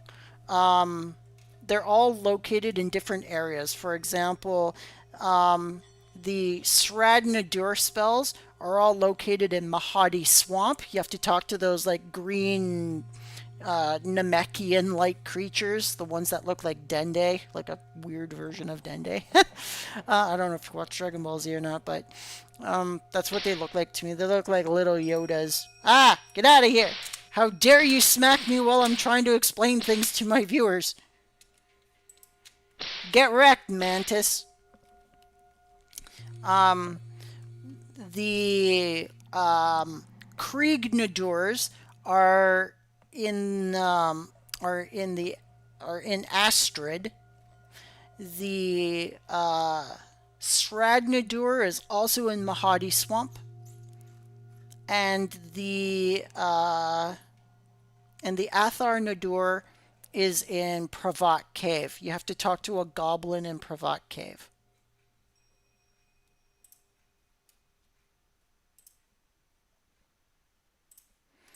In order to talk to the Pravat Cave Goblin, you have to form a Goblin alliance at the beginning of Pravat Cave with the NPC that's just outside of the dungeon. Hiya! Oh my god. Okay, not one raw wax, and I just killed like 40 of these things. Are you blippin' kidding me? Alright, so we're going to go into another room and see if they're located there. It's going to be a little bit risky because another room that drops the raw wax spell slings, which is kind of dangerous. But we're gonna try because that's just a little bit ridiculous.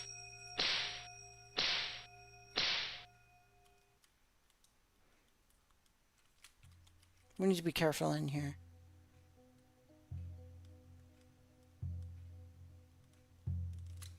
Let's see if we can find a raw wax just kind of like sitting around.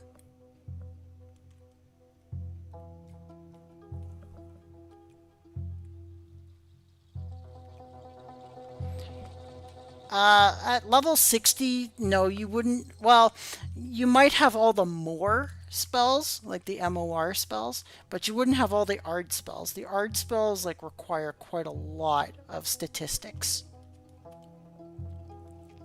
Though you will need 2 ARD spells in order to master as a wizard. So just keep that in mind. So when you're choosing an element, you'll need to get it to the ARD level of that element. There's not a single raw wax anywhere. Maybe I chose the wrong element right off the hop here, guys. This is kind of insane. I didn't expect this. Oh, wait, what's this? Ah! It's a potion. Yeah!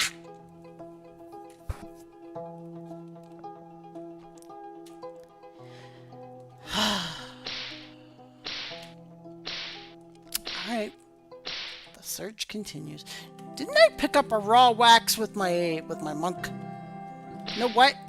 I'm gonna go and check. Sorry to break immersion, everybody. Let me check something.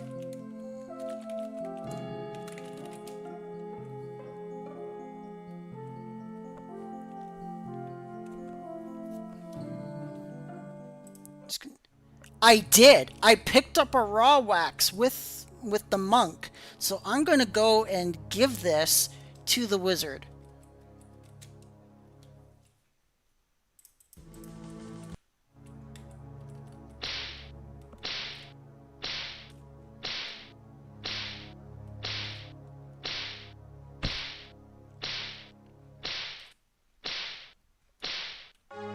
I just remembered that. Remember how I said, you know what, I'm going to take this anyway because it never know, it might come in handy. Alright, I'm going to drop you right there. You better be there when I get back.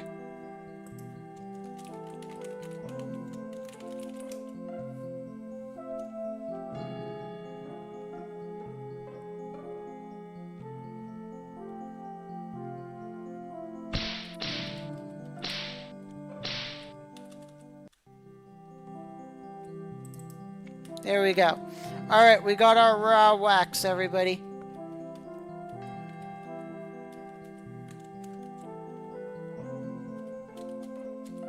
There's another one here. Are you kidding me? Did he just drop that for us?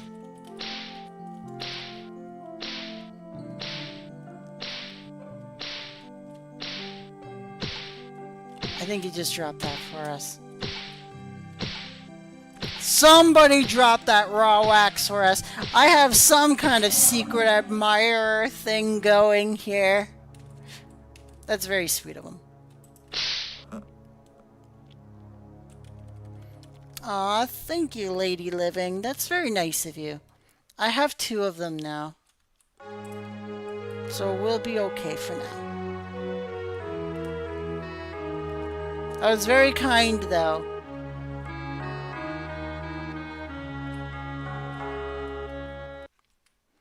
Alright, now remember what I said? We need to get a piece of mold for a big Krieg. So that's what we're going to get. We also need 7 Constitution. We don't have that yet, even with our level up. So we're just going to bash a couple of enemies here because we only have 4,000 left to level up because we were killing so many bees. So we're just going to trash a lot of these rats. Friggin' rats everywhere. Hiya! Hiya! No, come on. Rat! There we go. Hiya! Hiya! Oh, really? Alright, there we go. So we need only 3,200.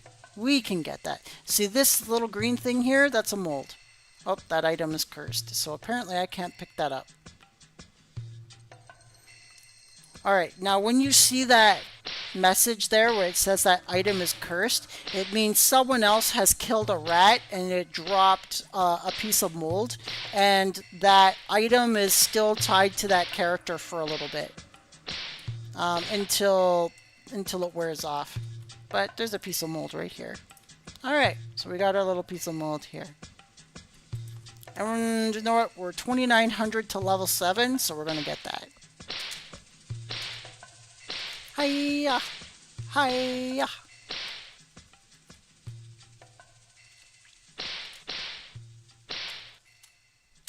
Hiya!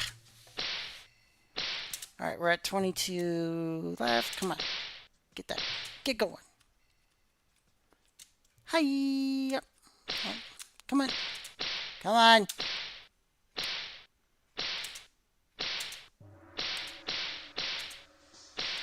It's because our strength is so bad that we're just not hitting anything right now. Got 9. I have like people just messaging me up like crazy on the Discord.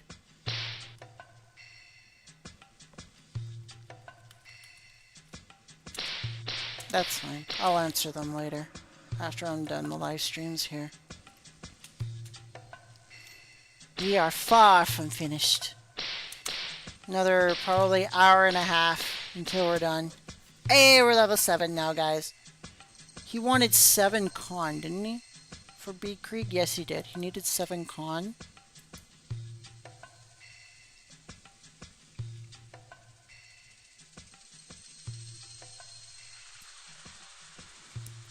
Now, you're going to wonder why I put 1 point into strength.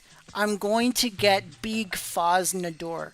And Big Faz Nador requires 6 in every single stat.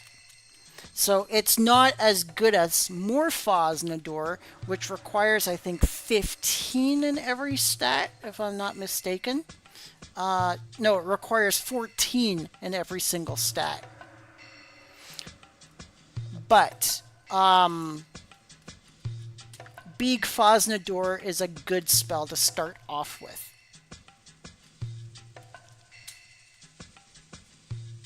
But now we've got our main 2 elemental spells, and we're going to go and do something with them.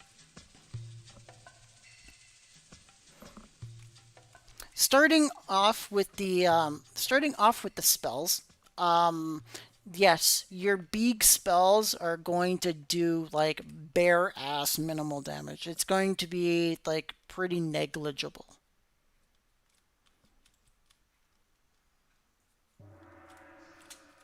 I think that's the wrong word I'm using.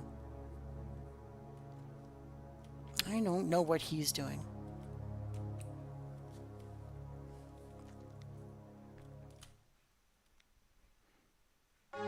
He's making a mess. That's what he's doing.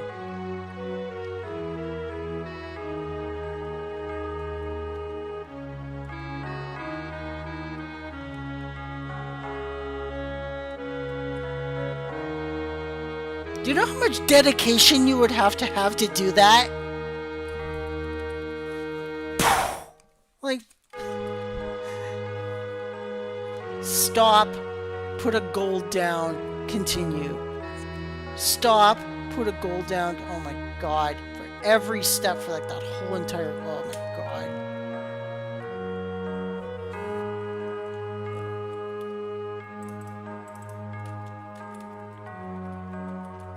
I'm not a fan of people sitting in front of the door. But there's a way around them. Alright, so we're going to go with Big Cell. Boing. And now we're going to go with Big Krieg. Boing.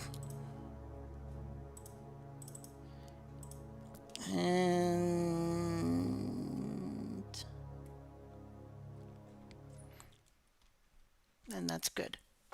Now, after you get the big spells, you'll also want to get the lamb spells because, Krieg Lamb and Sal Lamb are actually pretty good.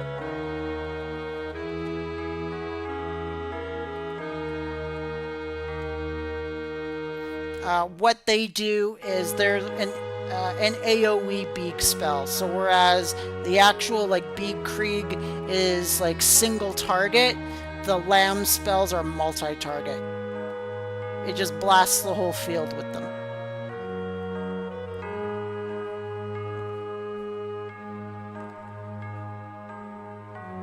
Now I know one of them does it a little differently from the other ones. I can't remember quite how it worked.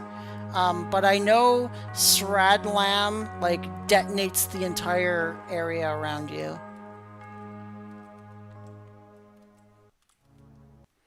Alright, so we now have our elemental spells. Yeah, look at that. Elemental spells, everybody.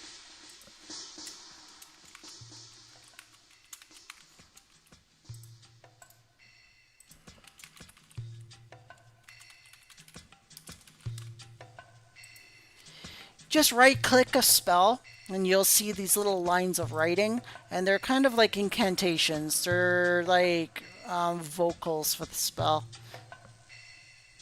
So it allows you to kind of know when you're going to cast the spell after you've made it.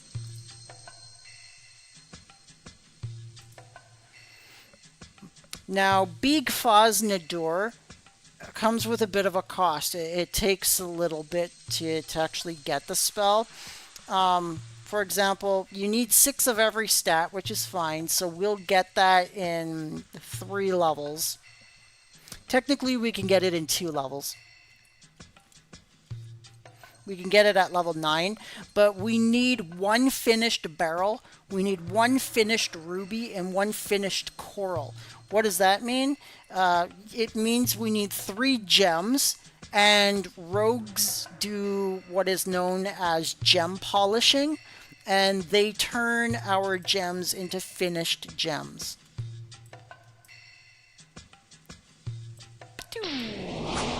Oh, he was weak against water. Nice.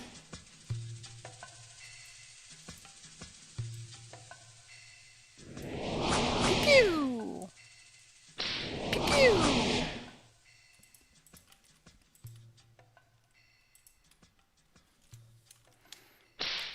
It's a little bit of a hike up to level 8. And then it's going to be an even more hike up to level 9.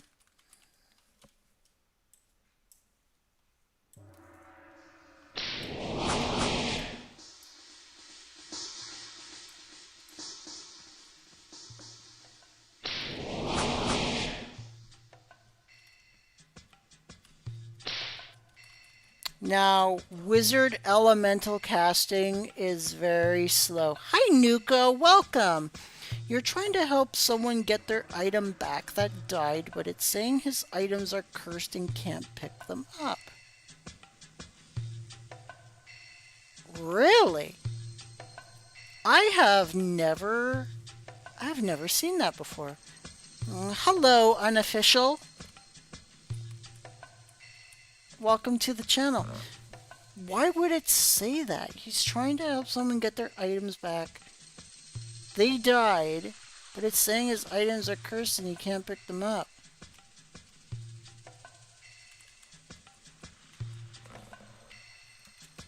Wow, that's something you're gonna have to like talk to our ranger about. Cause that shouldn't be happening. I actually had to read that twice to make sure I wasn't misunderstanding.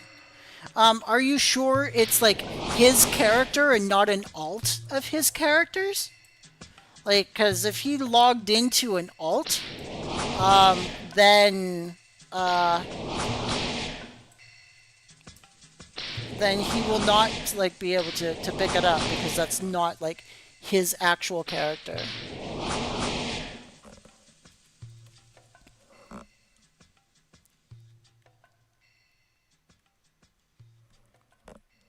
Oh, that is. I don't understand that one. Yeah, you're gonna have to like talk to a ranger about that. So, hold on. After I kill this rat, I'll show you how to like contact one.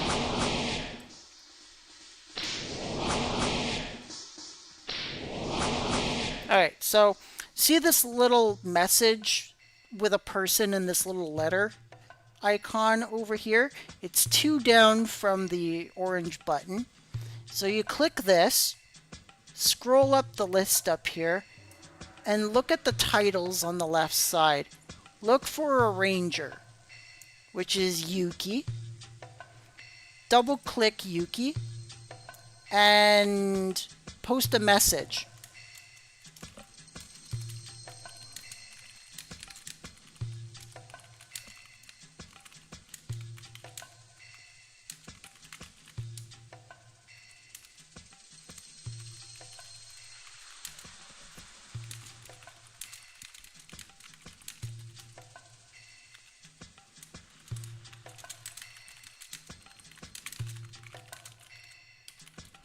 Now, if you're wondering how to whisper them, you press and hold Shift, the quotation marks, type in Yuki's name, Y-U-K-I-I, press Enter, and then type what you want to say.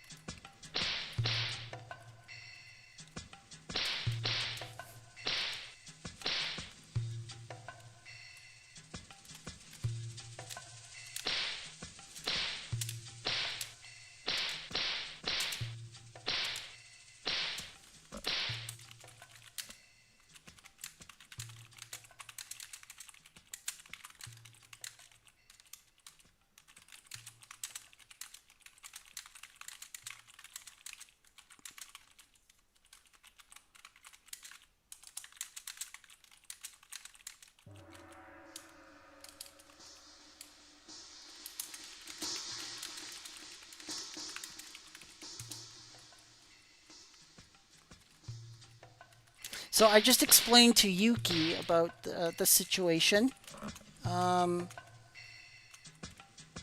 So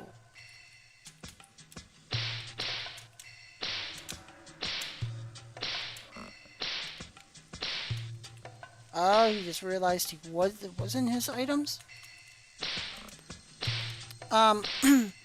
Because I already alerted the ranger to it, could you please let them know it was a false alarm?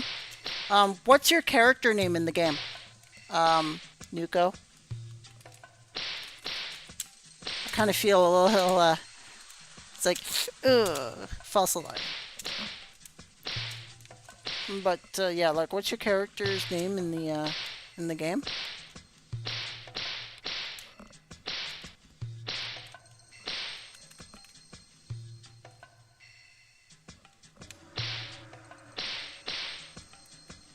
Okay, you let them know? Thank you. I really appreciate it.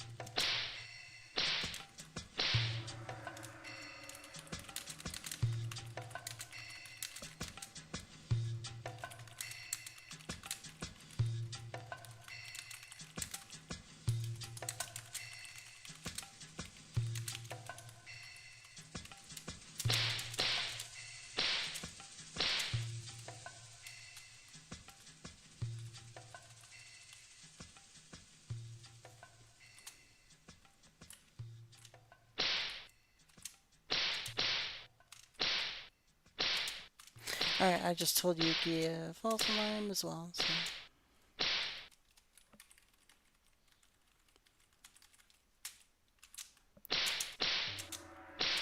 So we're going to learn a few tricks of the trade regarding the wizard that I explained about earlier regarding the nadir spells. They are extremely helpful, especially if you're planning on elemental damaging enemies. So I highly recommend going that route. For example, if you're a fire mage, you'll want Athar Nadur, and then you will cast Athar Nadur on the enemy. You have to be right beside the enemy to do it. So you aim yourself at the enemy, cast Athar Nadur. How am I stuck? Oh, hi.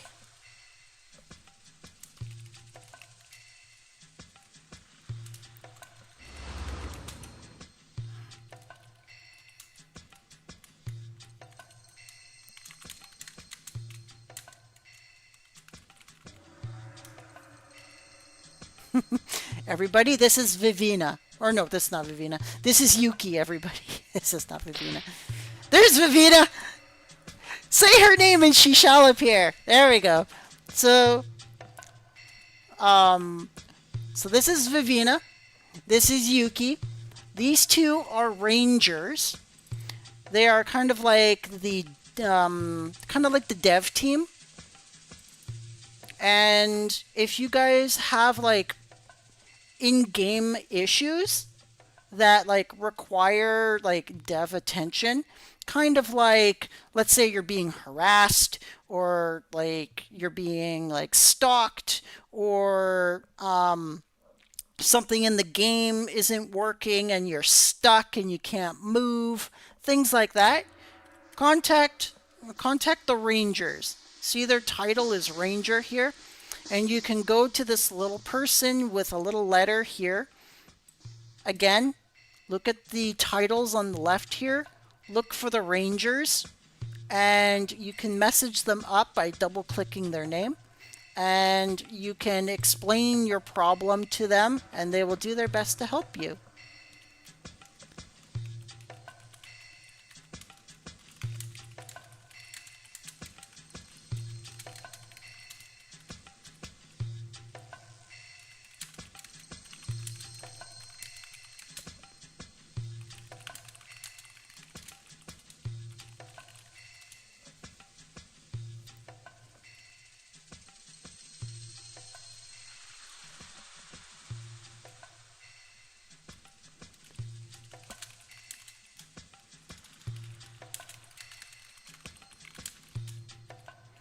And you'll notice that the rangers always have the yellow garbs. The Millith guards have green garbs. The Recession guards have purple garbs. And the rangers have these sun yellow ones. So these are the rangers. These are two of the dev teams, everybody.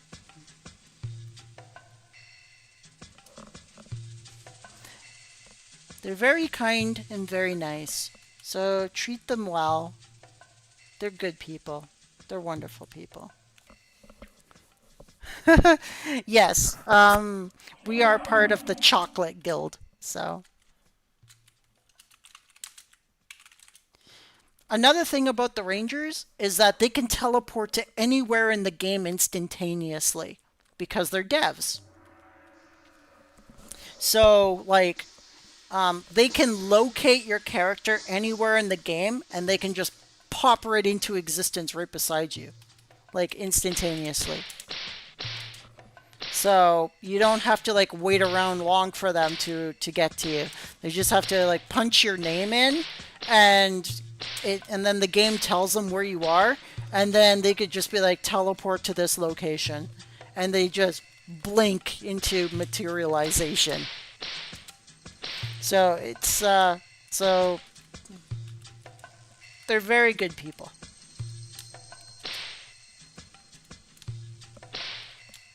Hey.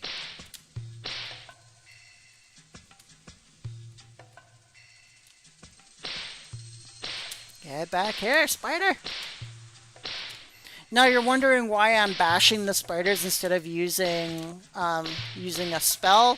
It's more because like I'm just kind of saving just a few seconds of time, because it does take about 4 seconds to use a single spell, whereas you can just slice and dice a creature every second, right? Even if you miss. Like for the next live stream, of course, I'll level up some of the spells and everything for you guys, so you won't have to like sit there and watch me just bash on a pet for like 5 hours.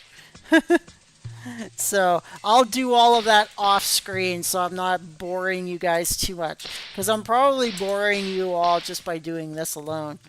But this is pretty much it. Like I want to get to like level 9 though with this tune, because I do want to show you guys Big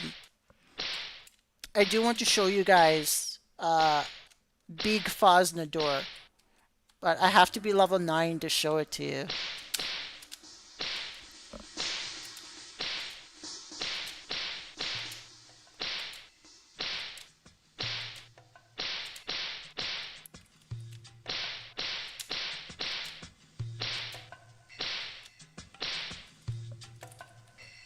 So it's like gonna take maybe like another like 15 minutes or so to get to like level 9. We're almost level 8 though, which means we'll almost be able to put on the intelligence necklace, which will give us a +2 to our intellect. So for this level up, we don't need to spend it on intelligence.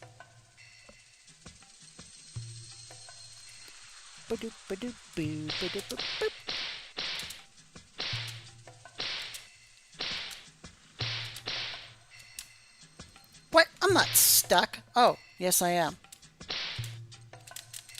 Ah! I'm mega stuck! Ah!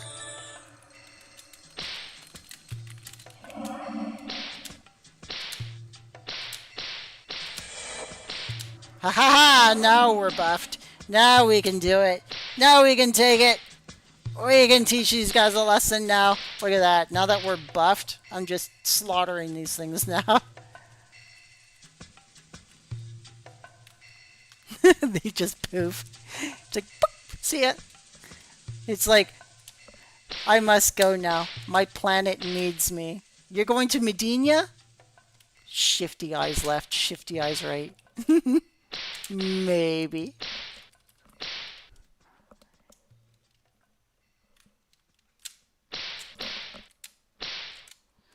Alright. So, I just got asked, which magic items go poof upon death? The Magus Dianas always go away. Yes, the Magus Dianas will poof if you die. Like they'll be destroyed instantly. Same with silk boots. Silk boots will be automatically destroyed if you die, which is a shame because like silk boots are like pretty powerful boots.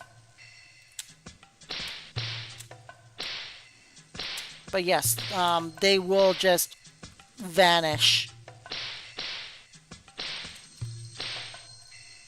A lot of like high-level magical items will also disappear if you die.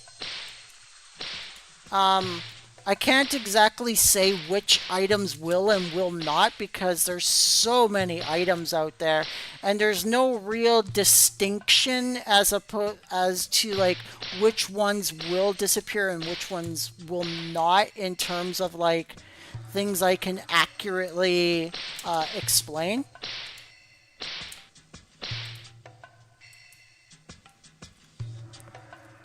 You know what? I just kind of made a mistake there. I actually should have put that on dexterity because I could have just gotten someone to cast Krieg on me and give me a +3 to my strength. I'm an idiot. Now I just kind of made myself commit to the bit. Sorry about that, guys. So I'm gonna, oh my goodness. So for every rat, that's 400. So that's almost about 80 rats.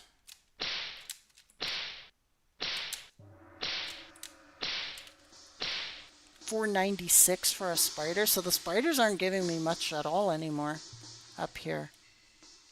Yeah, but I don't want to go to the 3rd level, not as a wizard. So that's 500. That'd be 34, that's 68. So about 68 spiders to get to level 9.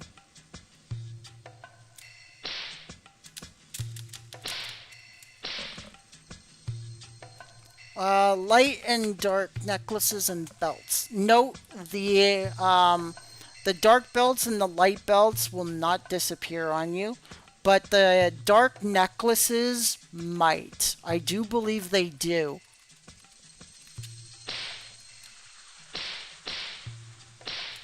Yes, the dark necklaces will be destroyed if you die, but the dark belt and the light belt will not.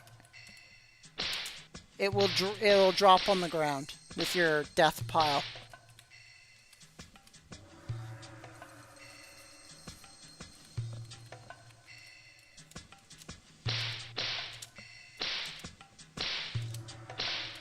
So if you die, you will have to ask a high level again for another dark necklace, unfortunately. What time are we at here? We are at 5 hours and 37 minutes. Would someone be able, if you will, do a little rewind in the live stream for me and find out at what time in the live stream we started the wizard class up? That way I can judge how much longer we will be playing the wizard for tonight. Where would you get the best ring for around 10 to level 15? What class are you, Dr. Gaines?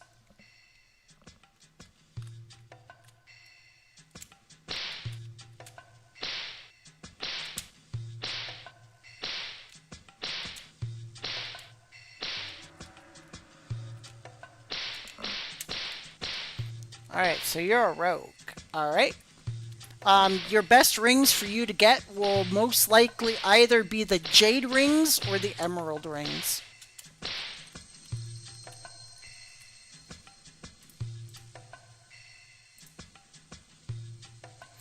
Now, if you want the jade ring, you can get them from the Suomi Armory. Or you can go to Rook Session and get them from the Black Market Rogue. He will sell them to you. The Jade Rings will give you 300 health and 150 mana magic points each ring. Okay, thank you. That's great. Thank you so much. So we'll be running the wizard for another 12 minutes. Now, if you want the Emerald Ring, you also get them at the Suomi Armory. So it's a little bit of a walk, and they both give you 500 health each. So they're in the same locations, and both of them help the rogue. If you want a little bit of magic, go and get the jade ring. But if you want all hit points, go and get the emerald ring. But they're all in the same armory. They're in Suomi. It's a walk. But because you're a rogue, you can get the jade rings from the Rook Session black market dealer.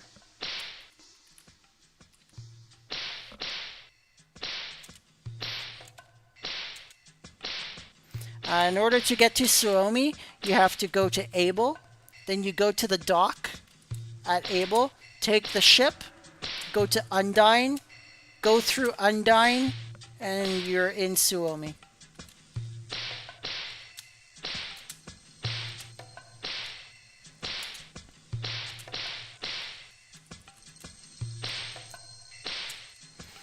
Speaking of rogues, we're going to be doing a rogue tutorial in roughly about 20 minutes.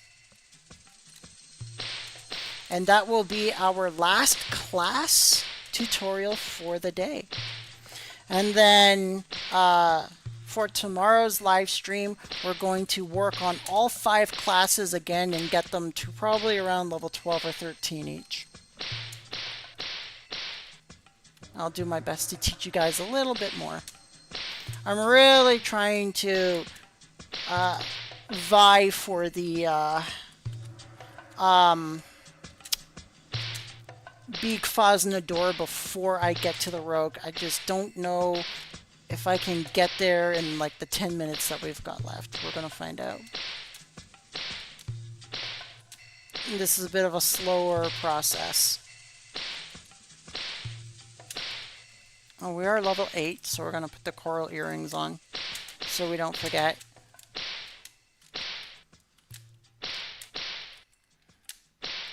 Oh, for criminy! Come on!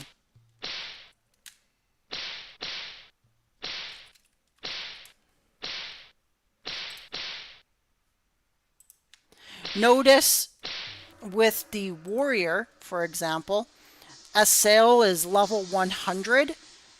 The assail for the wizard is only 20, which means the wizard is only going to do like 1/5 the assail damage of a warrior, which is like bonkers low.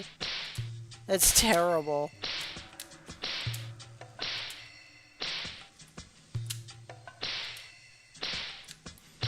Oh, you know what? All right. Ugh. All right. He's not weak against water. Let's try earth.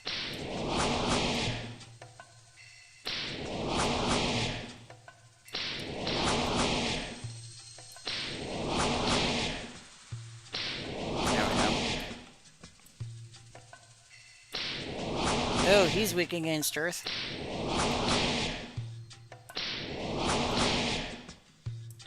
How to tell if they're weak against earth? You just watch their HP bar.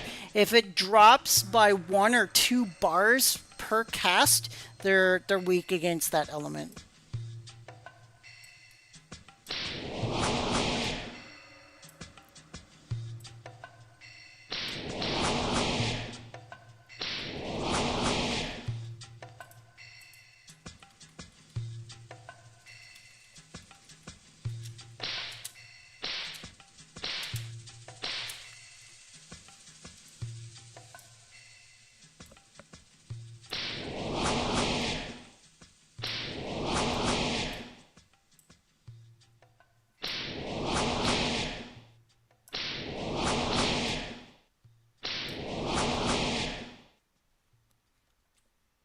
Die, spider scum. Oh, he's weak against water.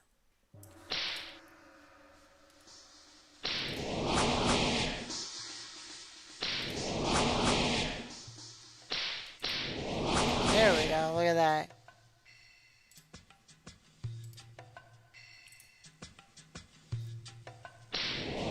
Oh, you're really weak against water. Oh, for for crying out loud.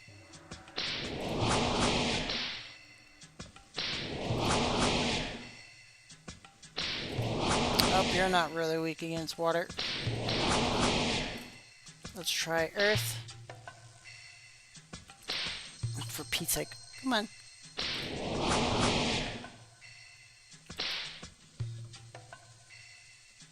Oh my god, seriously?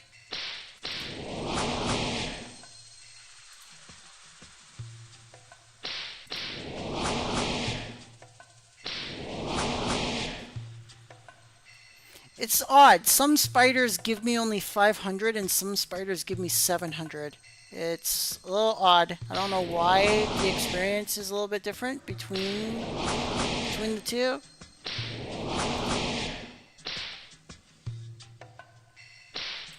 Seriously? Oh.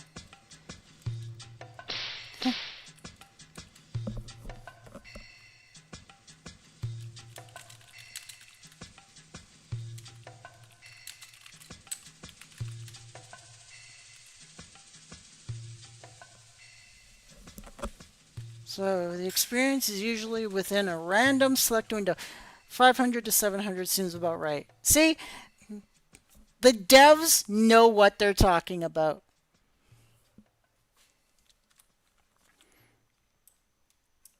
The dev teams are just absolutely amazing. Yeah, it kind of differs every now and then.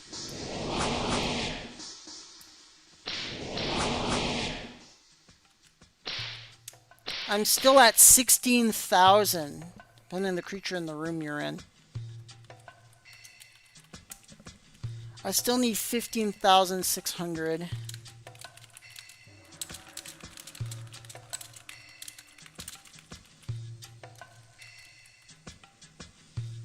The lower in the crypt you go, the higher experience you get, but the higher they'll hit. Ah!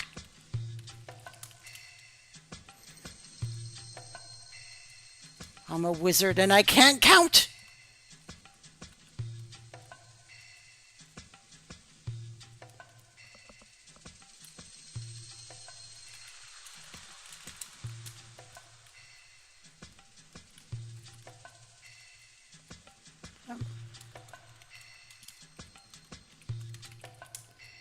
Keep pushing. I will. We are going to finish up. Like, we gotten this far. Why not finish the last, like, 10 feet, right? You know, we walked the mile. What's another, like, 100 feet? So we can kill another 20, 25 rats. And then we'll go and get Big Faz Nadur. And then we will begin to work on the last class, which is the rogue, for the night.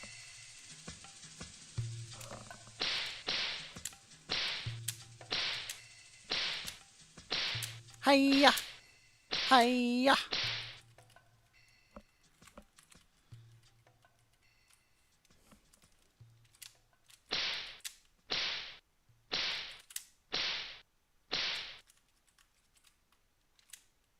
Hiya!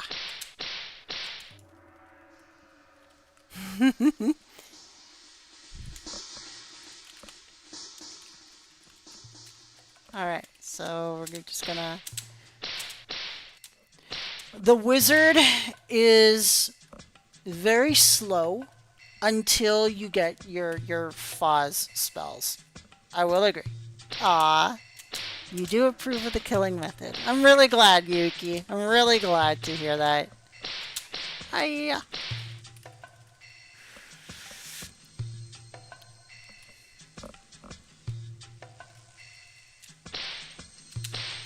Oh, come on, spider!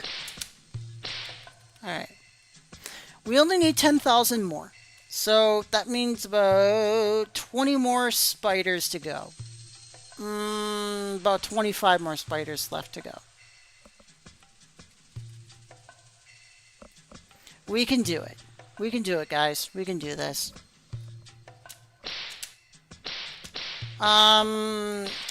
Yuki, are you watching the stream, my friend?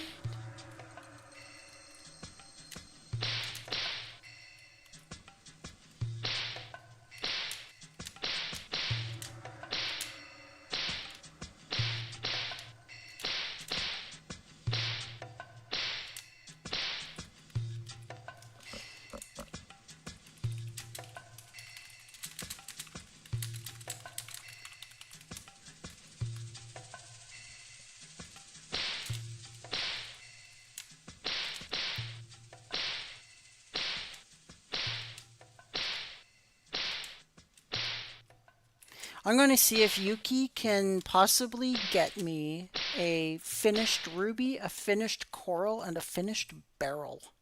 I'm pretty sure that's what I need for the spell. Yep. One finished beryl, one finished ruby, one finished coral.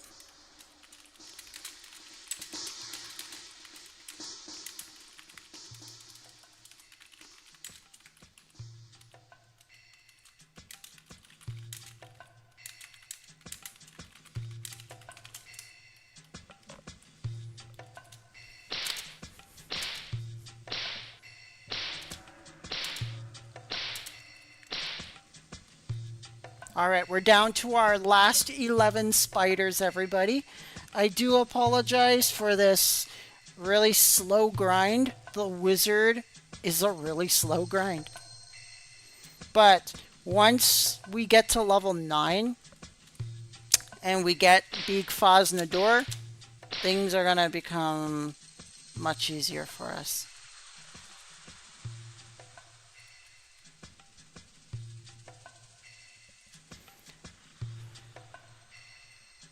Especially if we go and decide to like hunt with like a level 13 or something. If we go and decide to do that, then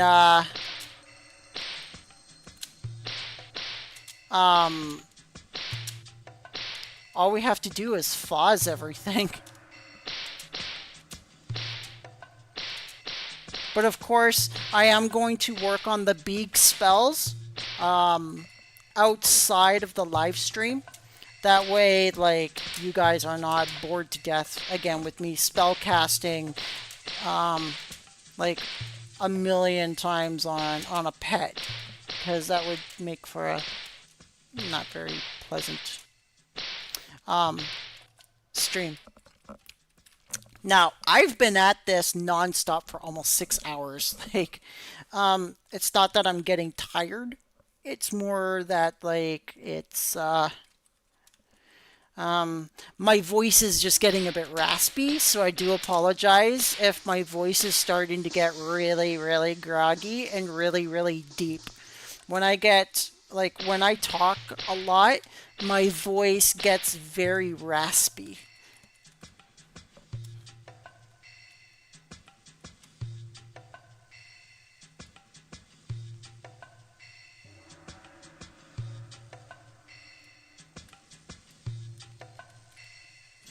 And I do apologize for that to everyone. Wow. I'm almost out of world shouts too for my main Rosyla character. I'm gonna have to go and get some more. So I can you're so sweet. You're so good to me. Thank you so much, Flo. That's very sweet of you. I do my best. I'm doing my best to teach what I know to people. There are a couple of things that cross me up. Like for example, the gems. The gems the other day really crossed me up because I was not expecting that question about them. So like I'm just like I did for like 5 minutes in the live stream trying to like get my brain to remember, and it was just like nope. My brain was like, you're not remembering anything right now about that. That's not what we're supposed to be talking about. And I'm like, yeah, but this person really wants to know. And my brain's like, I don't care. That's not the topic of discussion. And I'm like, it was kind of embarrassing. Level 9! Hey everybody, we are now level 9. You know what that means? We can go and get our Big Foz Nador spell. So, I just got to go and ask for a finished ruby, a finished coral, and a finished beryl. And once we do that, we can go and get the spell. And we're going to get the spell from the Undying Wizard. And that is where you will get all of your, like, like, Big Foz Nador, and more Foz Nador. Now, if you have Big Foz Nador, you can skip Fosnador and go right to like more Fosnador. That's totally fine because those spells don't have requirements outside of the items that you need to like collect for them, which is all like finished gems.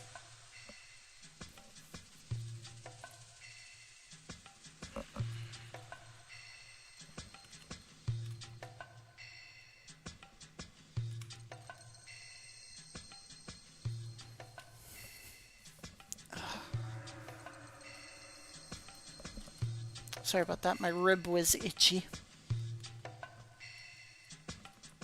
Itchy rib.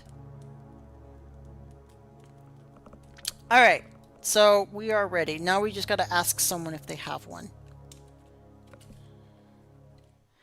I don't know if Yuki has managed to find one.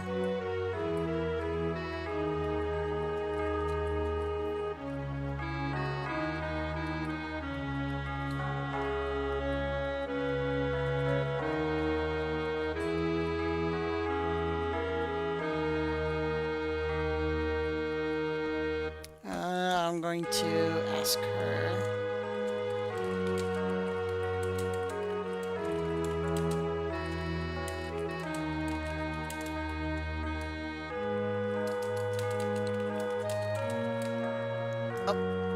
Oh, maybe. Oh, it's Moogle.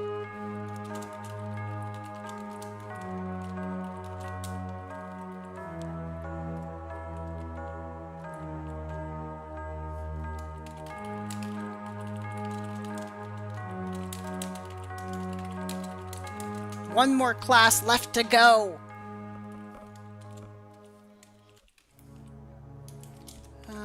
Were you able to find one finished coral ruby and barrel?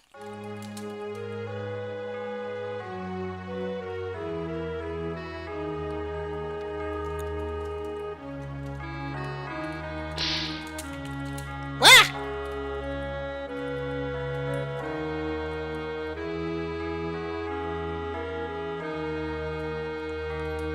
Aw, that's so sweet. Moogle's going to get me one of each.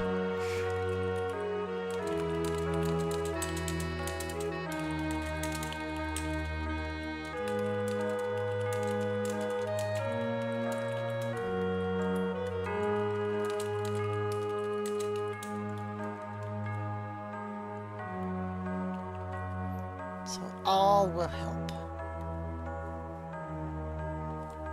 Alright, so we're just waiting for those 3 gems, and then we're waiting for those 3 gems, and apparently I can't count.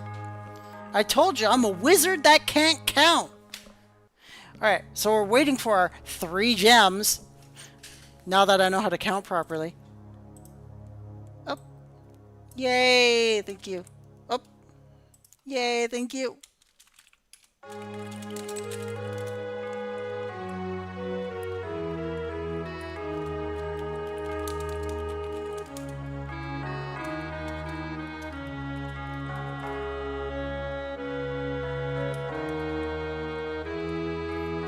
You two are so sweet. Thank you.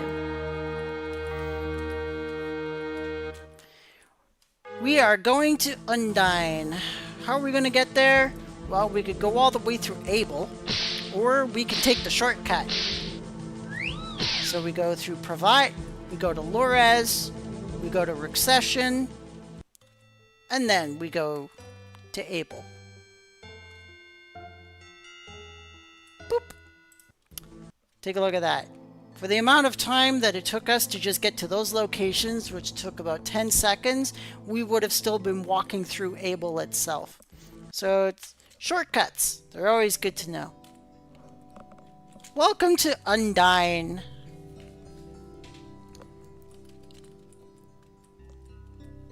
Ah! Oh, you can't bring weapons here. Run away. Alright. We have to... Undine is a weapon-free town. I totally forgot about that.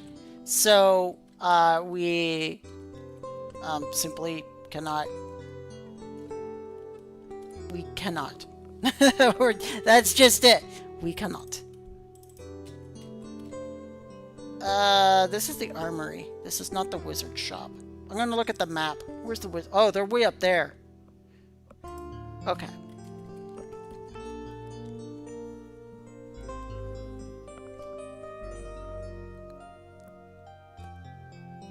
Alright, so we're gonna go all the way up there.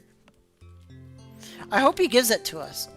I hope there's no level requirement for more Fosnador, or for Big Fosnador, but I don't think there is. I think it's minimum, like, I think it just requires the statistics. So many mushrooms.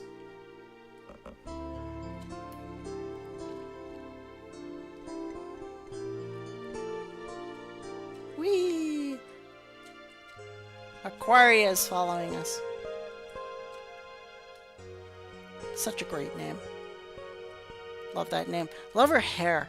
Her hair really, like, goes well with her name.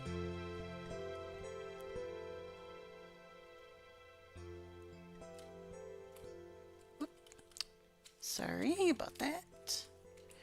Yay, we've made it. So we talk to this guy. On the door. No.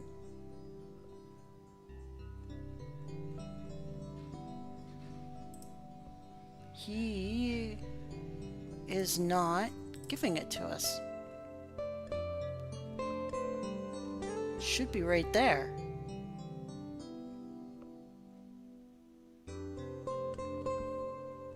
That's interesting. Oh, we're not level 10. Oh, we have... There is a level requirement. We have to be level 10 for it. I'm so sorry, you guys. Well, we're gonna have to get that tomorrow then, unfortunately. Shoot. Alright, so that's a good thing to know. Big Fosnador has a level requirement of level 10. So we can't get it at level 9. That's kind of disappointing. I'm sorry about that, everyone.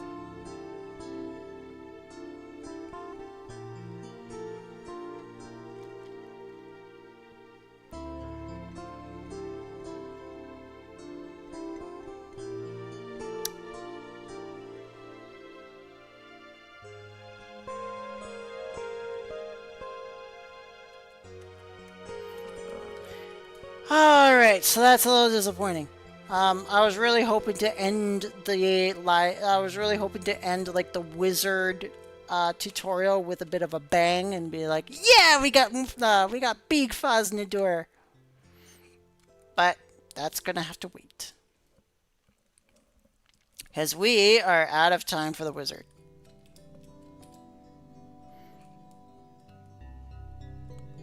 Bit of a wasted trip. I do apologize. Very sorry for that.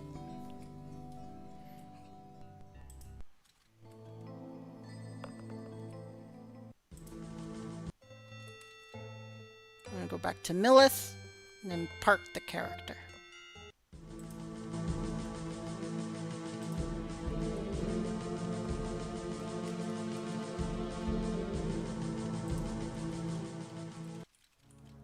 Alright.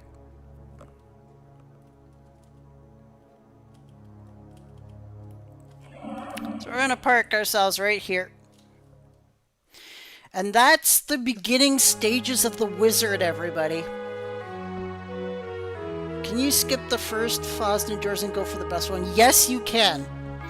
There's no other requirement to do that other than you have to get its stats.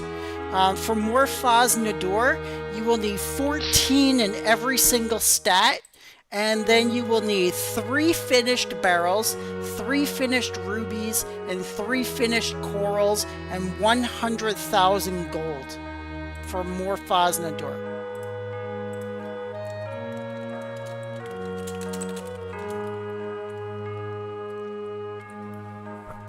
So remember that. 14 in every single stat. So you'll need 14 strength, 14 intelligence, 14 wisdom, 14 constitution, and 14 dexterity. And then you will need 3 finished barrels, 3 finished rubies, 3 finished corals, and 100,000 gold coins. And you can get it at the Undying Wizard.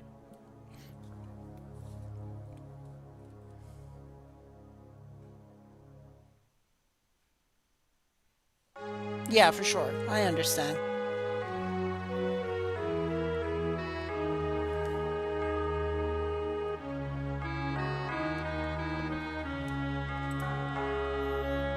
All right.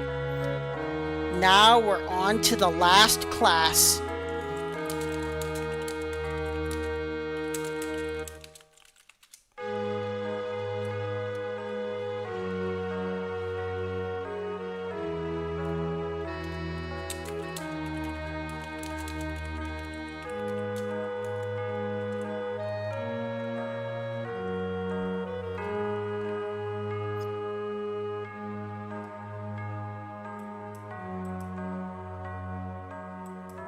"90 minutes of goodness." Oh, that's so sweet of you.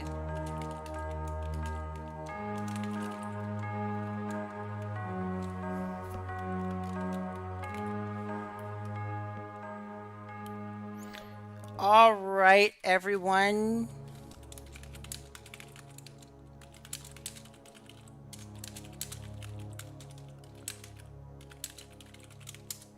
We have been live streaming for 6 hours straight, everybody. That is, oh wow, that's amazing. 6 hours straight, doing each and every single class so far for roughly around an hour and 20 minutes each. Maybe an hour and 10. So, yeah. We've been at work today. We've been working hard today. And I want to thank you for all of your patience. I really want a pizza tonight. I want to get a late night pizza and have a late night dinner. I haven't eaten today. I haven't eaten all day today. The only thing I've had today was my bottle of Pepsi, and in the 6 hour live stream, I've only drank 1/3 of it.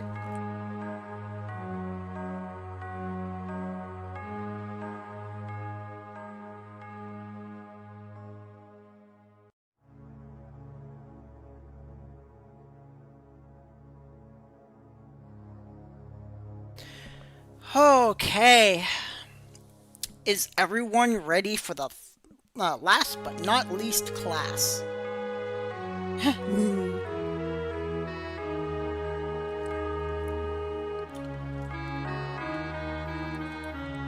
Because here we go. We're starting out, everyone. This is the Rogue class. Last but not least, here we go. Now, I will be the first to admit that I've only played a rogue 3 times since 2000. So my knowledge is going to be a little bit sparse, but I'm pretty sure I remember the concepts and things like that in order to help you out. So, what's the first thing we're going to do? The first thing we always do, Pinky. No, we're not taking over the world tonight, but we are choosing our class, and today we are going to be a rogue. Boop. So we're going to go into here. Look at that. They've left behind some beautiful belts for us. So we're going to take ourselves a wind belt. We're going to take ourselves a wind necklace. Do we have our rings? Yes, we do. So we don't need rings. And we are ready to go. Ah! Let's get started. What do? We talk to Aofi. We go path reception. Say yes. Say yes.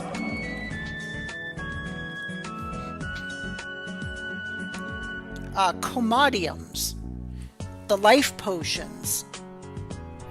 Alright, so what you do, you can only use it if you're grouped up with somebody.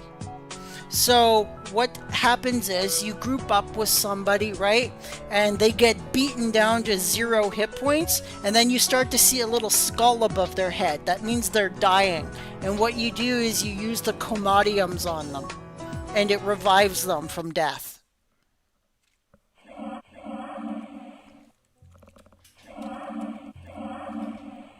But if they pop into their death pile, then you're too late.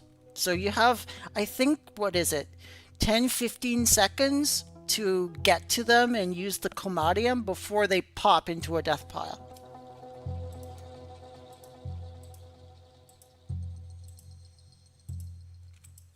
So for the rogue, everybody, we are going to go to the right.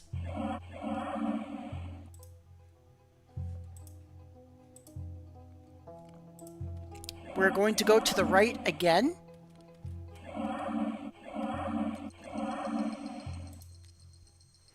But we're not going to the wizard. We're going to the left now.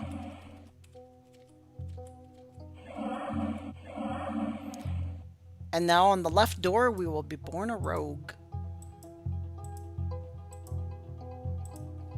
So remember, we're going right, right, left, left for the rogue. We talk to Keith. He's the servant of the rogue. Boing! All right, everyone. We are now a rogue. We're ready to start. Ready to start our rogue journey. We're level 4 already. We started off at level 4. Huh? Oh.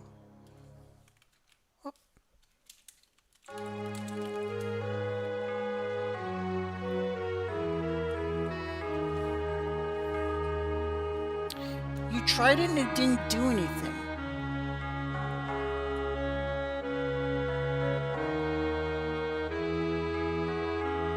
No, you have to walk right beside them. Like, for example, like, let's say this peasant here is dying. You have to, like, go right up to them. You have to face them, and you have to use the red potion in order to heal them.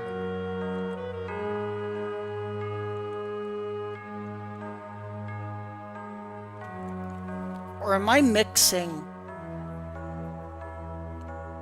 Know what? I think I'm mixing comodiums with biotectiums.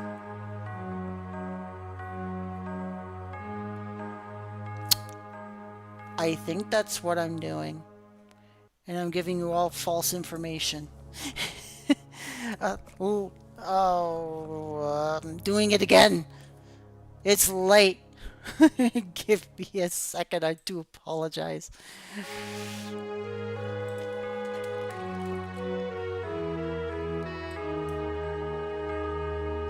No, I was right. Comodiums are the revivals. I was right. I am not falling asleep on the job. I'm doing it right. Oh my god, Flo. That is so... Aww. Aww. Thank you so much. That is... Aww. That is so... Aww. You're gonna make me cry.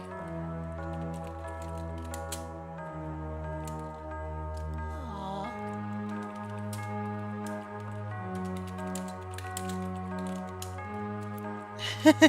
I'm sorry, that's my second ever super chat in the history of my channel. I'm choked up. I don't know what to say other than thank you. Thank you really, really, really, really a lot. That really means a lot to me. Thank you so much.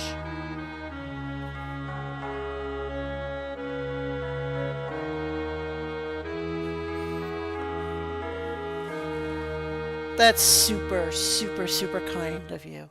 Thank you.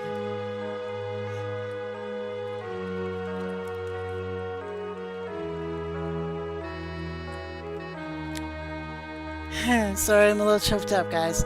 Okay. We're going to get back into it. So, I was right about the commodiums. What you need to do, is you have to, like, walk right up to your ally, and you have to use a commodium on them.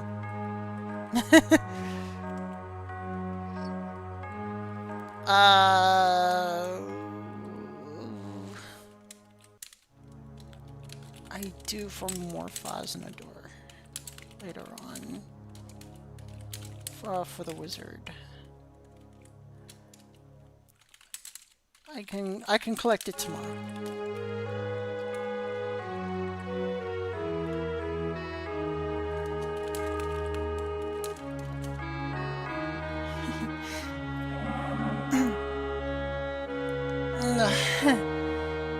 Well, you're very sweet. Thank you, Flo. That's so sweet of you. So sweet of you. I really appreciate that.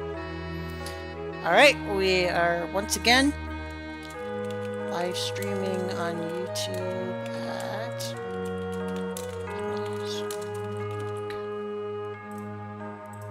I should put currently.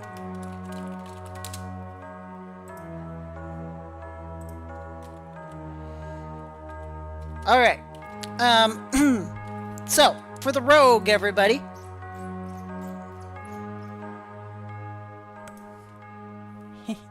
For the rogue. Rogue. Now, interestingly enough,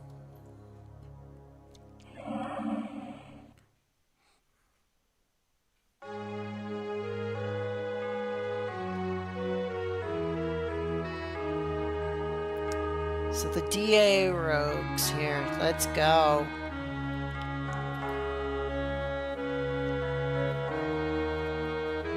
We're going to do equipment first, everybody.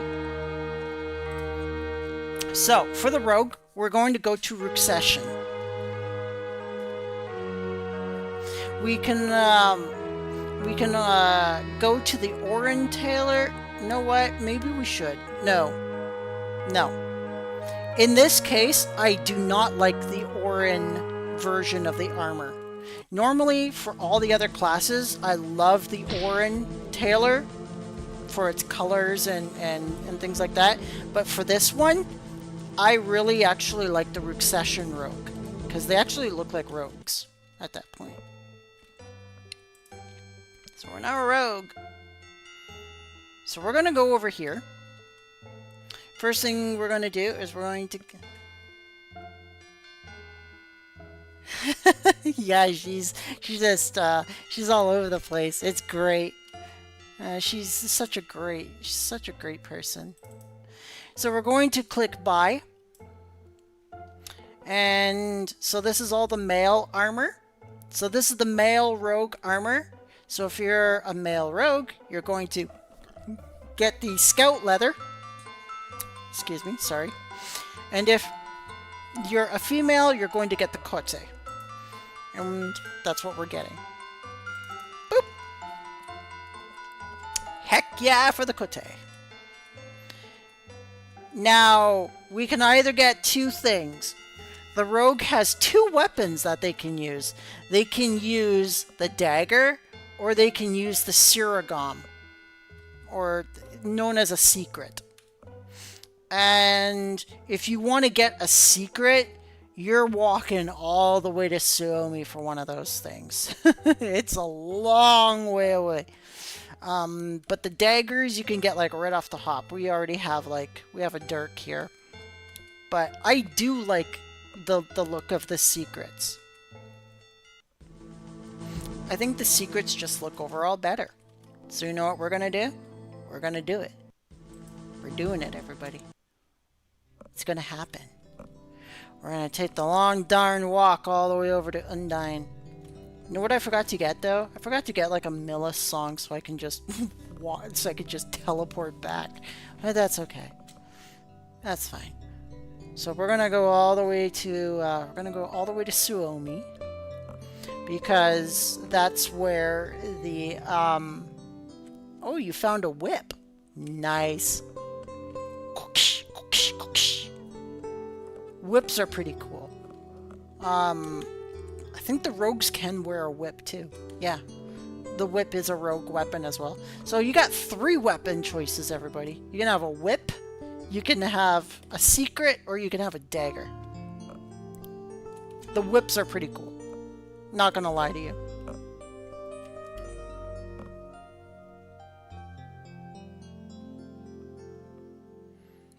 So we're just gonna finish this walk over here.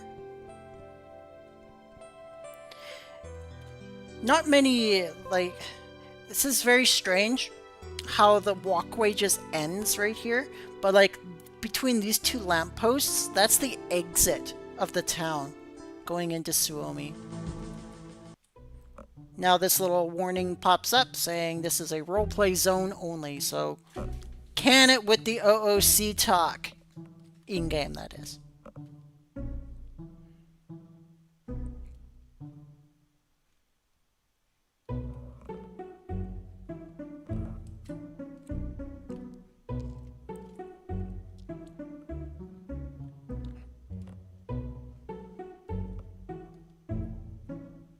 I love Suomi's music. It needs to be used a bit more.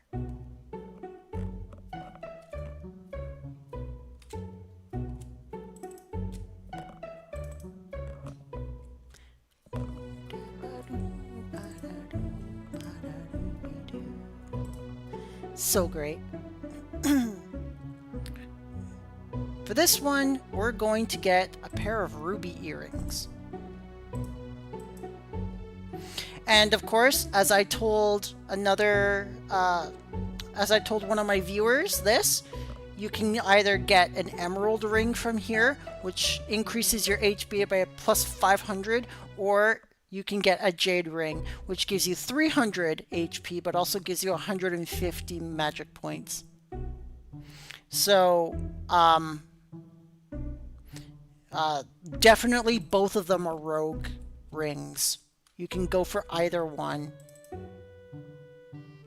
We're going to get the snow secret here, and then we're also going to pick up a center secret, so we don't have to come back here so soon.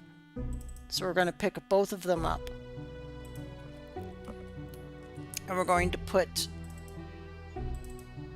the snow secret on. We're going to keep the center secret for later. Put you down for later.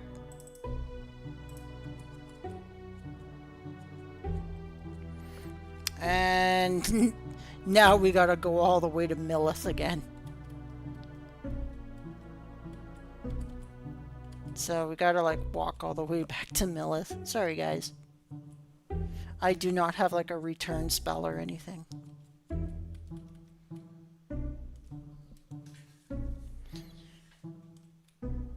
Now, what do the rogues do? Okay. There's an NPC that will take you there by the inn. Really?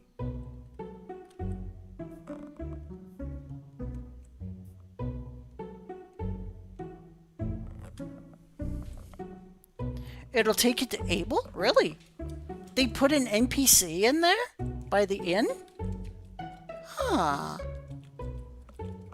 Let me look at the map, see where the inn is. Oh, it's right there. Okay. Thank you. I really appreciate that, Andrew. Thank you so much for that information. Is it this guy? Nope. That's for the... Ah! A wild Yuki has appeared.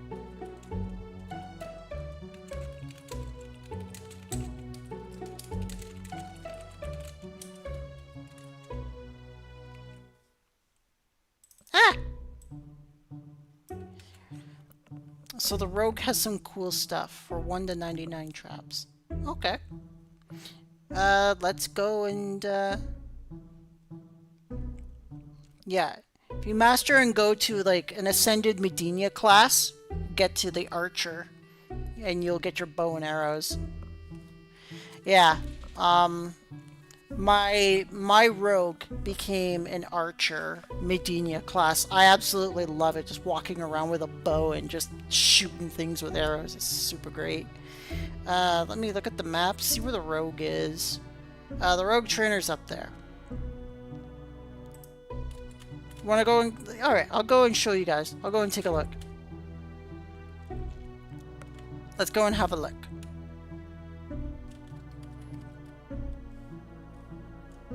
Sorry to leave you, Yuki. You can follow at any time.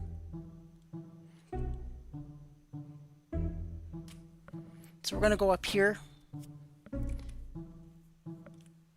It's right by you, that NPC, the knight, the Suomi help. Okay, that's what I thought. When I messaged him, I just didn't look into it quick enough. Thank you, I really appreciate that, Andrew. All right, so talking to this rogue. So this is a study creature. This is a rogue skill ability, and it requires 8 intelligence, and what it does is it allows you to see like what a creature like has in terms of like statistics and all that stuff. So it gives you like some insight bonus into like the monster you're facing. It's pretty cool.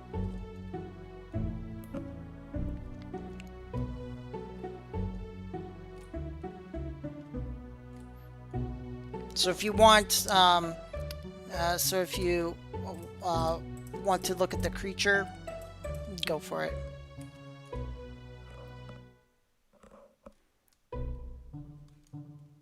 Whee! Hi, Yuki.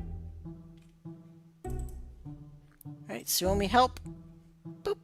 Ah, okay, there we go. Please escort me out of Suomi. As you wish. He just boots me all the way back to Abel. Oh, that is super fantastic. Thank you so much for that info. We saved ourselves like 10 minutes of walking. Alright. So. Now we need to go and get some of our abilities. I don't know why I left Millith. So we're going to go to the Millith Rogue. And we're going to see exactly what he wants. And how much it's going to be for. Now, to go on to the tutorial about what the rogue does. So the rogue has 2 functions. They walk around and lay traps everywhere, and they walk around very stealthily, so it prevents enemies from finding them. However, the moment you do any kind of an attack will be the moment that an enemy like locates you instantly and tries to blast you.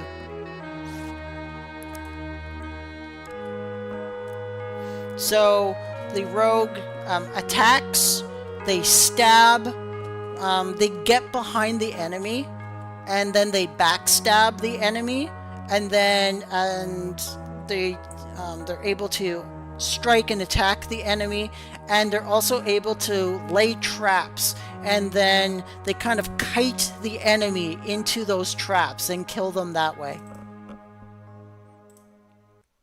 So, for example, the needle trap, which is your first trap, he wants our dirk. Giggity.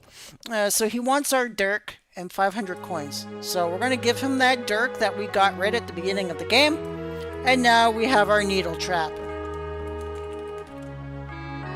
I'm going to call it Watch Your Step.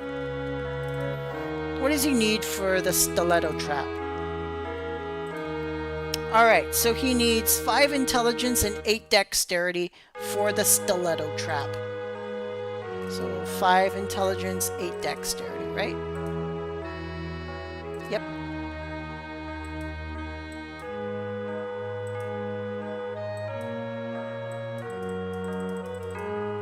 Okay.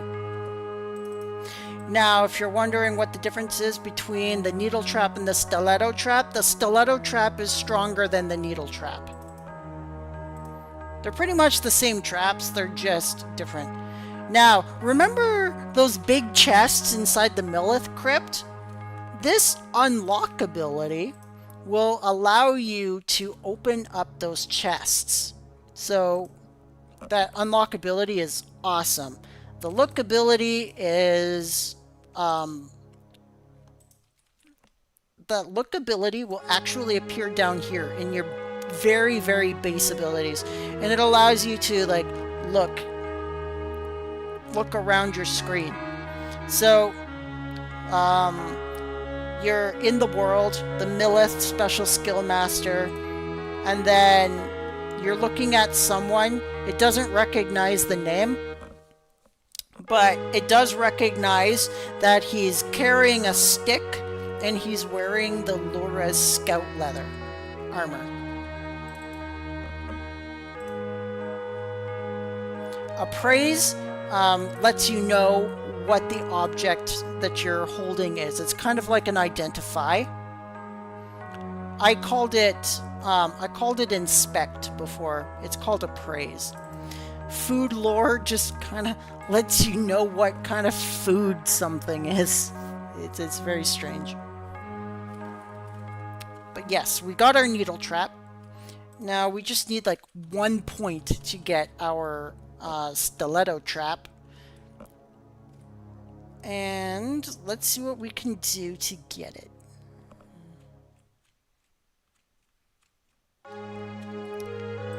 First of all, we're going to go to arms, weapons, armor. Notice he's giving us 750 experience again, much like with the fighter. So that's always good to have. So always click these because this is like extra experience for you.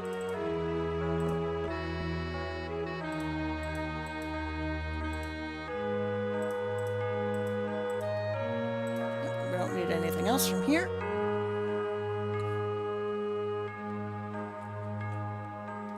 Oh, look at this! Oh, yeah, you adventurous aisling. So you're looking for an adventure, are you? It's like, I know it won't be easy. In fact, it might even fail. It's like, sure, why not? Alright, so he wants 10,000 coins again. Alrighty. So we just gotta go over there and bring him 10,000 coins, and then he'll put us on another quest. Just like what he did with our monk. I think he did the same thing with our monk. And now because of that, I totally forgot where I was going. Oh, right, okay. I remember where I'm going.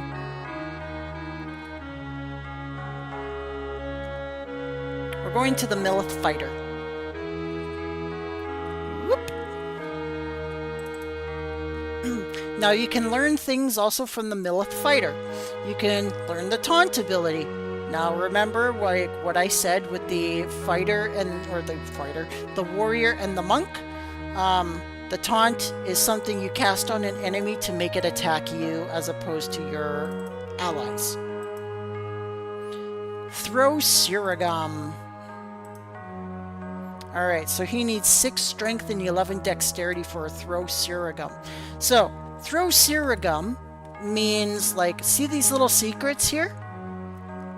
These secrets are a type of Sirigam. And you use them as a throwing weapon. And your Throw Sirigam will throw your weapon at the enemy from ranged. Hello, Yuki.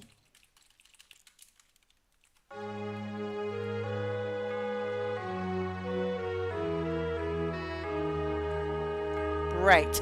You for Throw Sirigam, you cannot be in front of the enemy. Like, for example, like if you're right here and your enemy is like where Yuki is, it won't work. You have to be at least 1 space away from the enemy. So you have to be like right here, or right here, or right here, or right here, facing the enemy, or the throw's not going to work. So you have to be lined up with the enemy, but the enemy cannot be like right adjacent to you. Thank you, Yuki.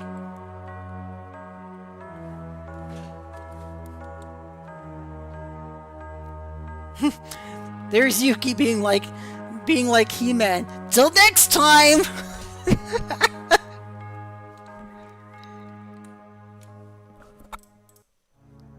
Oh, that's great. I love it. So we're going to do the fighter training. Let's see how much XP he gives us. He gives us 250 experience.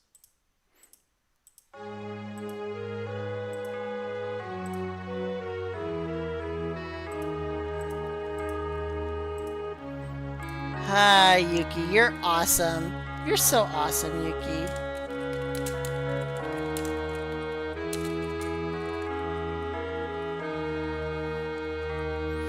So we need 2,598 to get to level 5. Which we get from this priest. Yeah. Alright. Let's see what she needs. She needs a raw wax. We have one of those. Boing! Thank you, I've needed this. So we just completed a daily quest right there. We had a raw wax that we picked up on the ground, and we just gave her the raw wax, and she gave us 2,000 experience points to complete the daily. So tomorrow morning, after Chaos Rises, that's when the server resets, you can do another honey quest. Make sure to click Woods, get your 2,000 experience for Woods, and then get Fairy Love. And each one gives you 500 experience there. And now you're ready to go.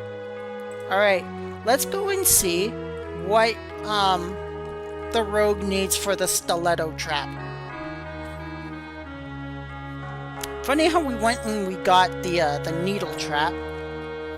Now we have what we need to get the stiletto.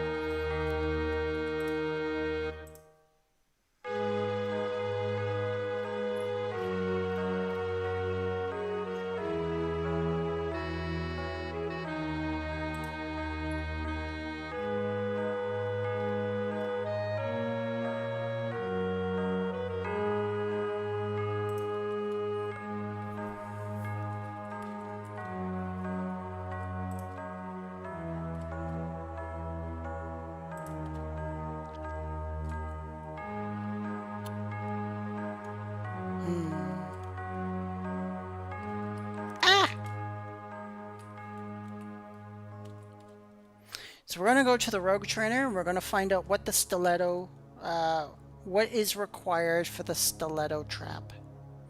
Now remember, stiletto traps are far more powerful than needle traps.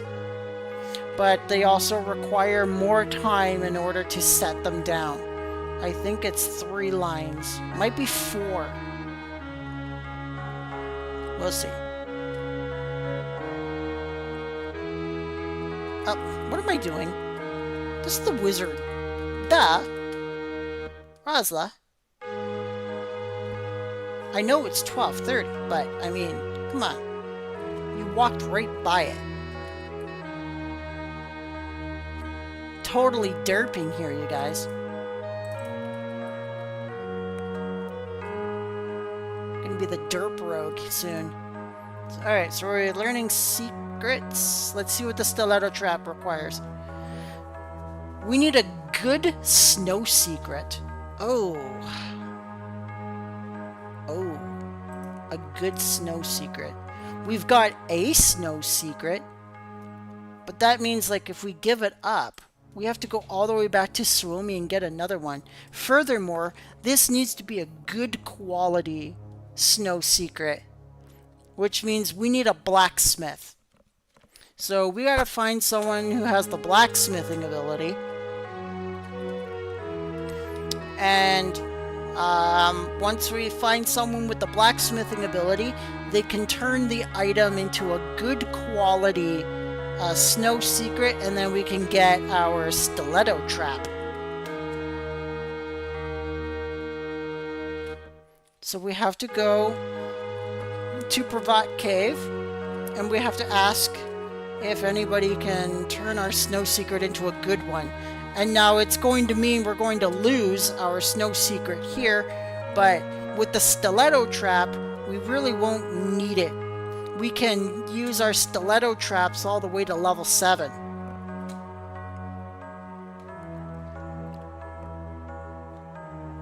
Might be a little slow, but I mean, it's worth it in my opinion. So we gotta find a blacksmith. Yuki, are you a blacksmith? Good quality blacksmiths are very, like, those are easy to make, I think.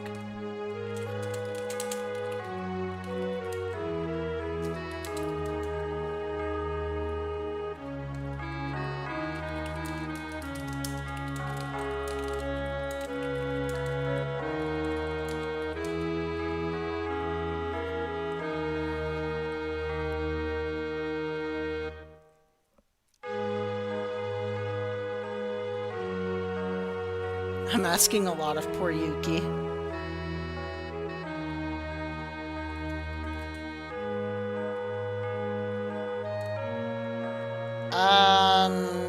I guess Tiger?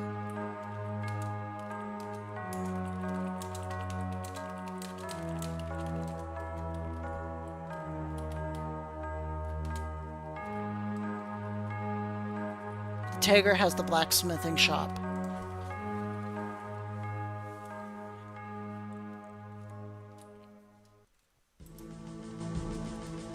Alright, so Yuki's going to help us out. Ah! Ah! Ah! Dude, seriously, come on. There are more light belts here. Go! You know what? There's a sea belt here, too. Yoink. I'll pick that up. We'll pick that up. Now, so you guys know, the stiletto traps are not affected by your dark necklace or your elemental necklaces. So if you're using your trap abilities, your necklaces aren't going to help you with this. Just so you know. Your necklaces will help you with, of course, hitting an enemy and backstabbing an enemy and things like that. But it's not going to help you with like your trap spells.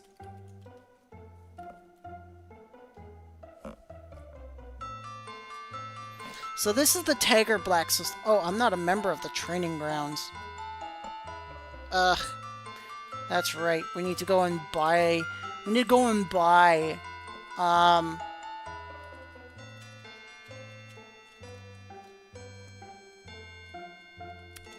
gotta remember how to get in there. So we could...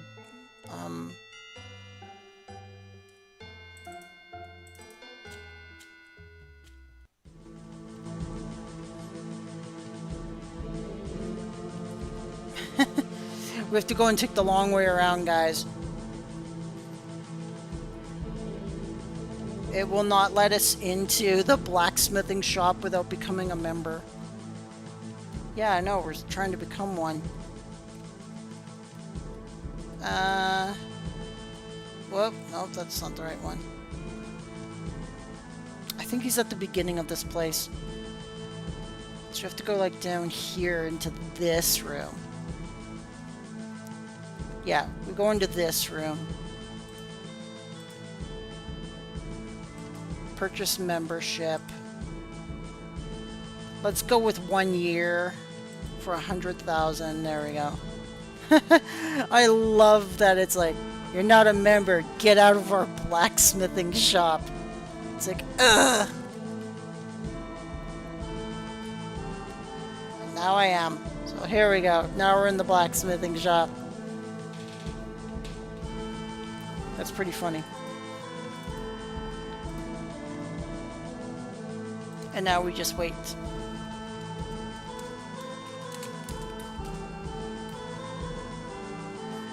Just gotta wait for Yuki's ult to come and save the day.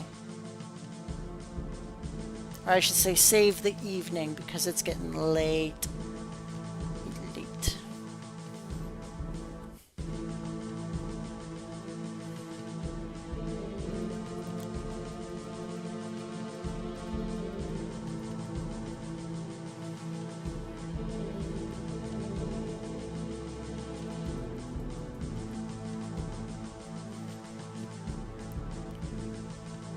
So a lot of our viewers are starting to kind of get some rest. It's pretty late, and I have been like doing this for almost 7 hours. We're going to go on for probably another hour or so, maybe like 45 minutes, and then the live stream will be located in the playlist, in the Dark Ages playlist. So but it'll have to finish like processing first, and then it'll get posted. So it won't appear like immediately after the live stream, but it'll get posted about a couple of hours after. And then by then, once it does, I will split, not like split the video up. I'll like put the video into chapters. So like when you watch the video, you'll see a chapter where it says warrior, priest, monk, wizard, rogue.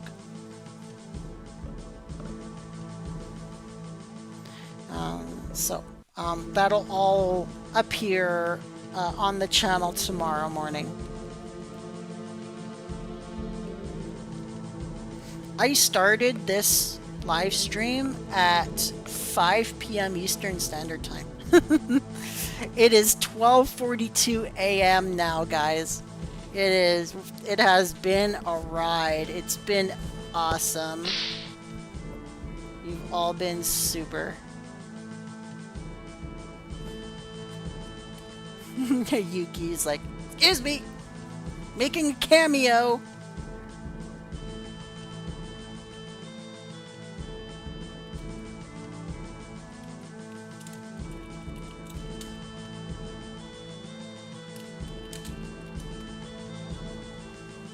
Oh, she put her in Pyatt. No problem. No problem at all.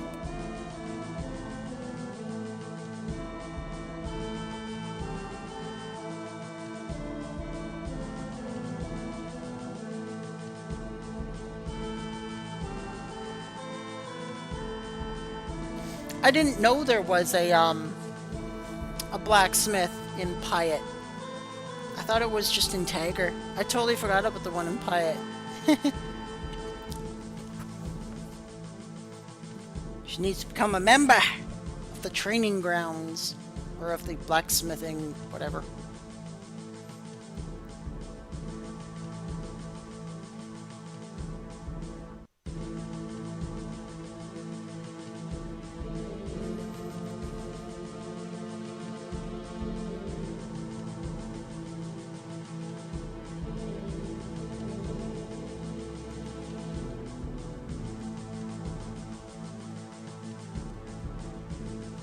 It'll just be a couple more minutes, guys.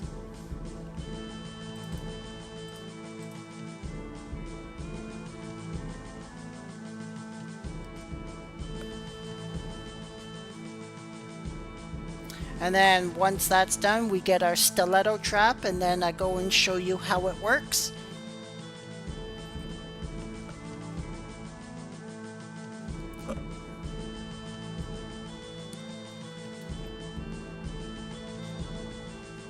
Then we'll work on getting the unlock, and then we need to like buy a bunch of lock picks, because the lock picks are going to be what we will need to use the unlock skill, and that will allow us to open up all the chests that are inside the Mill of Crypt. It's going to be pretty cool.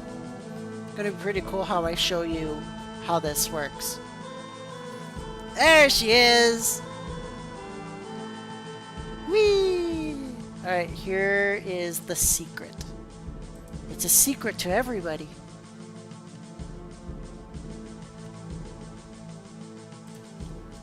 It needs to be good quality.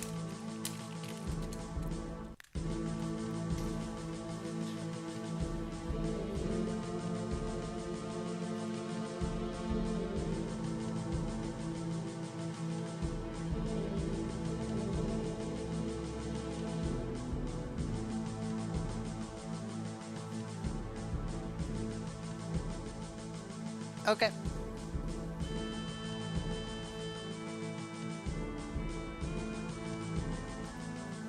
Uh-oh. This blacksmith can't do it. I wonder if we do have to go to the Pyatt blacksmith. Maybe she went to the right place and I went to the wrong place and I've just been waiting all this time, wasting your time, everybody.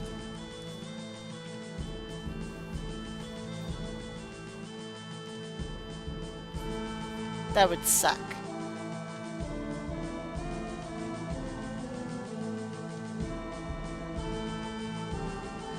Okay, let's go to Pyatt.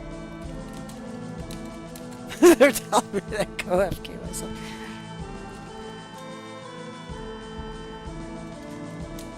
Oh, in Millith? Really? It was in Millith all along?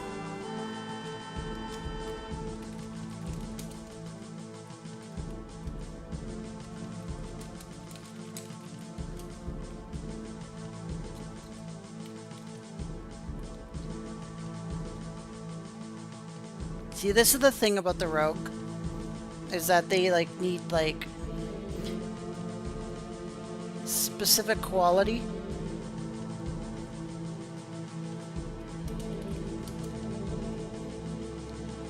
Like they need specific quality in order to like get their things, right? And sometimes it can be a bit of a hassle. Like, for example, for the maiden trap, you need a fine light dagger, and you need 2 of them. So, like, oof. The maiden trap is the most powerful rogue trap ability. You kite an enemy into those traps, and it's good night after, like, 4 hits.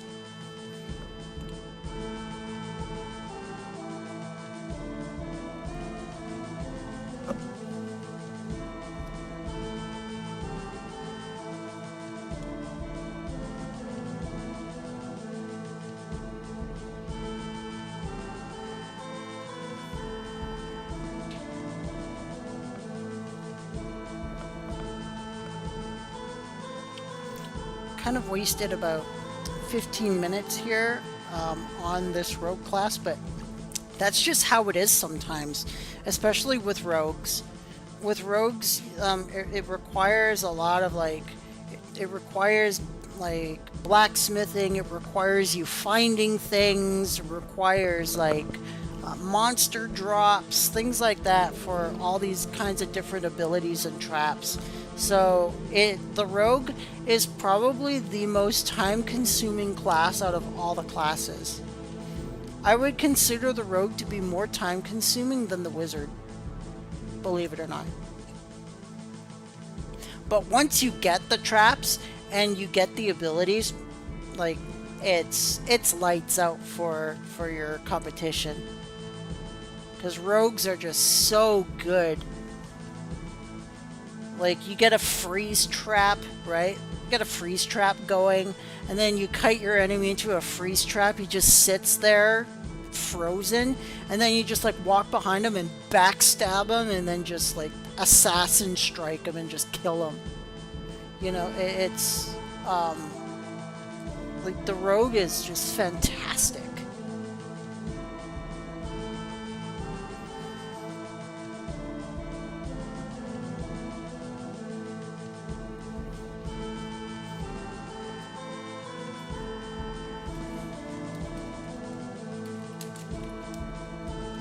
Alright, do we have a Milla song?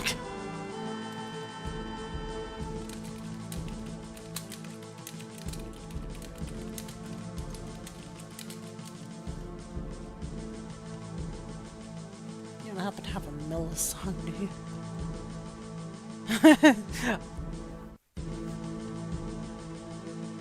She could probably just teleport me there. I bet you. I bet you. She's just gonna pick up my character and be like, get to Millith!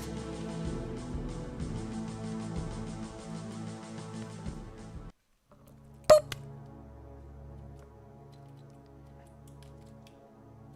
Oh, that's so great. Ah, it's so wonderful.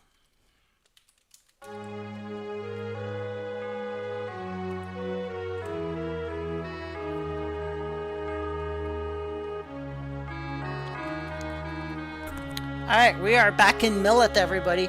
We just saved ourselves another, like, 6-minute walk. It was here all along. We could have saved ourselves, like, 15 freaking minutes. Ugh. I feel terrible. Just wasting your time like that. Apologies, everyone.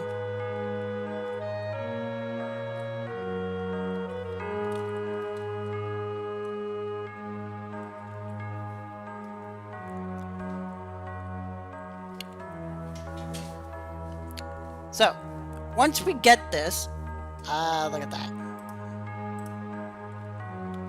So, it's not identified, but this is a good snow secret. Oh, I have to begin it. Maybe it's not.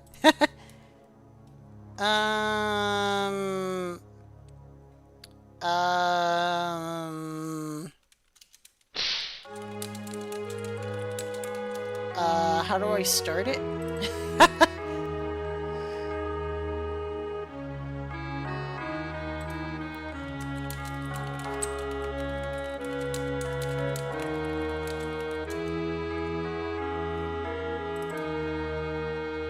Sorry, Smith is not in here.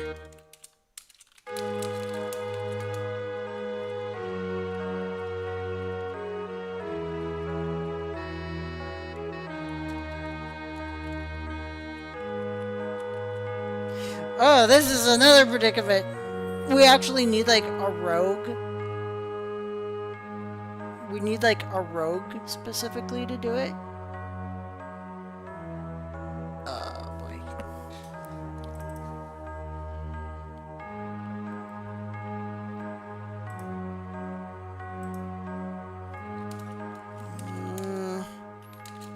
It is not an option for me.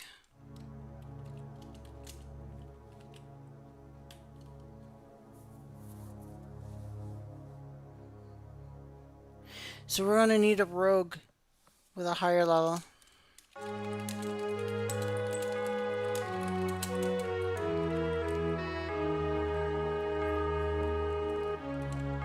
we know anyone? Let's ask.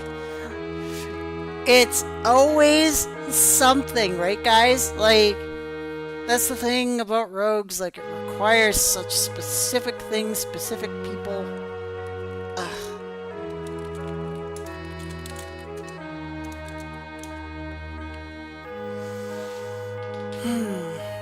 So, I'm gonna stay up a little bit longer.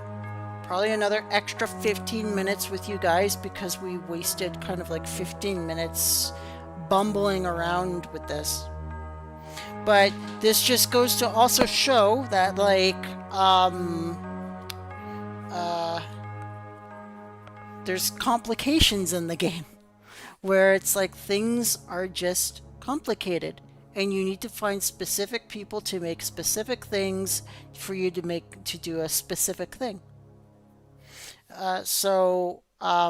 This is actually a pretty good example of just how you need to kind of scramble around and find the right person to do the right thing in order for you to get what you need done. So this kind of bumbling around is also a good teaching tool.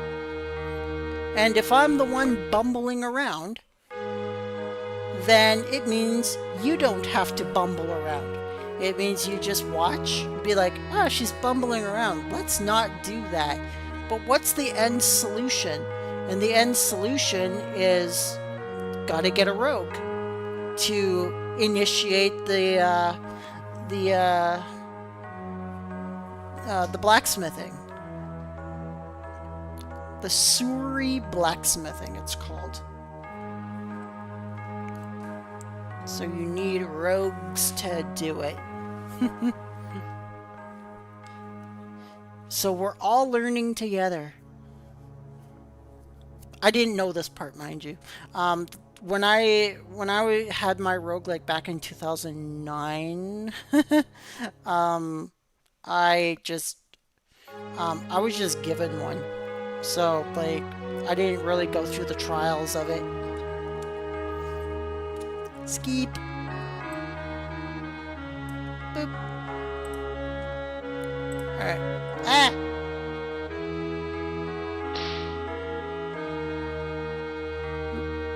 Huh. There you go.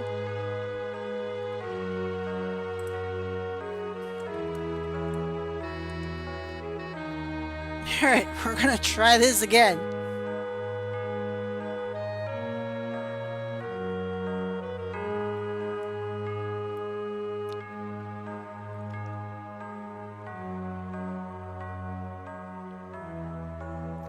Bring!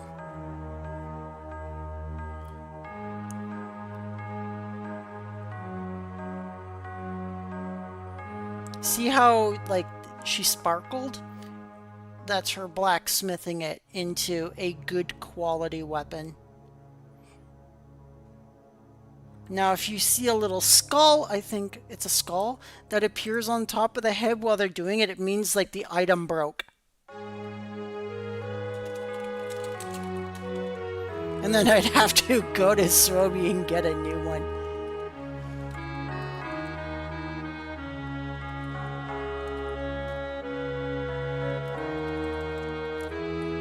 Alright, let's go get our stiletto trap that we should have gotten like 20 minutes ago.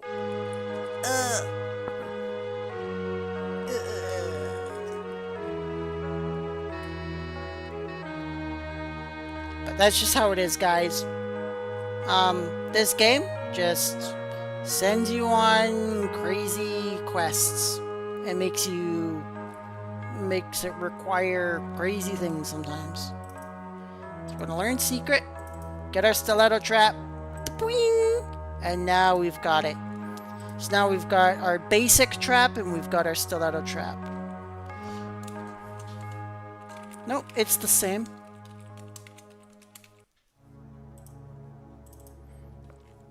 Okay. What's the unlock ability again? We need 6 intelligence and 6 dexterity. Oh. Yoink! Hello. Give me my unlock. Aha! 1,000 coins? Heck yeah! Here we go. And there we go, guys. It appears in your base abilities, but don't forget to buy the lockpicks from him. You need to buy these lockpicks.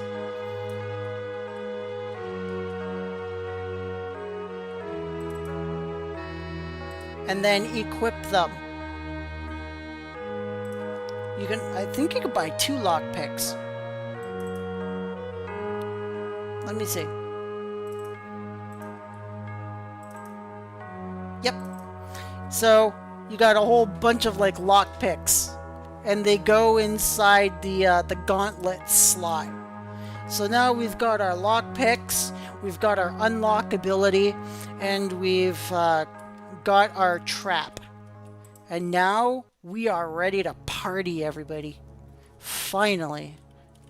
We are ready to do it. Let's get going.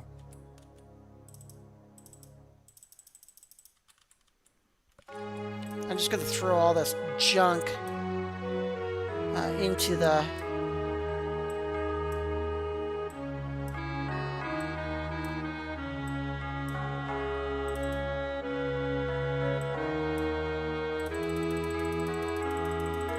Look at all this stuff.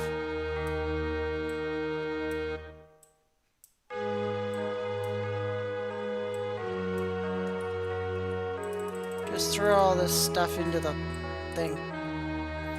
You get 25 experience every time you throw something in there. It's not a lot, but hey, it's better than nothing. You know what? We're gonna pick up this spider silk. Yoink! What's this? That's a gold jade necklace. I don't know what kind it is, though.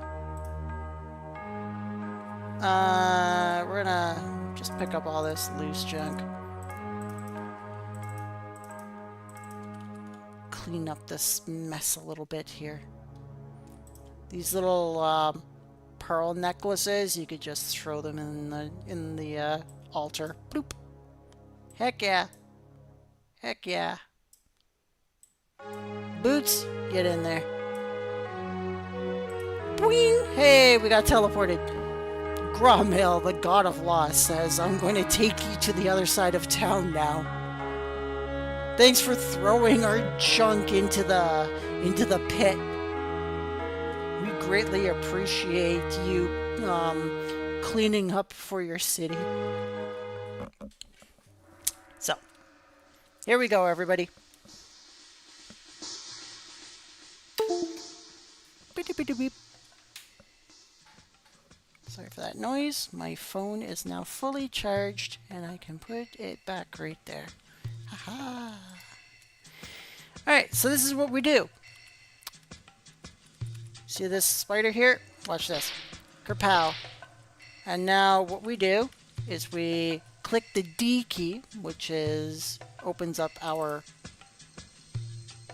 spells. Bloop. Our trap is right there. And pfft, it just steps into it and dies.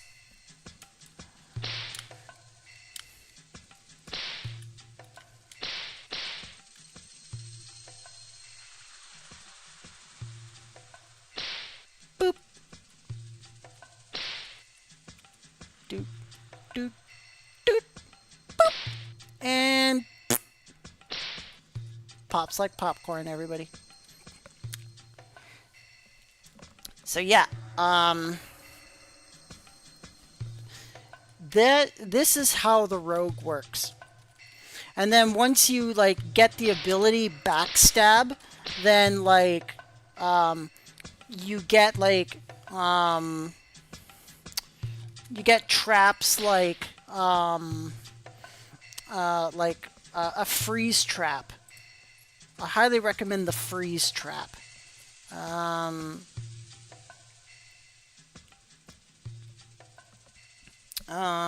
Gotta remember what it's like actually called.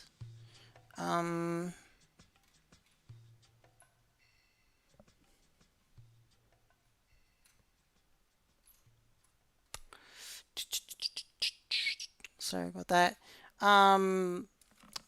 What is the freeze trap called? I think it's called the sleep snare.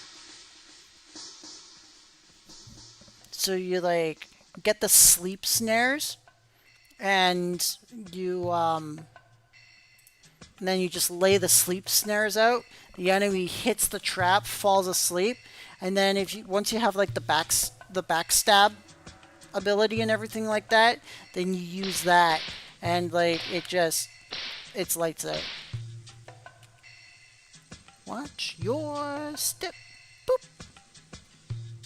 And hi, Flo. The rogue polishing.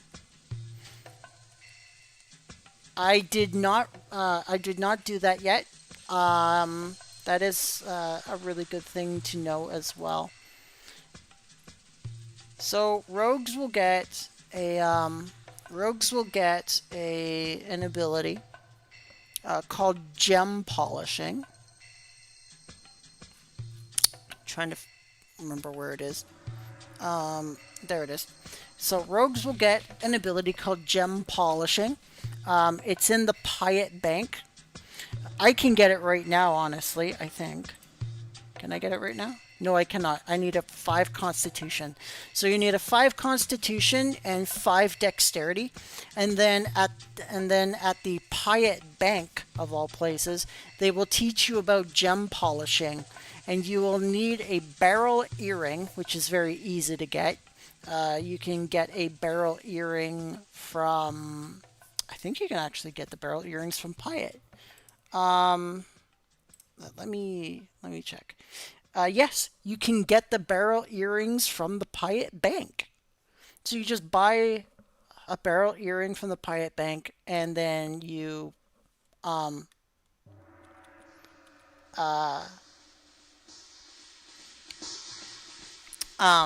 purchase the or then you learn the gem polishing. What the?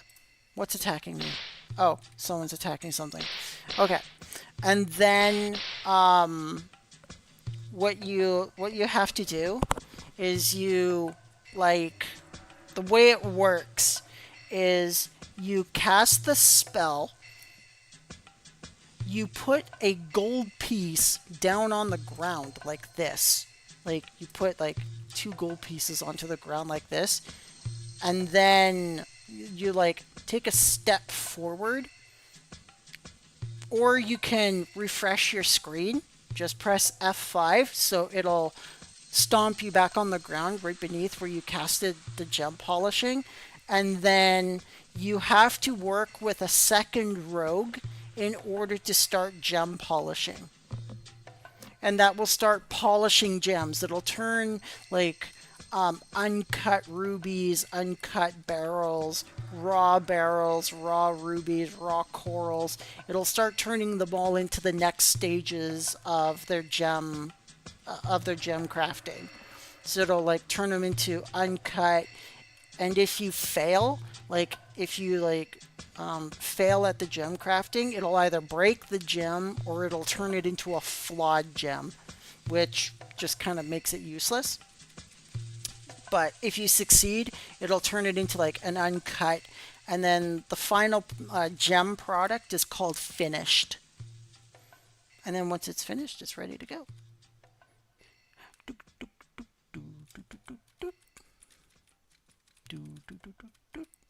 All right, so we're going to go and open up this chest here. Because we got our unlock, we got our lock picks. We're going for it. Now it's saying we're leaving it alone. Hey.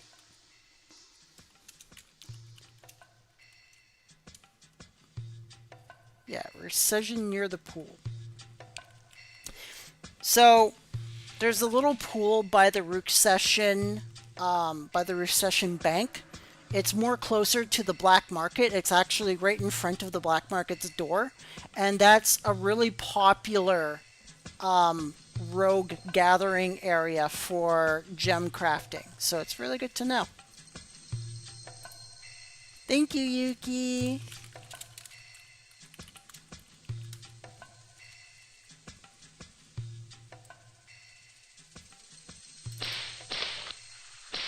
Alright, we've unlocked this thing. No, we're not leaving it alone.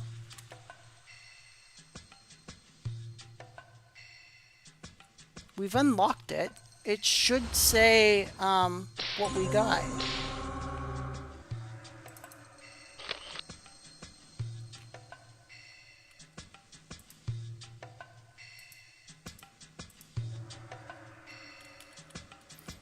Unless another rogue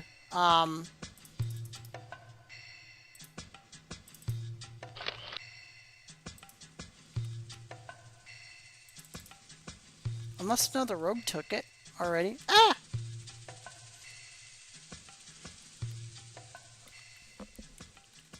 Maybe the chest was already emptied.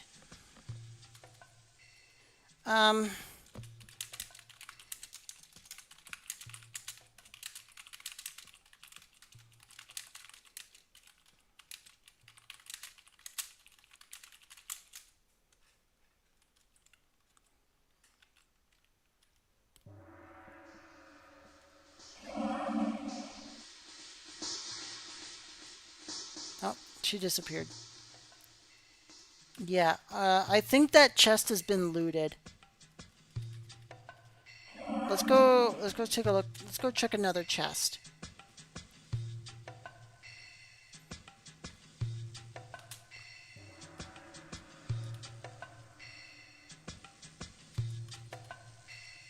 No, we're not leaving it alone.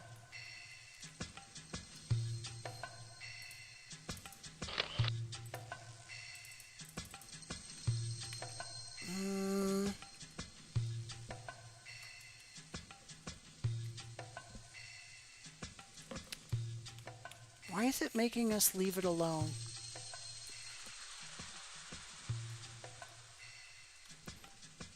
I'm wondering if it's because the chest was already looted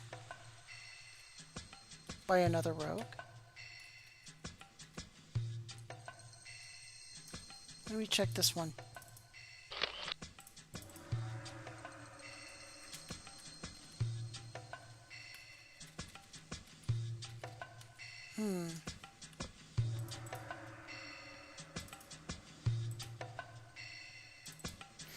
The ability is working. The lockpicks are losing durability. I'm just not quite certain why it's giving me that error. See, it's like you leave it alone.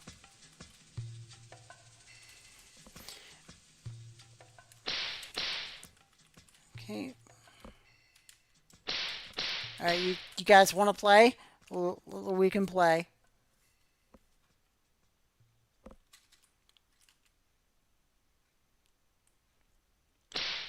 Pop!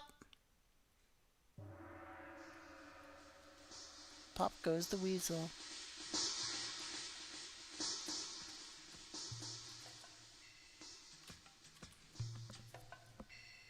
We need him to stand right there. There he goes. He's done. So that's primarily like the rogue in a nutshell, everybody. I'm trying to figure out why these chests are not opening though. We're always leaving the chests alone. I don't know why it keeps saying that. I'm gonna ask for help from a rogue. Does anyone know why these chests are saying...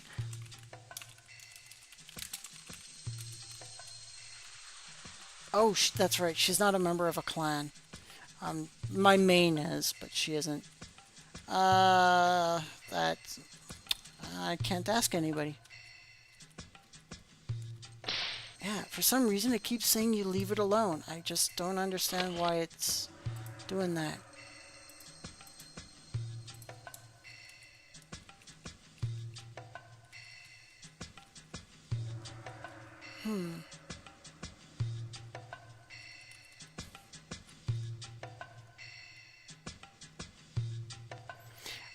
I'm suspecting it is indeed because the chests have already been looted by another rogue. But like, we're always, it keeps saying you leave it alone. I just don't get it. I don't know, do we need to be stealthed in order to do it? Like, do we need the stealth ability? Which means, like, we need to get hide? But that wouldn't make any sense, because, like, if we can unlock at such an early level, then we shouldn't need the,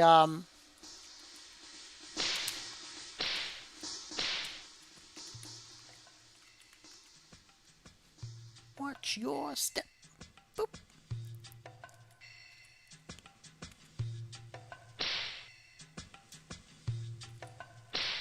And boop. Alright, so he's dead and he is dead.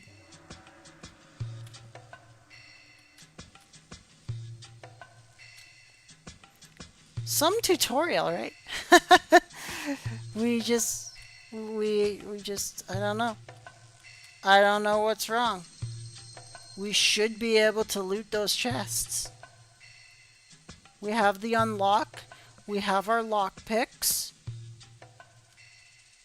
There should be no reason why it's saying you leave it alone all the time.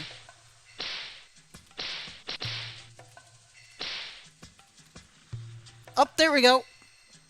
There's a chest here with a lock on it. Oh no, I got poisoned. Oh my god. Oh no.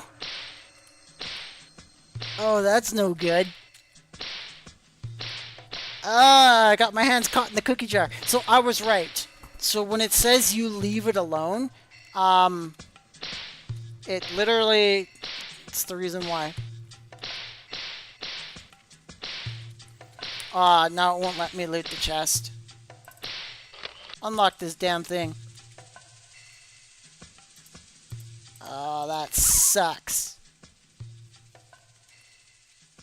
Oh, we did get a gem, though. We got a gem from the treasure chest. We got a raw coral. But we need to get out of here, because if something even hits us once while we are poisoned, we are dead. We are really dead. So, like...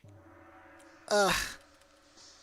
Leave it to the rogue to get poisoned by looting a chest. That is so great. That is so classic.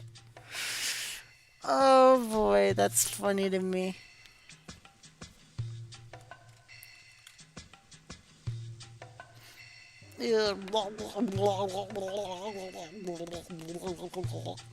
I'm choking on my own poison. My hands unlocked the chest, and I got poisoned for this raw coral. This beautiful gem.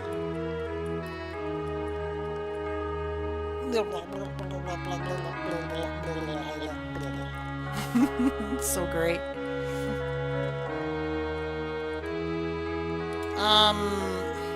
I forget what potion cures poison. I know there is one. It's a grayish potion, and it cures poison status.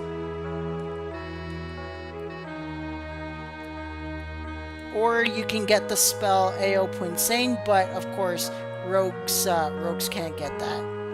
Only monks and priests can.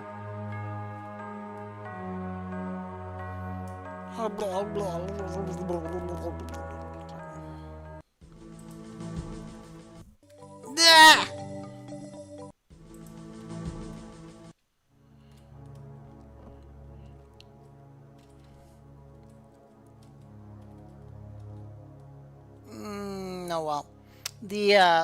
The spell's effect is wearing off anyway. But anyway, yeah, that's the unlock, and that's the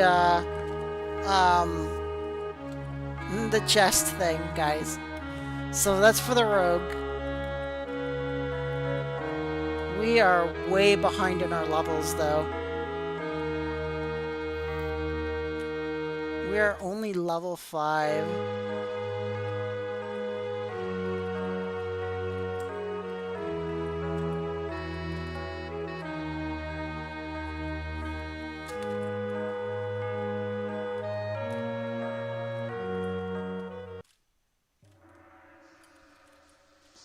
Alright, we're back in action. We don't have a lot of hit points, so I'm just going to use this purple potion, get us up to 400 hit points. It's not all of it, but it's enough. Come on, you little crapper. Nah. Nah. We need to get to level 7 so we can... Ah! A wild Yuki has appeared.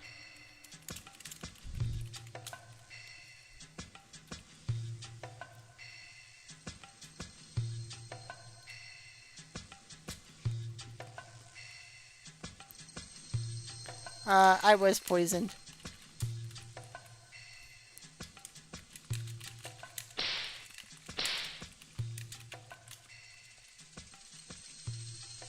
I got my hand caught in the cookie jar. I tried to reach into that beautiful little chest, and then that chest was like... It just nommed on my hand and poisoned me. Just destroyed me.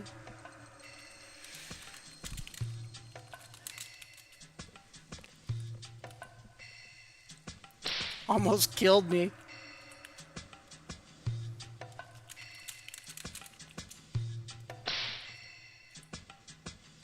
Heck yeah!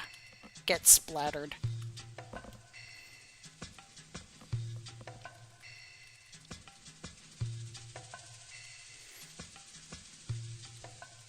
cool thing about the traps is that, like, they are so powerful. Yeah, I don't like poison either. Poison is bad. It's terrible. It hurts. It's ouchies. That was so funny though. It's so comical. It's like, yeah, knew that was gonna be a thing. Wonder what this chest does. Poison. Ah!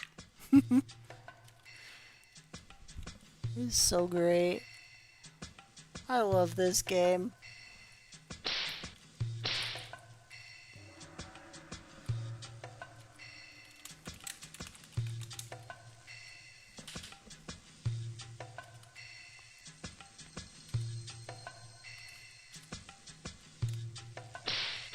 Eh, ee, ee.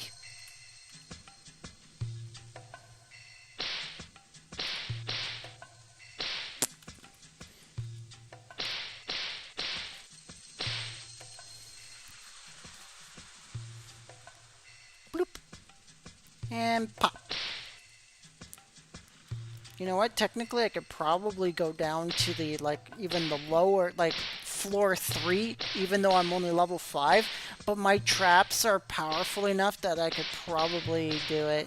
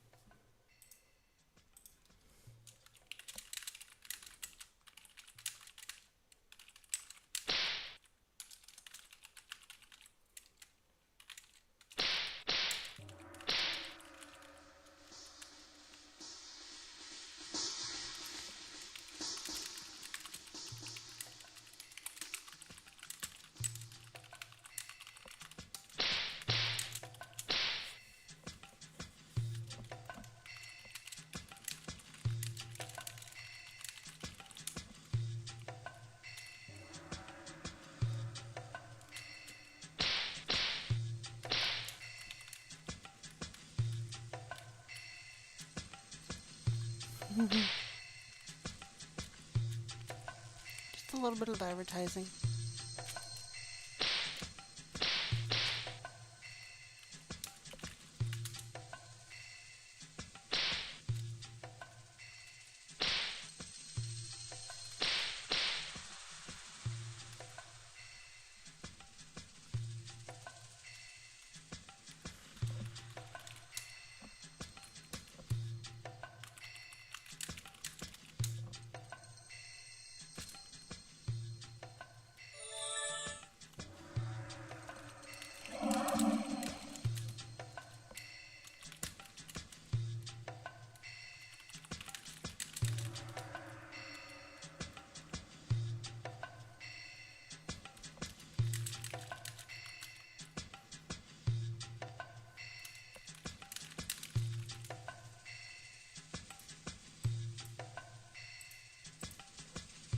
Really? It's empty?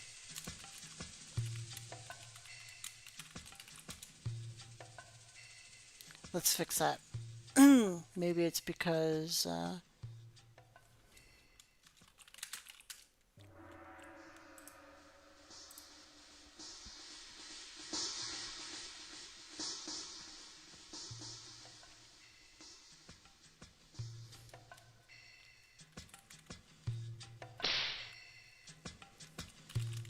yay! They now see it.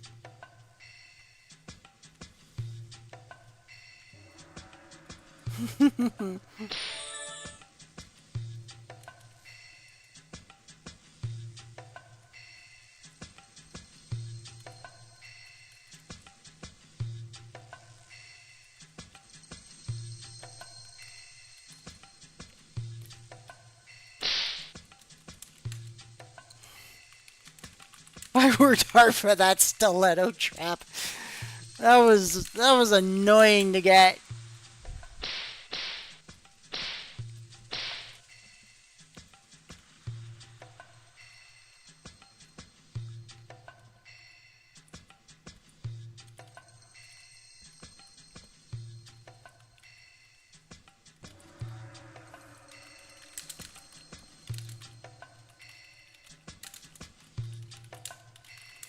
We're gonna try going below.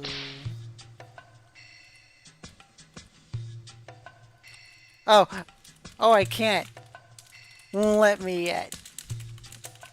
I have to be level 6 to go down there.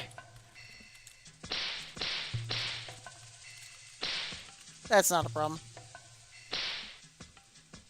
Boop. Come on. What the? Get back here! How dare you?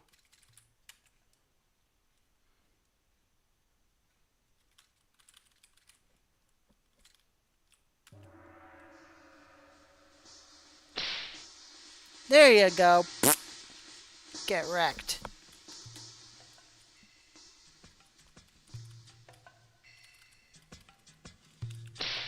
I still need 4,500.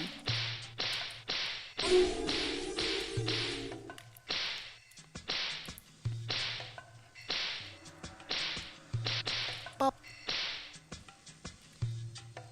So we're just gonna finish this.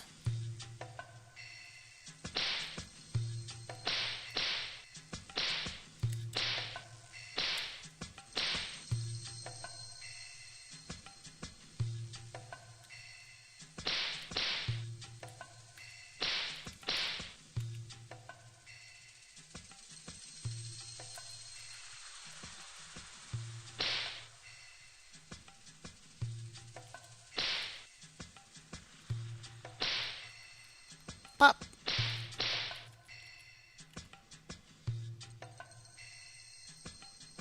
Pop.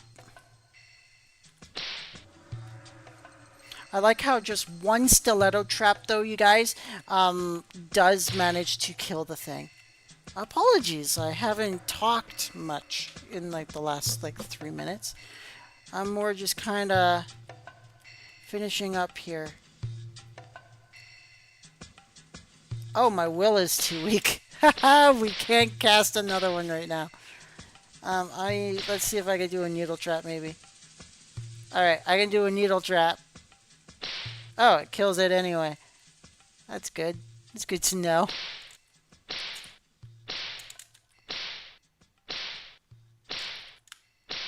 My traps put me out of magic. Wait. Alright, so it... Aw, thank you so much. I appreciate that. Thank you.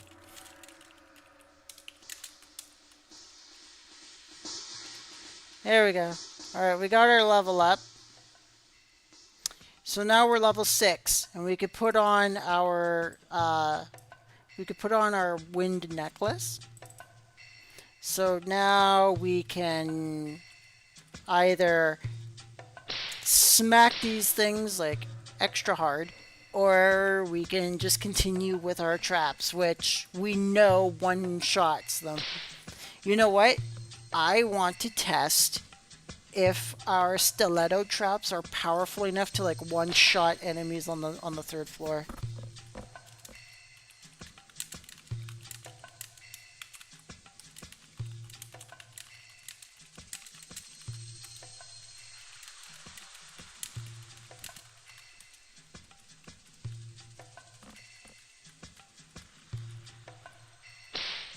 Wait.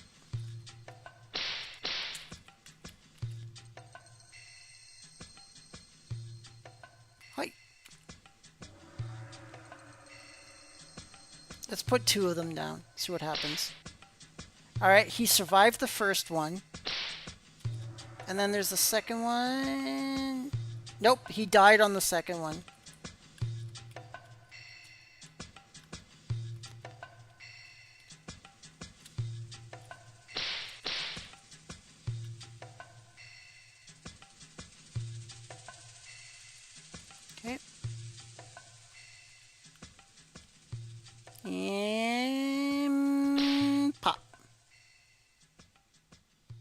And he's dead. Alright.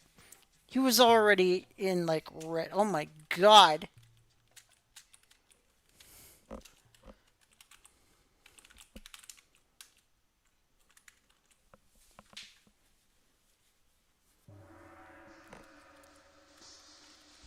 The floor is littered. Aw, that's a Daok. You. Oh, heck. Yes. More spider silk, please. Thank you. Spider silk is always a great thing to have. So, like, if you can find it, it is most certainly worth it. Oh, no. More death piles, everybody.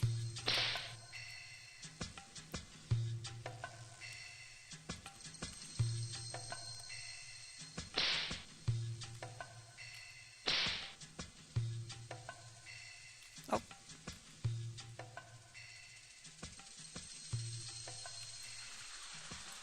Alright, just to know where they are, I'm just going to put those there so I know where the traps are located.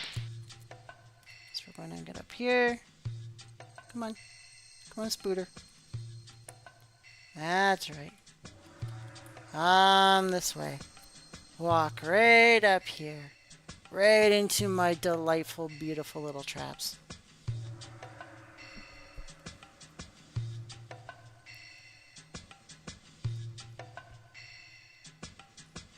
Papoom! Papoom! And he's dead.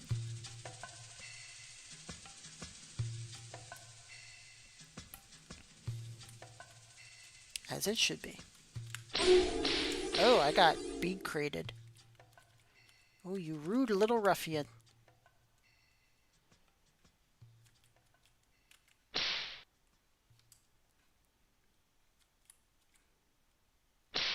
Now the bat has a little bit more hit points. Oh, no.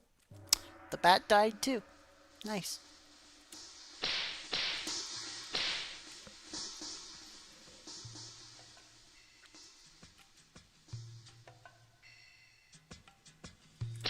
Okay. Very nice. Oh, he survived it.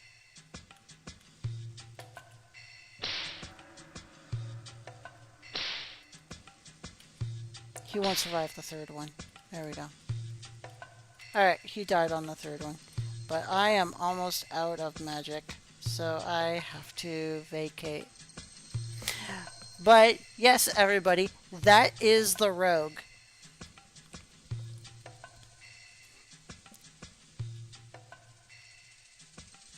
You know what? I'm going to pick up that epi for now. We are going to still... you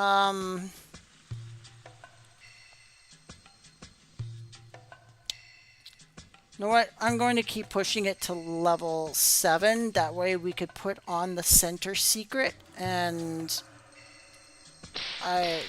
then I'll be around the same level as all the other tunes tomorrow. And when we get working on the classes tomorrow a little bit further with more things, then we will be able to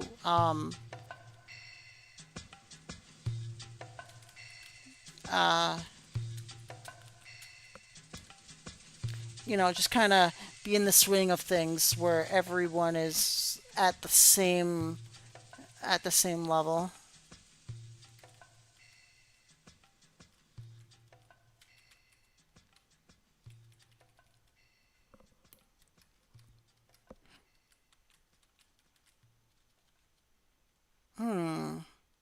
There's no one here. All the enemies are dead.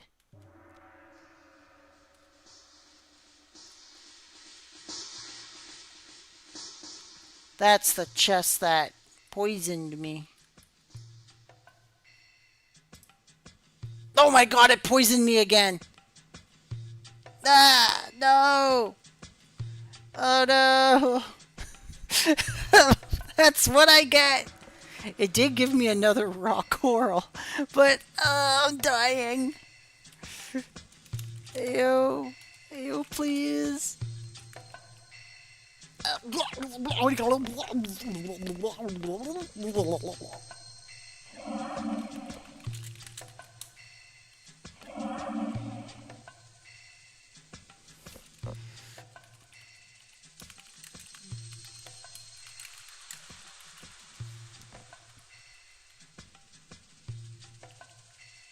Poison tastes like burning.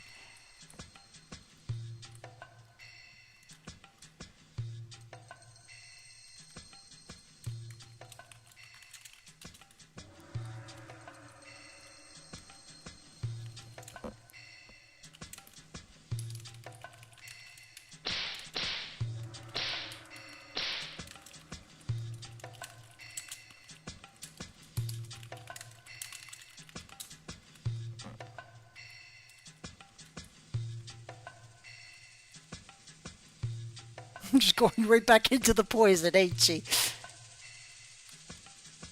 They have no idea. They have no idea.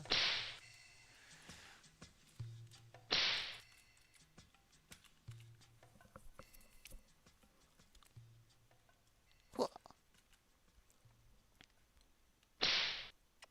Huh. Huh.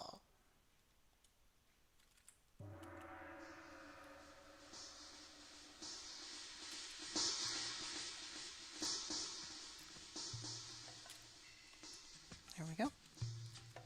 Hiya! Hiya! This way, please. Into my traps, and I may relieve you of your pain. That's right. Right this way. That's our dear wonderful... Where'd they go? Oh, there they are. Ooh. Wing, level up, everybody. We are now level 7. We could put on our center secret. Now we actually have our weapon back. So things are going to be a little, tiny little bit easier. Not a whole lot easier, but a little bit. Alrighty, let's see here. What next? What are we going to go for next? We do need to go and get our gem polishing.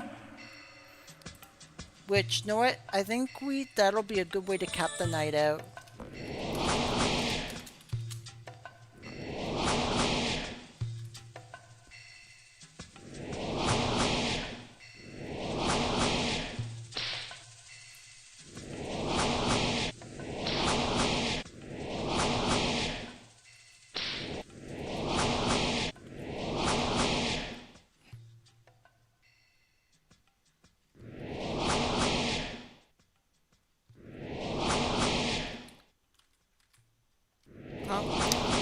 I was going to help them.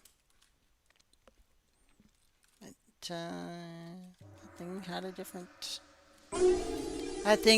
different idea for the night.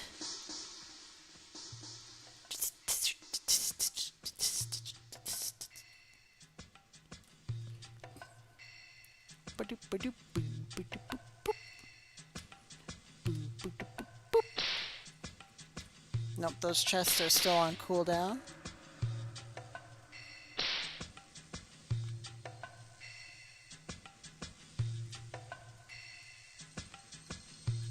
Yep, all those chests are still on cooldown. But anyway, everybody, that is the rogue in a nutshell. We will get into more about the rogue tomorrow. And we are going to cap the night off by going to get a gem polishing. So that's where we're going to go next. And then we're going to work on getting... which one would be a good one to go for? Probably the blind trap. And the sleep trap. So the blind trap and the sleep trap sound like a good idea. So we're gonna need quite a few things for those, though. So the blind trap requires 6 strength, 10 intelligence, 6 wisdom, 3 constitution, and 12 dexterity. It requires a bat's wing, which is not a problem. You get it at the Recession Rogue, so that's not a problem. The sleep trap you also get at the Recession Rogue. It requires 6 strength, 7 intelligence, 12 wisdom, 3 constitution, and 12 dexterity. And you need a scorpion sting for that one. Where's the backstab?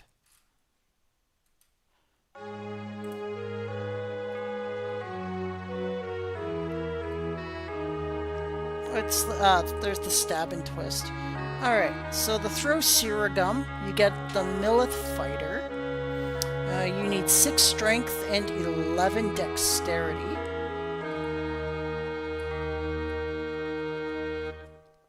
So that could be something to go for towards level 11. Stab and twist. It needs 18 strength and 12 dexterity, so we're getting really up there.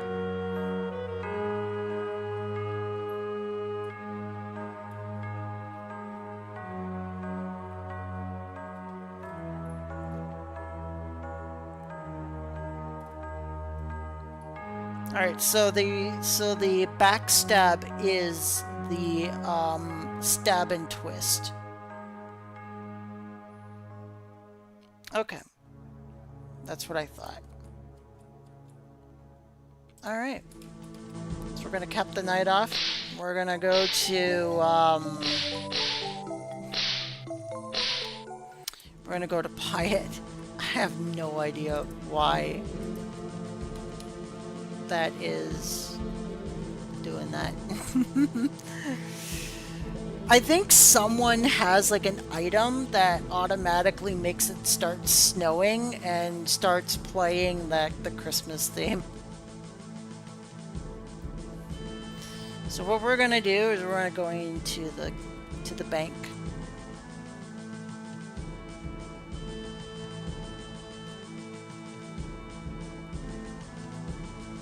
I don't think this is the bank. This is the inn. Is this the bank? No, this is the inn. I think this is the bank. I think the bank is right here. Yep, this is the bank. So we're gonna buy barrel earrings. And then we are going to learn secret. I'm going to go gem polishing. Bloop. And now we have gem polishing. And see how we got all these rock corals? I'm going to show you, before we go for the night, what to do with gem polishing.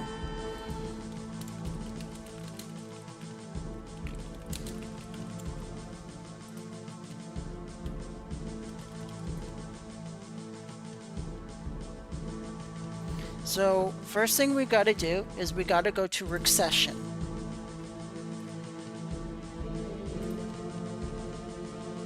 And remember, gem polishing is at 0 out of 100.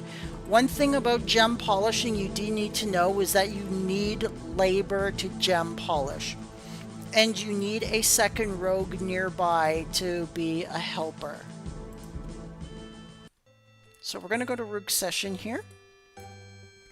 And we're going to go to the pool that Yuki talked about, which is literally located right here. So this is the pool. Rogues hang around here a whole lot. And this is where everybody like does their gem polishing. So what you do is you park yourself here. You put your rock coral, I do believe, at the very front. At the first.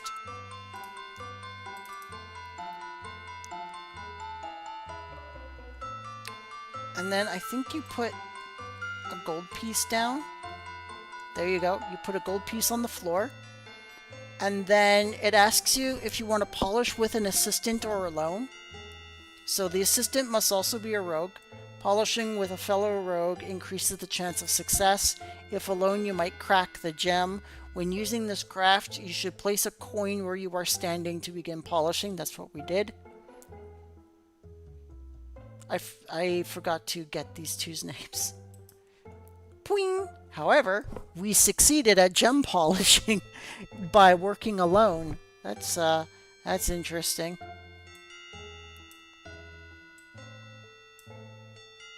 Alright, so this person's name is Sednia.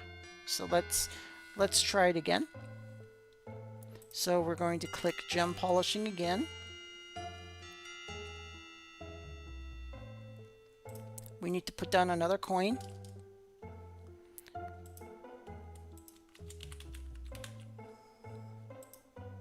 Boing!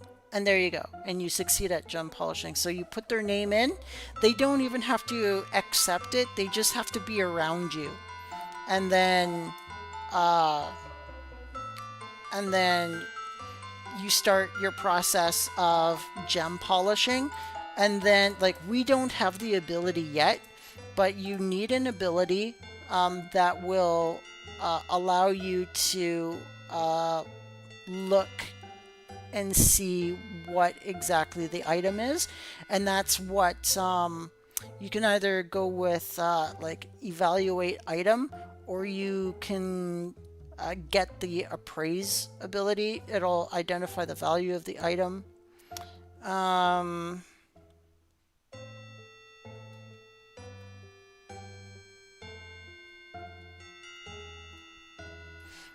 But yeah, these abilities will require you to, like for the evaluate item, it requires a lot. It requires 30 intelligence just to get it.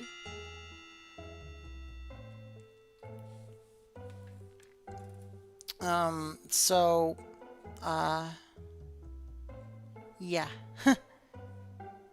But it identifies the properties of an item. So it will identify your gems as what they truly are.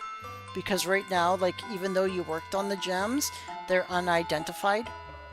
So it won't tell you if it's flawed or if it's finished or if it's uncut, things like that. Until you get evaluate item, which you need 30 intelligence in order to get it. So like you would have to be like level 20 or so to like really get that thing going.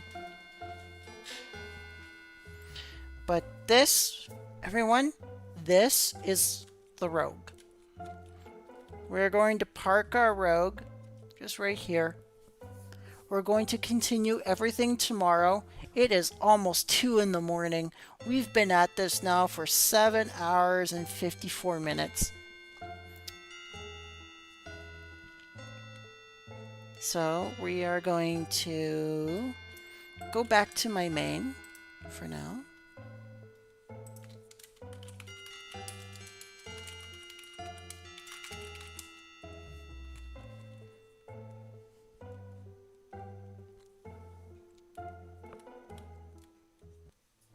You want to take me to your nation? No! No!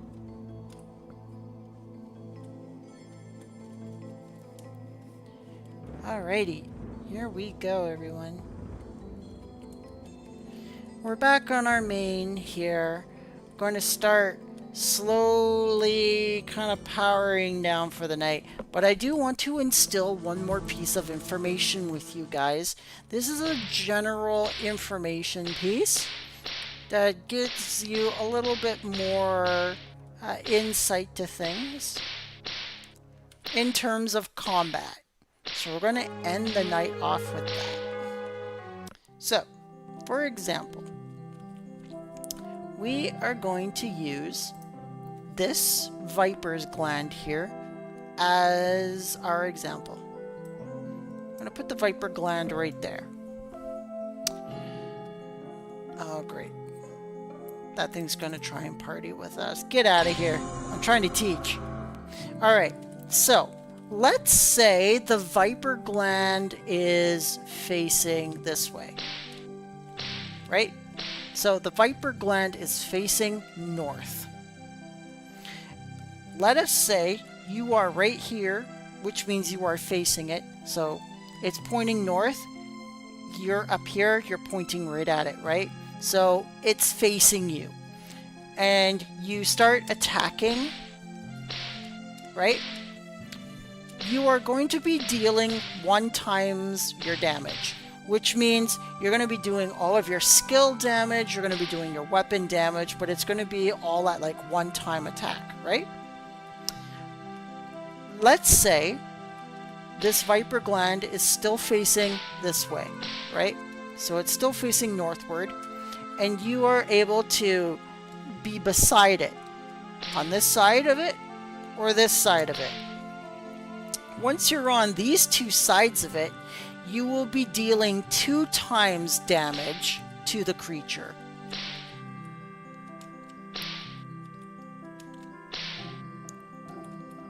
Now, let's say, again, it is facing northward and you want to be behind it, you'll be dealing 4 times damage from behind.